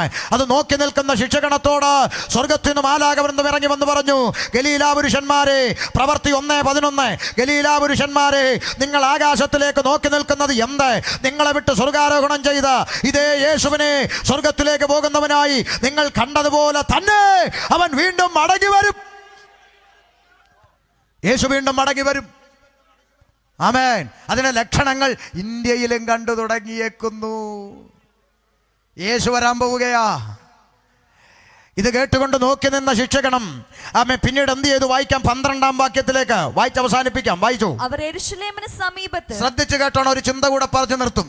ആമേൻ. അവർ യെരൂശലേമിന് സമീപത്ത് ഒരു ശബത്ത് ദിവസത്തെ വഴി ദൂരമുള്ള ഒലിവുമല വിട്ട് യെരൂശലേമിലേക്ക് മടങ്ങിപ്പോകുന്നു. ആമേൻ. നോക്ക്, യെരൂശലേമിലേക്ക് മടങ്ങിപ്പോന്നു. അവിടെ എത്തിയപ്പോൾ വായിക്കേ, അവിടെ എത്തിയപ്പോൾ അവർ പാർത്ത മാളിക മുറിയിൽ കയറിപ്പോയി. ശ്രദ്ധിച്ച് കാത് തുറന്ന് കേട്ടോണം.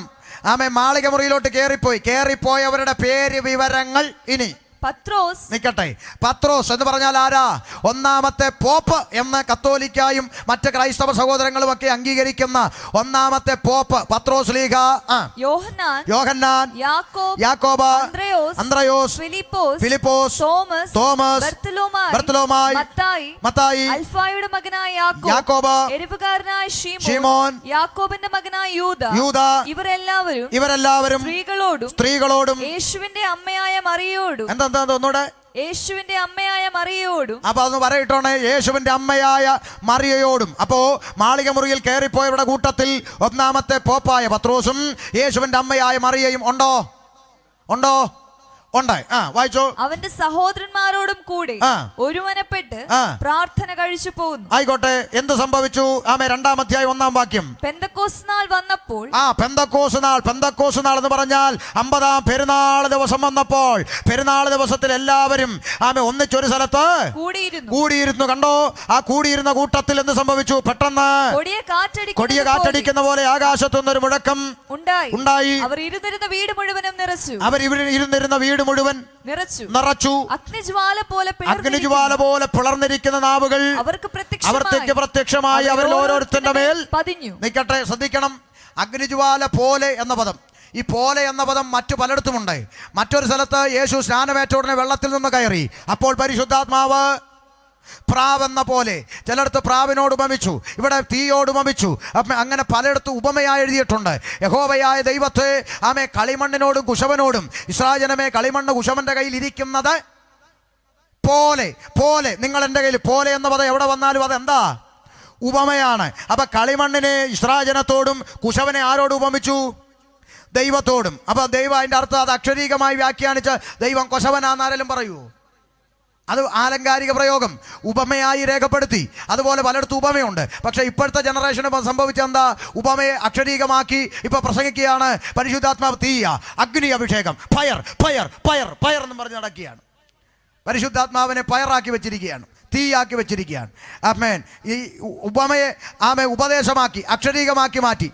എൻ്റെ ഭാഗ്യത്തിന് യുവന്മാരുടെ കണ്ണിൽ ഒരു വാക്യം പെട്ടില്ല. ഞാൻ പെടല്ലേ എന്ന് പ്രാർത്ഥിച്ചുകൊണ്ടിരിക്കുക. എന്തെന്നറിയാമോ?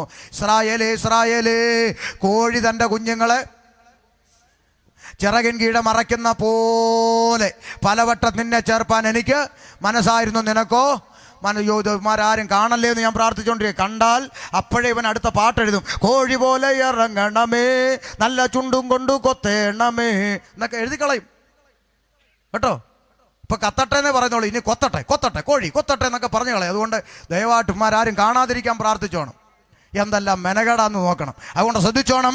അഗ്നിജ്വാല പോലെ വിളർന്നിരിക്കുന്ന അവർക്ക് പ്രത്യക്ഷമായവരുടെ മേൽ പതിഞ്ഞു. അടുത്ത വാക്ക്, എല്ലാവരും പരിശുദ്ധാത്മാവ് നിറഞ്ഞവരായി ആത്മാവ് അവർക്ക് ഉച്ചരിപ്പാൻ നൽകിയതുപോലെ അന്യഭാഷകളിൽ സംസാരിച്ചു തുടങ്ങി. കേട്ടോ? അന്യഭാഷയിൽ സംസാരിച്ചു തുടങ്ങി. ഈ അന്യഭാഷ പറയുന്ന കൂട്ടത്തെയാണല്ലോ പൊതുവെ നാട്ടുകാർ എന്ത് വിളിക്കുന്നത്?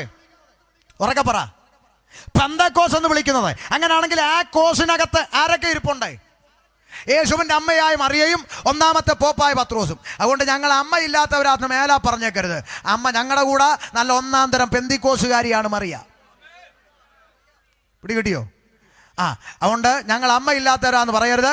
അന്യഭാഷ പറഞ്ഞ് ആരാധിച്ച കൂട്ടത്തിൽ പോപ്പും ഉണ്ട്, അമ്മയും ഉണ്ട്. അതുകൊണ്ട് പോപ്പിൻ്റെ ആളുകൾ ഞങ്ങളാ, അമ്മയുടെ ആളുകൾ ഞങ്ങളാ. അമ്മ ഞങ്ങളുടെ പള്ളിയില്ല, നിങ്ങളെ പള്ളി പടം മാത്രമേ ഉള്ളൂ. നിങ്ങൾ പടം വെച്ചോ, അമ്മ ഞങ്ങളുടെ കൂടെ ജീവനോടുണ്ട്. അതുകൊണ്ട് ശ്രദ്ധിച്ചോണം. ആമേൻ. അവരെല്ലാവരും ആത്മാവ് നിറഞ്ഞവരായി അന്യഭാഷകളിൽ സംസാരിച്ചു തുടങ്ങി. നിങ്ങൾക്ക് അന്യഭാഷ ഉണ്ടോ? ഇല്ലല്ലോ, ഞങ്ങൾക്കുണ്ട്.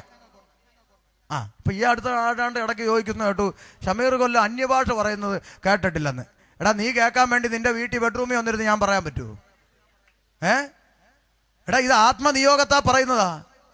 അതെല്ലാവരും കേൾക്കാം, മൈക്കി കേട്ട് എന്നാ ഇപ്പം പിടിച്ചോന്ന് അങ്ങനെ പറയുന്ന പുള്ളികളുണ്ട്. നമ്മളെ കൊണ്ട് മനസാക്ഷിയെ വഞ്ചിക്കാൻ ഒക്കത്തില്ല. അത് വരേണ്ട സമയത്ത് വന്നോളും, പറയേണ്ടത് ആത്മാവിൽ പറഞ്ഞോളും. ആ അനുഭവമൊക്കെ പ്രാപിച്ചതാ. മനസ്സിലായോ?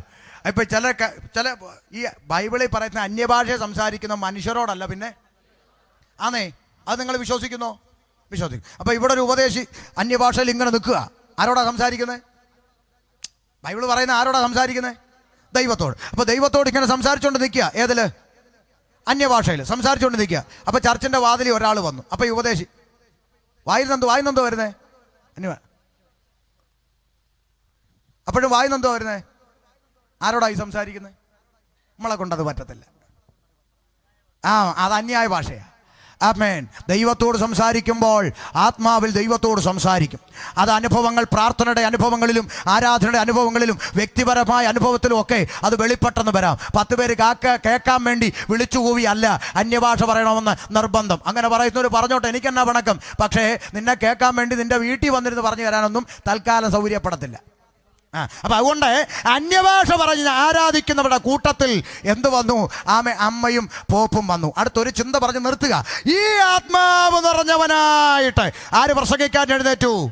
പോപ്പ്. പത്രോസ്ലീഹ പ്രസംഗിക്കാൻ എഴുന്നേറ്റു. പത്രോസ്ലീഹ എഴുന്നേറ്റ് നിന്ന് ഈ ഇറങ്ങി വന്ന ആത്മാവിന്റെ നിറവിൽ പ്രസംഗിക്കുമ്പോൾ എന്ത് സംഭവിച്ചു? 2-ാം അധ്യായം 37-ാം വാക്യം വായിരൂഞ്ഞ്. 2:37. ഇത് കേട്ടിട്ട് അവർ ഹൃദയത്തിൽ കുത്തുകൊണ്ട്. അപ്പൊ പരിശുദ്ധാത്മാവ് നിറഞ്ഞവൻ പുസ്തകത്തിൽ പറയുന്ന ആത്മനിറവിൽ എഴുന്നേറ്റ് നിന്ന് പ്രസംഗിച്ചാൽ കേട്ടവന്റെ ജാങ്കത്ത് എന്ത് കൊള്ളും? അതാണ് ഇപ്പൊ നിങ്ങൾക്ക് 1.5 മണിക്കൂറായി കൊണ്ടുകൊണ്ടിരിക്കുന്നില്ലേ? അതാണ്. ആമേൻ. പരിശുദ്ധാത്മാവ് നിറഞ്ഞവൻ പ്രസംഗിച്ചാൽ കത്ത് കയറും, കുത്തുകൊള്ളും. മനസ്സിലായോ? കുത്തുകൊണ്ടവരെല്ലാം കൂടെ എന്ത് ചെയ്തു? കമ്മിറ്റി കൂടി ഉപദേശിയുടെ കൊങ്ങാക്കി പിടിച്ചു. ഒന്നുകിൽ ഇങ്ങനെ സ്ഥലം മാറ്റണം, അല്ലെങ്കിൽ ഞങ്ങൾ വേറെ പള്ളിയിൽ പോകും. അങ്ങനെ വല്ലതാണോ? ഇന്നങ്ങനെ. ഇന്ന് ദൈവദാസന്മാർക്ക് സഭയിൽ എന്ത് പറയാൻ വയ്യ? കുത്തുകൊള്ളുന്ന ഉപദേശം പറയാൻ വയ്യ. ഉപദേശം പറഞ്ഞാൽ കമ്മിറ്റി കൂടും, കത്ത് കൊടുക്കും, ഇവനെ സ്ഥലം മാറ്റണം എന്ന് പറയും, കൊങ്ങാക്കി പിടിക്കും, പൂട്ടാൻ പേടിക്കാൻ നടക്കും. കാരണം എന്താ? ഇപ്പൊ സഭ ഭരിക്കുന്ന ആരാ? എന്നാ നിങ്ങൾക്ക് പേടി? സഭ ഭരിക്കുന്ന ആരാ? ഇപ്പം കൊണപ്പെടാത്ത കുറേ യവന്മാർ കമ്മിറ്റി എന്നും പറഞ്ഞ് കയറിയിരിപ്പുണ്ട്. യവന്മാരാ സഭ ഭരിക്കുന്നത്. പാസ്റ്റർ ഏത് ഉടുപ്പിടണമെന്ന് വരെ ഇപ്പം യവന്മാരാ തീരുമാനിക്കുന്നത്. നീയൊക്കെ മര്യാദയ്ക്ക് ഗുണപ്പെട്ടോണം. വേദപുസ്തകത്തിൽ പഠിപ്പിക്കുന്ന സഭ, ഈ പുസ്തകം പഠിപ്പിക്കുന്ന സഭ, കമ്മിറ്റി ഭരിക്കുന്ന സഭയല്ല, മൂപ്പന് കീഴടങ്ങിയിരിക്കുന്ന സഭ. നന്നായി ഭരിക്കുന്ന മൂപ്പന്മാരെന്നാ എഴുത്ത്. ആമേ. സ്വന്തം കുടുംബത്തെ നന്നായി ഭരിക്കാൻ അറിയാത്തവൻ ദൈവത്തിൻ്റെ സഭ എങ്ങനെ ഭരിക്കുമെന്നാ എഴുത്ത്. അപ്പം ശുശ്രൂഷകൻ ഭരിക്കുന്നവനാണ്. ശുശ്രൂഷകനെ ഭരിക്കാൻ ആരും വേണ്ട. ശുശ്രൂഷകൻ നന്നായി ഭരിക്കുന്നവനായിരിക്കണം. കമ്മിറ്റി ഭരിക്കുന്ന സഭ പുസ്തകത്തിലില്ല. കമ്മിറ്റി വേണ്ടാന്നൊന്നും ഞാൻ പറഞ്ഞില്ല. കമ്മിറ്റി വേണം.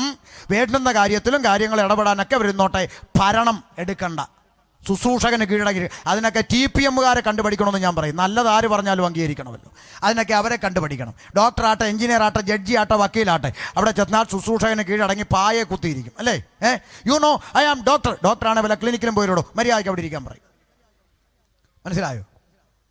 എന്നാളൊരു അച്ചായൻ IPC സഭയെന്ന് കമ്മിറ്റി ആയിട്ട് വഴക്കിട്ട് ഇറങ്ങിയിട്ട് വിളി പറഞ്ഞു, IPC ആയിട്ടുള്ള ബന്ധം ഞാൻ വിട്ടെന്ന് പറഞ്ഞു. നേരെ പോയി എന്ത് ചെയ്തു? TPM കയറി. ഇവിടെ അണ്ണം കളിക്കാൻ ശ്രമിച്ച അവിടുത്തെ ഭാഷ. ഇവിടെ ആരും അണ്ണന്മാർ കളിക്കൊന്നും വേണ്ട. ഇവിടെ ചെരുപ്പ് കുത്തിക്കും, അമ്പാനിക്കും എല്ലാം ഒരു റോളേ ഉള്ളൂ. ഇവിടെ മുഖപക്ഷമൊന്നുമില്ലെന്ന് പറഞ്ഞു. അണ്ണൻ അത് ഇഷ്ടപ്പെട്ടില്ല. ഇയാൾ അണ്ണം കളിക്കാൻ വന്ന IPCയിൽ. പുള്ളി ചാടി TPM ചെന്ന് ആദ്യത്തെ ആഴ്ച തന്നെ ആരാന് കഴിഞ്ഞ മൂപ്പന് 1 ലക്ഷം രൂപ കൊണ്ടങ്ങ് കൊടുത്തു. 1 ലക്ഷം രൂപ കൊണ്ടൊന്നും കൊടുത്തു. സഭയുടെ പ്രവർത്തനങ്ങൾക്കായിട്ടും കൊടുത്തു. പുള്ളി വിചാരിച്ചു അടുത്ത ആഴ്ച പുള്ളിയുടെ പേരെന്ത് ചെയ്യും? അവരവരെ നോട്ടീസിൽ പോലും പേര് വെക്കാത്ത ടീമുകളാണ്. അവർ പേര് പറയുമെന്നും പറഞ്ഞ് പുള്ളി എന്ത് ചെയ്യുക, കാത്തിരിക്കുക. പിറ്റേ ആഴ്ച ഇങ്ങനെ നോക്കിയിരുന്നു. അവരാരും അതിനെക്കുറിച്ച് മിണ്ടിയ പോലും ഇല്ല. പുള്ളി വിചാരിച്ച് മറന്നുപോയായിരിക്കുന്നു. പിറ്റത്തെ ആഴ്ച പുള്ളി ഇങ്ങനെ നോക്കിയിരുന്നു, സാക്ഷ്യം വരെ പറഞ്ഞില്ല, പറയുന്ന രംഗം കണ്ടില്ല. പുള്ളി എഴുന്നേറ്റ് എന്ന് പറഞ്ഞു, കൃപയാൽ എളിയവനും സാധുവുമായ അടിയൻ്റെ കൈകൊണ്ട് 1,00,000 രൂപ കൊടുക്കാൻ ദൈവം എന്ത് ചെയ്തു? എളിയവൻ, അങ്ങനെയൊക്കെയാണല്ലോ പറയുന്നത്. ഇത് കൊടുത്തത് 10 പേര് അറിയാനാ ഈ എളിയവൻ കളിക്കുന്നത്, അല്ലാതെ വേറൊന്നുമില്ല. ആമേ കൊടുത്തു എന്ന് പറഞ്ഞു. ആമേ യോഗം തീർന്നപ്പോൾ മൂപ്പൻ അടുത്ത് വിളിച്ചിട്ട് ഇഞ്ഞ് വരാൻ പറഞ്ഞു. വിളിച്ചു, 1,00,000 രൂപ വെച്ച് കൊടുത്തിട്ട് പറഞ്ഞു വിട്ടോളാൻ പറഞ്ഞു. അപ്പം ചില കാര്യങ്ങളൊക്കെ കണ്ടുപഠിക്കേണ്ടതുണ്ട്, പറയാം. അതുകൊണ്ട് സഭ ഭരിക്കുന്നത് കമ്മിറ്റിയല്ല, ശുശ്രൂഷകന് കീഴടങ്ങിയിരുന്നോണം. മനസ്സിലാകുന്നുണ്ടോ? അവിടെ കുത്തുകൊണ്ടവർ കമ്മിറ്റി കൂടി ഉപദേശിയുടെ കൊങ്ങാക്കി പിടിച്ചെന്നല്ല, പ്രസംഗിച്ചവന്റെ കൊങ്ങാക്കി പിടിച്ചെന്നല്ല. പിന്നെന്താ? അവർ കൊത്തുകൊണ്ടവർ എന്ത് ചെയ്തു? അവർ നിലവിളിച്ചുകൊണ്ട്, സഹോദരന്മാരായ പുരുഷന്മാരെ, ഞങ്ങൾ എന്ത് ചെയ്യേണ്ടു എന്ന് ചോദിച്ചു. പോപ്പ് അവരോട് നിങ്ങൾ മാനസാന്തരപ്പെട്ട് നിങ്ങളുടെ പാപങ്ങളുടെ മോചനത്തിനായി ഓരോരുത്തൻ യേശുക്രിസ്തുവിന്റെ നാമത്തിൽ സ്നാനമേൽപ്പി. അപ്പൊ പോപ്പ് വിളിച്ചു പറഞ്ഞ എന്താ? പെന്തിക്കോസുകാരുടെ പ്രസംഗമൊക്കെ അവിടെ നിൽക്കട്ടെ. പോപ്പ് എന്താ പറഞ്ഞേ? നിങ്ങൾക്ക് പാപമോചനം ലഭിക്കണമെങ്കിൽ ഓരോരുത്തൻ മാനസാന്തരപ്പെട്ട് സ്നാനപ്പെടാൻ പറഞ്ഞു, അല്ലേ? പക്ഷെ അങ്ങനെ അല്ലല്ലോ പറയേണ്ടിയത്. നിങ്ങൾക്ക് പാപമോചനം ലഭിക്കണമെങ്കിൽ നിങ്ങൾ ഓരോരുത്തരും ഞങ്ങളുടെ അടുക്ക വന്ന് കുമ്പസരിപ്പീൻ എന്നല്ലേ പറയേണ്ടത്? അങ്ങനെ അല്ലല്ലോ പറഞ്ഞത്. പാപമോചനം വേണോ, മാനസാന്തരപ്പെട്ട് സ്നാനപ്പെട്ടോളാൻ പറഞ്ഞു. അതാ ഇന്ന് നമ്മൾ ചെയ്തുകൊണ്ടിരിക്കുന്നത്. പോപ്പിനെ അനുസരിക്കുന്ന ഒരു കൂട്ടരുണ്ടേ നമ്മളാ. പിടികിട്ടിയോ? നമ്മൾ പോപ്പ് പറഞ്ഞതിനെ വിട്ടൊന്നും ചെയ്യൂല. പോപ്പ് പഠിപ്പിച്ചതേ നമ്മൾ ചെയ്യുള്ളൂ. പോപ്പ് പറഞ്ഞു, മാനസാന്തരപ്പെട്ട് ഓരോരുത്തൻ സ്നാനപ്പെട്ടോളാൻ പറഞ്ഞു, പാപമോചനത്തിനായി. ആമേൻ. അടുത്ത വാചകം, എന്നാൽ പരിശുദ്ധാത്മാവെന്ന ദാനം ലഭിക്കും. വാഗ്ദത്തം നിങ്ങൾക്കും നിങ്ങളുടെ മക്കൾക്കും നമ്മുടെ ദൈവമായ കർത്താവ് വിളിച്ചു വരുത്തുന്ന ദൂരസ്ഥരായ ഏവർക്കും ഉള്ളതല്ലോ എന്ന് പറഞ്ഞു. മറ്റു പല വാക്കുകളാലും അവൻ സാക്ഷ്യം പറഞ്ഞവരെ പ്രബോധിപ്പിച്ചു. ഈ വക്രതയുള്ള തലമുറയിൽ നിന്ന് രക്ഷിക്കപ്പെടുമെന്ന് പറഞ്ഞു. അവന്റെ വാക്ക് കൈക്കൊണ്ടവർ സ്നാനം വെച്ചു. അന്ന് 3000-ഓളം പേർ അവരോട് ചേർന്നു. അവർ അവൻ അപ്പസ്തോലന്മാരുടെ ഉപദേശം കേട്ടും കൂട്ടായ്മ ആചരിച്ചും അപ്പം നുറുക്കിയും പ്രാർത്ഥന കഴിച്ചും പോന്നു. ആ കൂട്ടത്തെ നോക്കി സ്വർഗം ഒരു പേര് വിളിച്ചു. 47-ാം വാക്യം, കർത്താവ് രക്ഷിക്കപ്പെടുന്നവരെ ദിവസം പ്രതി സഭയോട് ചേർത്തുകൊണ്ടിരുന്നു. മതി, പുസ്തകം അടച്ചേരെ. ആ കൂട്ടത്തെ നോക്കി സ്വർഗം ഒരു പേര് വിളിച്ചു, കർത്താവ് രക്ഷിക്കപ്പെടുന്നവരെ ദിവസം പ്രതി സഭയോട് ചേർത്തുകൊണ്ടിരുന്നു. അതാണ് ഞാൻ എൻ്റെ സഭയെ പണിയും, പാതാള ഗോപുരങ്ങൾ അതിനെ ജയിക്കയില്ലെന്ന് കർത്താവ് കൽപ്പിച്ച സഭ. പത്രോസിന്റെ പ്രസംഗത്തിലൂടെ സ്ഥാപിതമായ സഭ, വീണ്ടെടുക്കപ്പെട്ട കൂട്ടം, രക്ഷിക്കപ്പെട്ടവരുടെ കൂട്ടം, സ്നാനപ്പെട്ടവരുടെ കൂട്ടം, ആത്മനിറ പ്രാപിച്ച കൂട്ടം, ഉപദേശമുള്ള കൂട്ടം, അപ്പം നുറുക്കി പ്രാർത്ഥന കഴിക്കുന്ന കൂട്ടം. ആ കൂട്ടമാണ് സഭ. ആ സഭയെ ചേർക്കുവാനാണ് യേശു വേഗത്തിൽ വെളിപ്പെടാൻ പോകുന്നത്. ആ സഭയ്ക്കാണ് വാക്കിനാലും ലേഖനത്താലും നൽകപ്പെട്ട പ്രമാണം എഴുതിയിരിക്കുന്നത്. ആ പ്രമാണമാണ് ദൈവസഭയ്ക്ക് അഥവാ വിളിക്കപ്പെട്ടവർക്ക് എഴുതിയ ലേഖനങ്ങൾ. ആ ലേഖനത്തിലാണ് മര്യാദയ്ക്ക് ജീവിക്കടാന്നുള്ള ഉപദേശം. പിടികിട്ടിയോ? സ്നാനപ്പെട്ടതിനെ എല്ലാം കൂടെ വലിച്ചു വാരിക്കൊണ്ട് പോകാനാ യേശു വരുന്നതെങ്കിൽ മത്തായി, മർക്കോസ്, ലൂക്കോസ്, യോഹന്നാൻ, അപ്പസ്തോല പ്രവൃത്തി, അടുത്തത് ഒറ്റ പുസ്തകം മതിയായിരുന്നു. ഏത്? വെളിപ്പാട്. കാരണം എന്താ? രക്ഷിക്കപ്പെടാൻ സുവിശേഷം, സ്നാനപ്പെടാൻ അപ്പസ്തോല പ്രവൃത്തി, അത്ഭുതങ്ങളും അടയാളങ്ങളും അതിനകത്തുണ്ട്. ഇനി കർത്താവ് വരും പോകും. പിന്നെന്തിനാ ലേഖനം മുഴുവൻ സംസാരിക്കുന്ന അകത്ത് വന്നവനോട് എന്താ പറയുന്നത്?